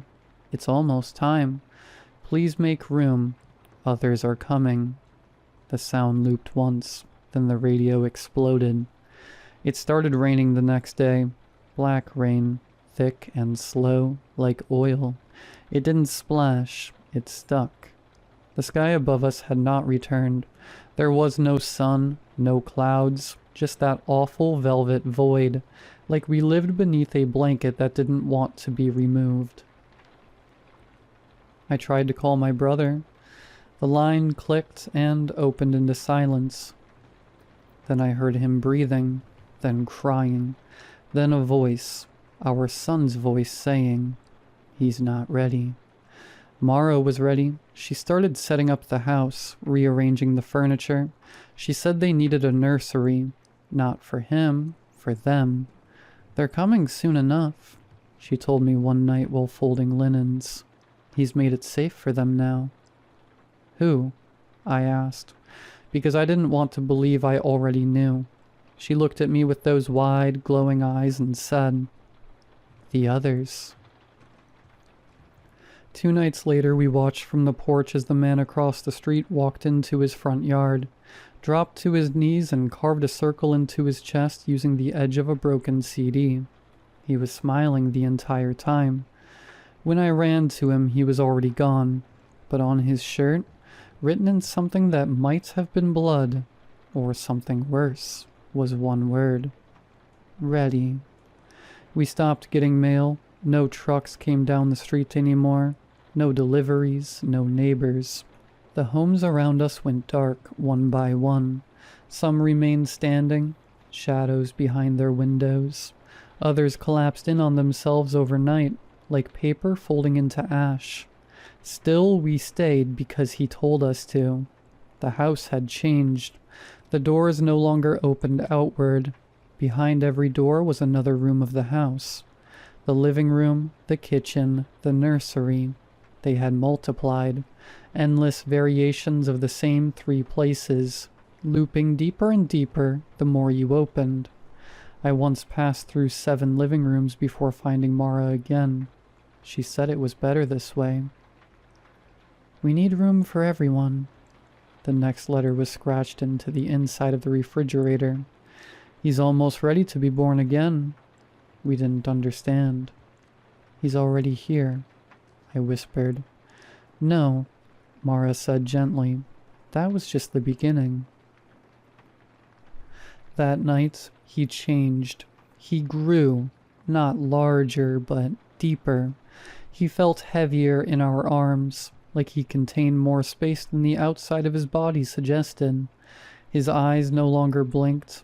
They shifted, like you were never quite looking at them directly, no matter where you stood. He called me by my real name, not Eli, the one no one knows, not even Mara. And when I asked him how he knew it, he said, "I gave it to you." We found the final letter in our bed, folded neatly, resting on our pillows. This one wasn't signed. The bridge is built. The hosts are prepared. The signal will arrive soon. Do not interfere.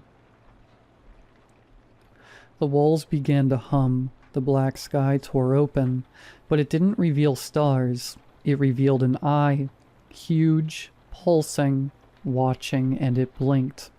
We didn't scream when the sky blinked. We knelt. Everyone did.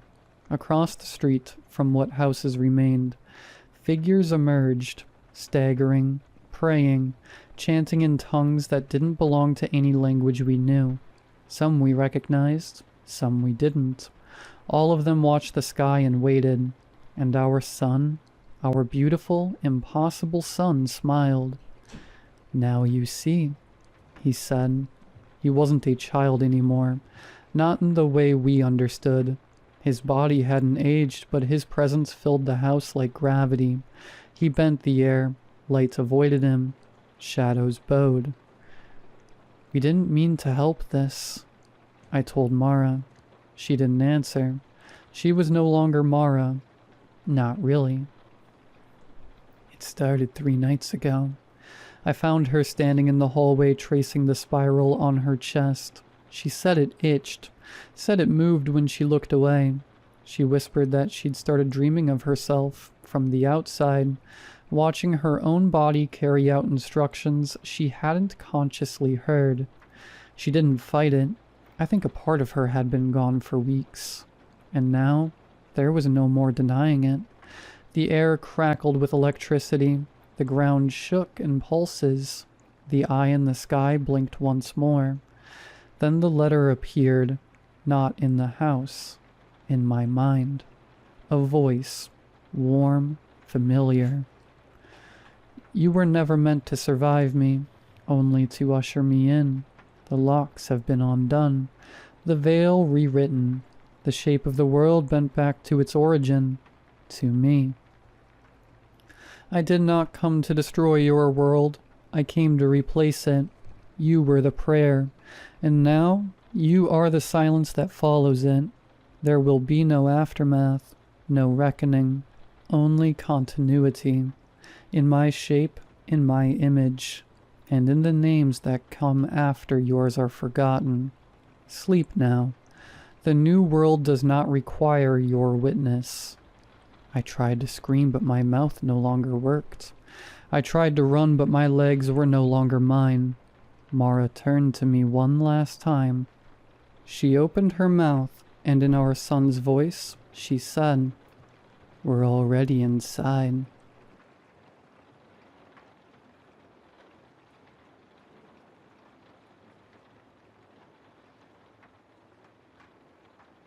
The last time I decided to journal my travels didn't end well. I was hunting a demon that had the supernatural abilities to create life out of written word. And all the messed up stuff I put down came back to kick my butt for months after that.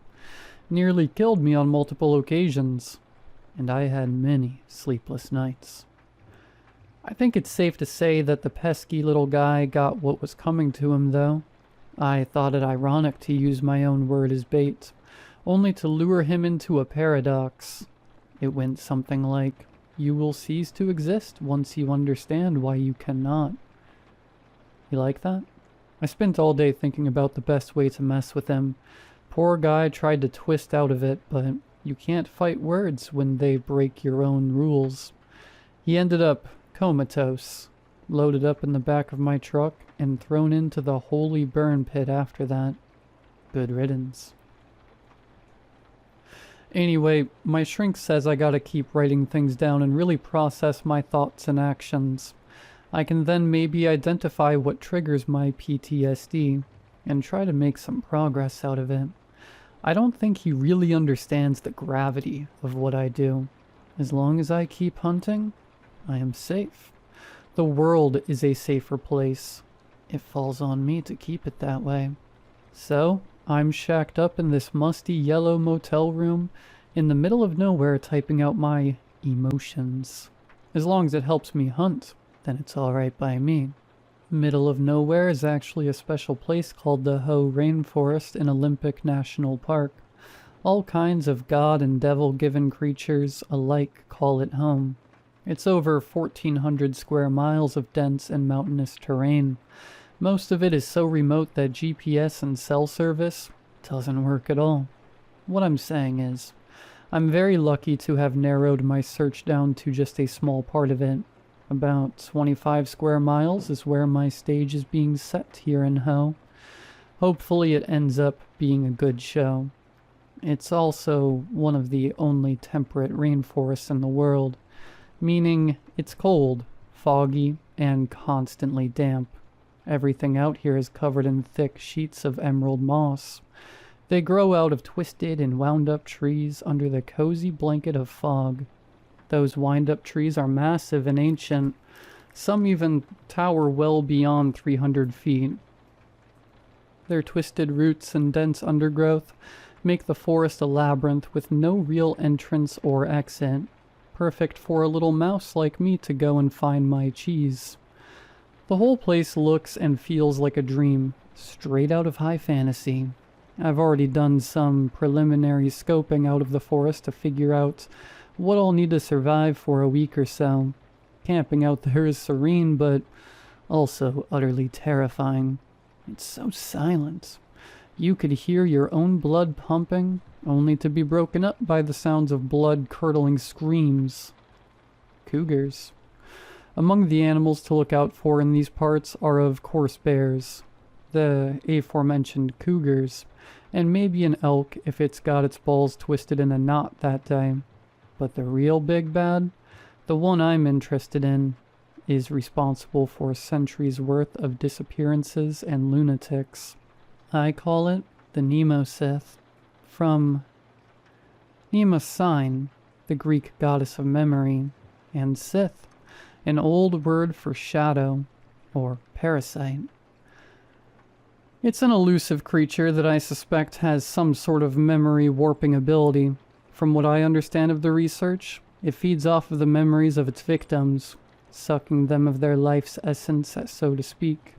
Once your memory is gone, you become like a husk with a brain filled with holes, as if a parasite burrowed its way through your soft, fatty tissue and left you to rot.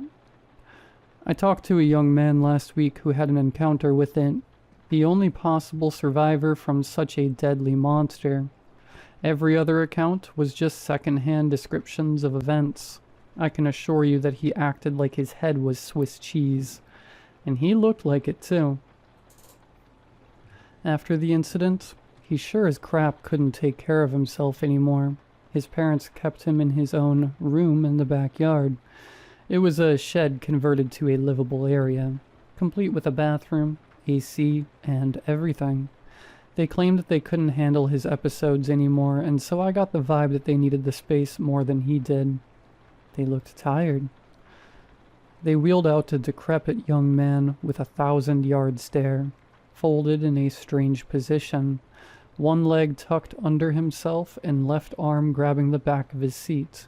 He looked like the origami of pain, a collection of mobile, bagged fluids and tubes littered around him, some coming in, others out. He was gaunt and deathly. Head was caved in, a perfect concave lens around both temples, leading to a sharp edge at the top where some wiry hair held on. I smiled and waved with smooth southern hospitality, but could tell my smile was just a bit too straight-lipped. That slight grimace of acknowledging something terrible had happened to him, and my sympathy couldn't help but show itself in an awkward gesture.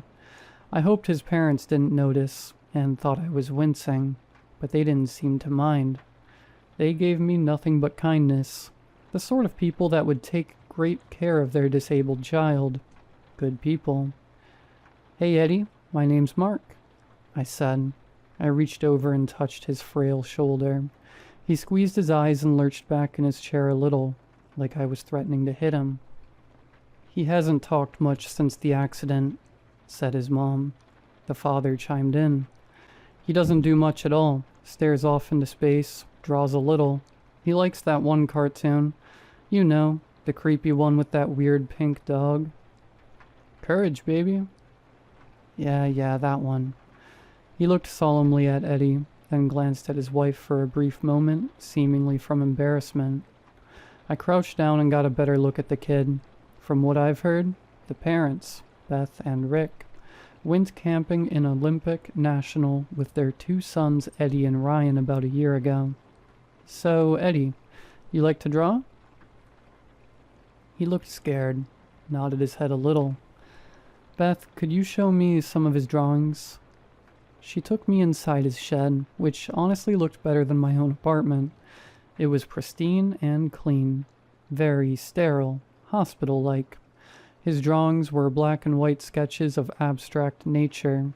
Some almost looked like chicken scratch. They were all pinned up on a corkboard past a drafting table set up to fit his wheelchair under it. Some of the chicken scratch looked like humanoid figures, almost amphibious and wet, dripping with charcoal onto eggshell ground. Some of them looked like a little boy, holding hands with a taller, more pronounced and thick stick figure. I heard the rattle of Eddie's wheelchair behind me, and when I turned around, he looked me in the eyes for the first time. "Don't trust what you know," he slurred. "What you think." He took a deep and labored breath. "Yourself." I don't know what Eddie was trying to tell me, but I think at that moment, he knew what I was at his home for. He knew what I was after, and I felt like he was trying to warn me. They said that Eddie started to act irrationally on the first day camping. He would say the same things over and over. He would think he was somewhere he was not. He started to have some night terrors in the tent, then went out sleepwalking in the middle of the night. Beth got scared when she woke up and didn't see poor Eddie in his sleeping bag. She ran out into the forest, following the sounds of light thudding in the distance. and found Eddie bashing his head into a tree, over and over. The bark was stripped bare, and so was his head, raw and broken, bleeding all over his face. He turned and looked at his mother, woke up, and cried. He didn't know where he was or what was happening to him. That night was the single most excruciating time of their lives. Something feverish that punched my gut and made me queasy. Beth tried to wake up her family, but she said it was as if they were drugged. They'd just mumble. Rick would say some profanities and something about leaving him alone, and they'd doze off once more. Meanwhile, Eddie was a zombie, looking off into those damp, twisted trees, eyes following each one in spirals, making him nauseous. He retched onto the ground, creating puddles of stomach acid until he dry heaved while his mom was desperately shaking and slapping her husband to wake up. "I don't want to go. No, Mom, please. Please don't leave me. Please." He begged her as she squeezed her eldest's red, stained face, and promised him everything was going to be okay. Beth dragged Rick out of the tent to try and put him in the truck to take to the hospital. She had the right idea to get out of Dodge, but it was too late. She says she swore she saw something dragging Ryan's limp body in the dark. When she shined a light, the thing hissed at her and looked at Eddie, who started to attack his mom. He didn't recognize her anymore and screamed she was a monster as he brutally beat his mom half to death. She said she could hear the bones in her face crunching under the weight of his fists. Her screams and pleas for help were so loud it finally woke up Rick, who promptly restrained his son. What are you doing?" She heard as she ran after the thing carrying Ryan into the woods. All bloodied, face smashed in, and still in her pajamas, she looked through swollen eyes as the thing held hands with Ryan, who was still only 5, kissed him on the cheek, and let him jump off the cliff ahead of her. Eddie bellowed behind, passing her right by as she was still frozen in shock, looking at a real-life monster that just pushed her little baby off the edge. He jumped off in one big leap to what was supposed to be his demise. She thought she lost both her babies that night. She thought she was insane. That's what the police told her, too. That's what they told Rick, who at the time was folded like laundry at the foot of the truck by the hands of his deranged and empowered son. The thing looked back at her and she swore she saw it give her a smirk, reveling in her pain just for a moment before it leaped away. The authorities found Eddie and Ryan's bodies the next day. No one thought Eddie had even a remote chance of survival, but he did. He hung on that whole night and half a day, battered and broken at the bottom of a crumbling rock face, with his little brother's dead body lying next to him. Nothing he could do, nothing he could say to be forgiven, just the pain, just the sadness, just the insanity to keep him company. After hearing all of this, I didn't know what made the young man mad. Was it the Nemosith or his own actions? But Beth showed me a copy of his head MRI when I asked for it, and I saw for myself what the real damage was. It looked like a worm burrowed its way through his head, leaving it a messy art piece of collapsed bridges and glued together with sticks. How could anyone be alive with nothing but mush in their head? How could anyone keep living after they did such a thing, thinking it was all their fault and had no one else to blame? I couldn't help but blurt out through gritted teeth, "This is sick." Beth looked up at me, finally with tears in her eyes and conviction in her voice, stronger than any other sentence I heard the woman ever say to me. "You're going to kill it. You're going to stop that thing." Deep down, boiling inside me was a rage I haven't felt in a long time, something animalistic and profoundly human. Consider it dead. So that's how I got here, out in the boonies of Washington, setting the stage of my next hunt. I plan on waking up at dawn and heading to a fire lookout perched on a tall mountain overlooking the rainforest. I got my weapons ready, but something tells me I'll need some better tricks up my sleeve for a creature that'll wipe my memory and mess with my head. Something more than just firepower. I'll definitely need to keep my wits about me. The view from up here is amazing. Panoramic windows and deck give me the greatest vantage I can ask for. Although this being the case, dense fog and thick forest obscure the ground level where I can assume the Nemosith is hiding out. I already set a couple of alarm traps in my vicinity and made sure my presence known with a large bonfire I built at the base of the tower. The little guy should know I'm here, and I hope to God he's hungry. I changed up my sleep schedule earlier on in the week so I can stay energized through the night, as it is likely a nocturnal animal. Just woke up a little before sunset, and I'm enjoying some instant coffee on the deck, taking deep breaths and establishing a strong connection with my mind and body. If this thing is going to mess with my head, I figured the least I could do is practice some meditation, something my shrink also wants me to do anyways. I don't believe in the nonsense like the spirituality you can buy at a supermarket, but I concur that the meditations do in fact calm my nerves. My list is all checked off. Traps, food, water, shelter, transport, radio. Looks good. Okay, it's time to find out what us little people are made of. Apologies if some of this doesn't make much sense. I'm still putting together the pieces of what happened last night. The sun was setting in marvelous glows of pastel tones arranged in warm colors that filled my body with comfort. I set down my mug when the final embers of the day vanished to reveal a night sky filled with the Milky Way, like someone turned on the universe's nightlight. It presented everything in just enough cool-toned lighting that a flashlight wasn't needed until the fog rolled in. I put on my backpack and threw the machete into my sling when I heard it. A loud bang, like a gunshot ringing out that rustled many feathers as a flock of birds got scared away just east of me. It could have been anything, but I had to go check and make sure. Climbing down the steps of the old rickety tower, I began to hear brutal screaming, the kind of screams you only hear in dire circumstances, like someone was being mauled. Then another, and another.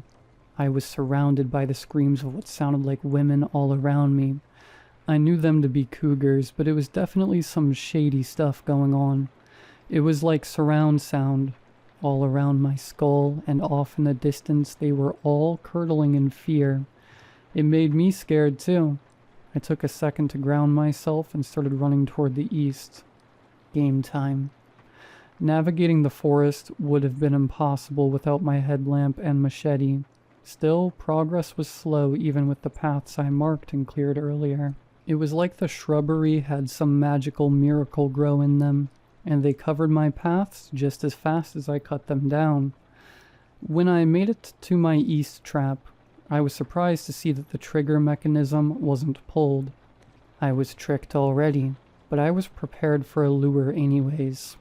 I hate the intelligent ones, because they always pull childish stunts like this, thinking they're smarter than me. I may not be a genius, but I'm good at what I do. I pulled out my handgun, closed my eyes, and listened. Then, with the slightest rustle in the leaves jolted me back. I flipped around, aiming through the iron, and then I wasn't there anymore. I was a kid back in Arkansas, and I immediately threw up in my lap from the sheer dizzying spiral of what just happened. I tried so hard to remember what was going on, but it was like my whole life before that never happened, and it felt like a dream to me. It got to a point that all I could remember was the mantra I said when meditating. Don't trust what you know, what you believe, yourself. I said in a rushed whisper over and over. I was startled when I got a slug to the face in the middle of my rambling. "What is wrong with you, Mark?" said the man in the front driver's seat of an old Tacoma. "You little crap, you ruined my car." He threw more right hands at me until eventually pulling the car over to drag me out and started to beat me on the side of the road. The beating was a familiar taste I knew all too well. The salty sweat of a man. I pushed back in my mind palace far, far away from myself. My father. I tried to push him away, but my feeble body didn't have enough strength to fight back. I just ate every hit until a tooth cut through my bottom lip, and I felt my nose crack and bleed down my chin. He stood up in a grunt and exacerbated breath. "Today's the day, Mark." He took some deep inhalations. "You're really pushing me. I'll leave you out here if you don't suck it up." He walked over to the truck and cracked open one of the cores that littered the back seat. He started back over to me, while swigging it. "What you gotta say, little man?" Still lying on that dry pavement, I spit a hot, bloody loogie at his feet. "Screw you, you freak." He got on top of me and really let me have it that time. Full swings and torn up knuckles driving my head onto the pavement over and over. When I started to lose consciousness, I began to have flashes of me in the forest, and something else on top of me, something slimy and wet, with claws and needle teeth. That's when I snapped out of it. I threw the thing off of me and was surprised to find just how light it was. About 90 pounds of gross muscle, contorted and amphibious. It reeked of mold and decaying meat. The Nemo Sith hissed at me and leaped away into a tree as I heard it bound across branches. "You scared?" I screamed in frustration. I let off a couple of shots, but none of them hit their mark as I was dizzy and tired. My equilibrium was off and my ears rang like a bomb exploded in my skull. It bounded away, and I knew I had to get back to the tower to reassess and check the damage before it attacked again. The journey back was daunting. I stumbled all over the place and kept hearing my father in my head, yelling at me, telling me things, whispering to me to keep secrets, terrible secrets, the ones I'm in therapy for. When I finally made it back, I checked the mirror to find I indeed suffered a real beating. Broken nose, black eyes, cut on the bottom lip, definitely a concussion. The only new things were the small pinpricks nesting around my scalp. The monster tried to burrow its way through my brain just like Eddie. It almost got me good. Bringing my dad out like that was the real pain. And when I started to think of him, my anxiety spiked.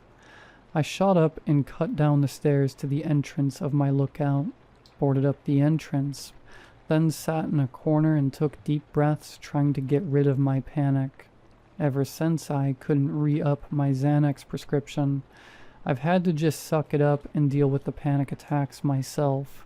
When I finally started to feel a bit better, I began to realize that taking away my only escape route might not have been such a great idea.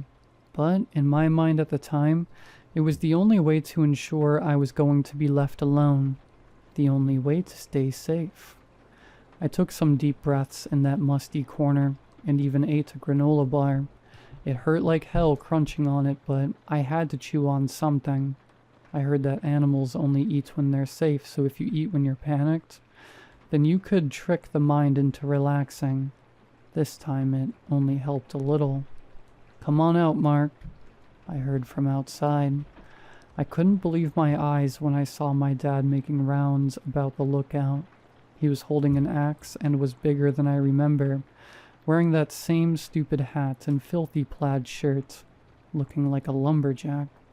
His hands and body were still dirty and bloody from the beating he gave me earlier. His voice boomed with authority. "You can't hide forever, little boy." Panic mode was in full effect. That's what he used to call me when he... I leaned out the porch and with gritted teeth started shooting at him. But I was still just as bad of a shot as earlier and couldn't reach him. The gun ran out of bullets, so I ducked back into the cabin and began reloading when I heard thunderous cracks coming from below me. They shook the tower and threw me off balance, knocking me on my butt. The bastard was going to take the whole thing down. Sure enough, the remaining logs couldn't withstand the weight of its cabin, and my big fat butt fell down with it. I saw the sky quickly revolve into earth and back again as I tumbled through the air. The cabin slammed into the mountainside facing up, but at a steep angle, shattering all the windows. The impact made the fridge fall from above me, crushing my left arm between it and the floor. I screamed out in pain as it slid off me and fell through the windows and down the cliff. My arm was twisted up, compound fracture through the elbow and nicked an artery too. Blood was gushing out 3 feet in spurts that were in sync with my heartbeat. I quickly tore off my shirt and wrapped it. That's when the cabin started sliding. The Nemo Sith started clawing at the barricaded door above me, cutting through the plywood like butter. It shrieked like a cougar and pounced as we both skied our way down the slope. Trees and rocks pushed past us, tearing up the cabin and splitting it into pieces like grated cheese. I rolled around a wall to avoid getting hit, but the thing kept coming at me with ferocity, swinging its claws around with no purpose or care. I managed to shoot it a couple times in the body, and milky fluid bled from it like a punctured balloon. Smash. We made it to the bottom, and when the wreckage settled, all was silent. I stood up, and through double vision and fog, I saw my dad again, approaching slowly with arms out wide. "You know I love you, buddy. I love you so much." Hunched over, half dead and completely done with that, I said, "You love me now?" and emptied the rest of my magazine into the filth. He doubled over and flexed back, arching his spine into a bridge that melted the skin off and became his true form, a slimy, nasty, overgrown frog thing. It screamed one last time, rattling its lungs out until slowly catching a hitch in its breath, gurgling on fluids. It slowly died there, melting into the wreckage like bubbly acid. It took some time getting back to my truck. Even more time to drive to a hospital and convince the staff I was just in a car wreck. You live and you learn. I called Beth in the hospital and let her know what happened. She's ecstatic, and invited me over for dinner once I get out. I begged her to make me some cheesecake, and she did me one better to offer a ride from the hospital with Rick and Eddie too. I'll be taking a short break from hunting to heal up and recharge. In the meantime, I'll be taking any offers or bounties people have, and setting up a schedule. My shrink is pissed that I missed my last appointment and told me no excuses when I explained the whole almost dying thing. He told me to just keep journaling and make sure to come back to the office once I'm out of the hospital. That guy. Something still bugs me though. When I first came down that tower, I didn't just hear one cougar. They were everywhere. Maybe just another sick trick. Anyways, till next time, Mark.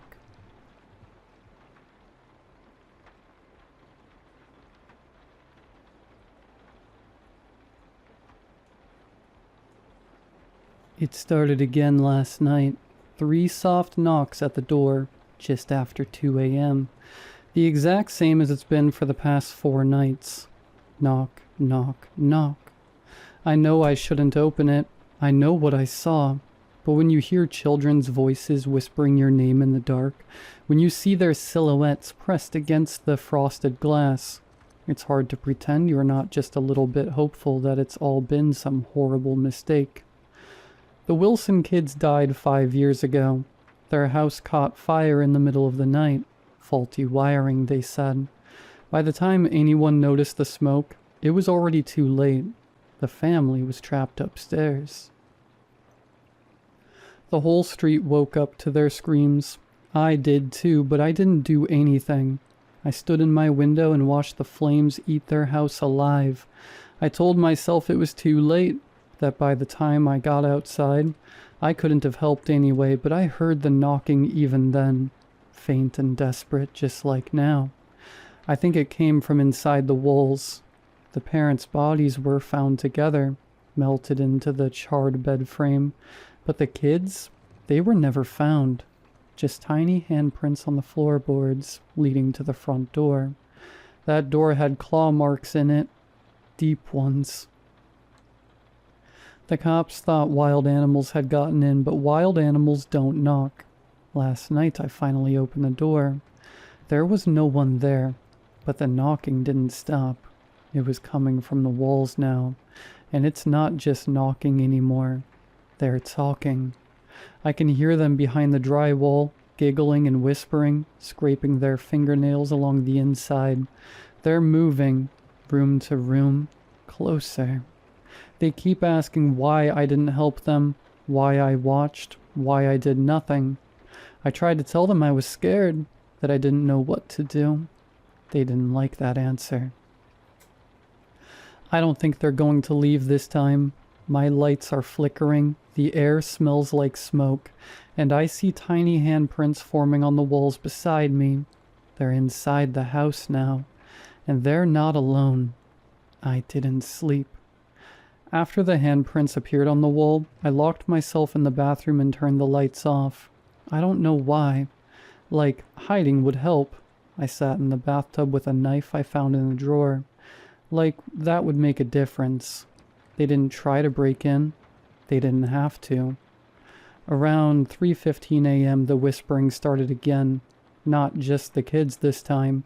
Another voice joined them. Deeper, slower, like it was learning to speak. The children sounded afraid of it. I heard one of them say, "He's awake again." Then silence. And then the scratching started. Not at the walls this time, from inside the mirror. I swear I'm not crazy. I watched as a small crack formed in the center of the glass, spiderwebbing outward like pressure was building behind it. Something moved on the other side, just beneath the surface. I turned away, and when I looked back, the mirror was normal again, but my reflection wasn't. It blinked when I didn't. I left the bathroom when the sun came up. I thought maybe daylight would push them back, like they were tied to the night somehow. But now things are different. It's not just the walls, it's the photos too. Every picture in my house with people in it. Friends, family, even old school photos. All of their eyes are gone, scratched out, but there's something worse. The Wilson kids are in them now, standing in the background, watching. One of them is behind me in the picture on my fridge, smiling. I'm in the photo too. I don't remember taking it. I don't remember ever smiling like that. I left the house around noon and drove until my gas light came on. Parked in some diner lot, an hour out of town. I've been sitting here for hours. I don't know where to go. But they do. There's a note under my windshield wiper, written in crayon. Why did you leave the door open? I didn't. I swear I closed it. Unless... No. I locked it. I know I did. I'm going home now. I have to.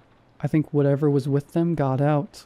I think it's wearing me, pretending to be me. And if that's true, then who's been driving my car for the last 10 minutes?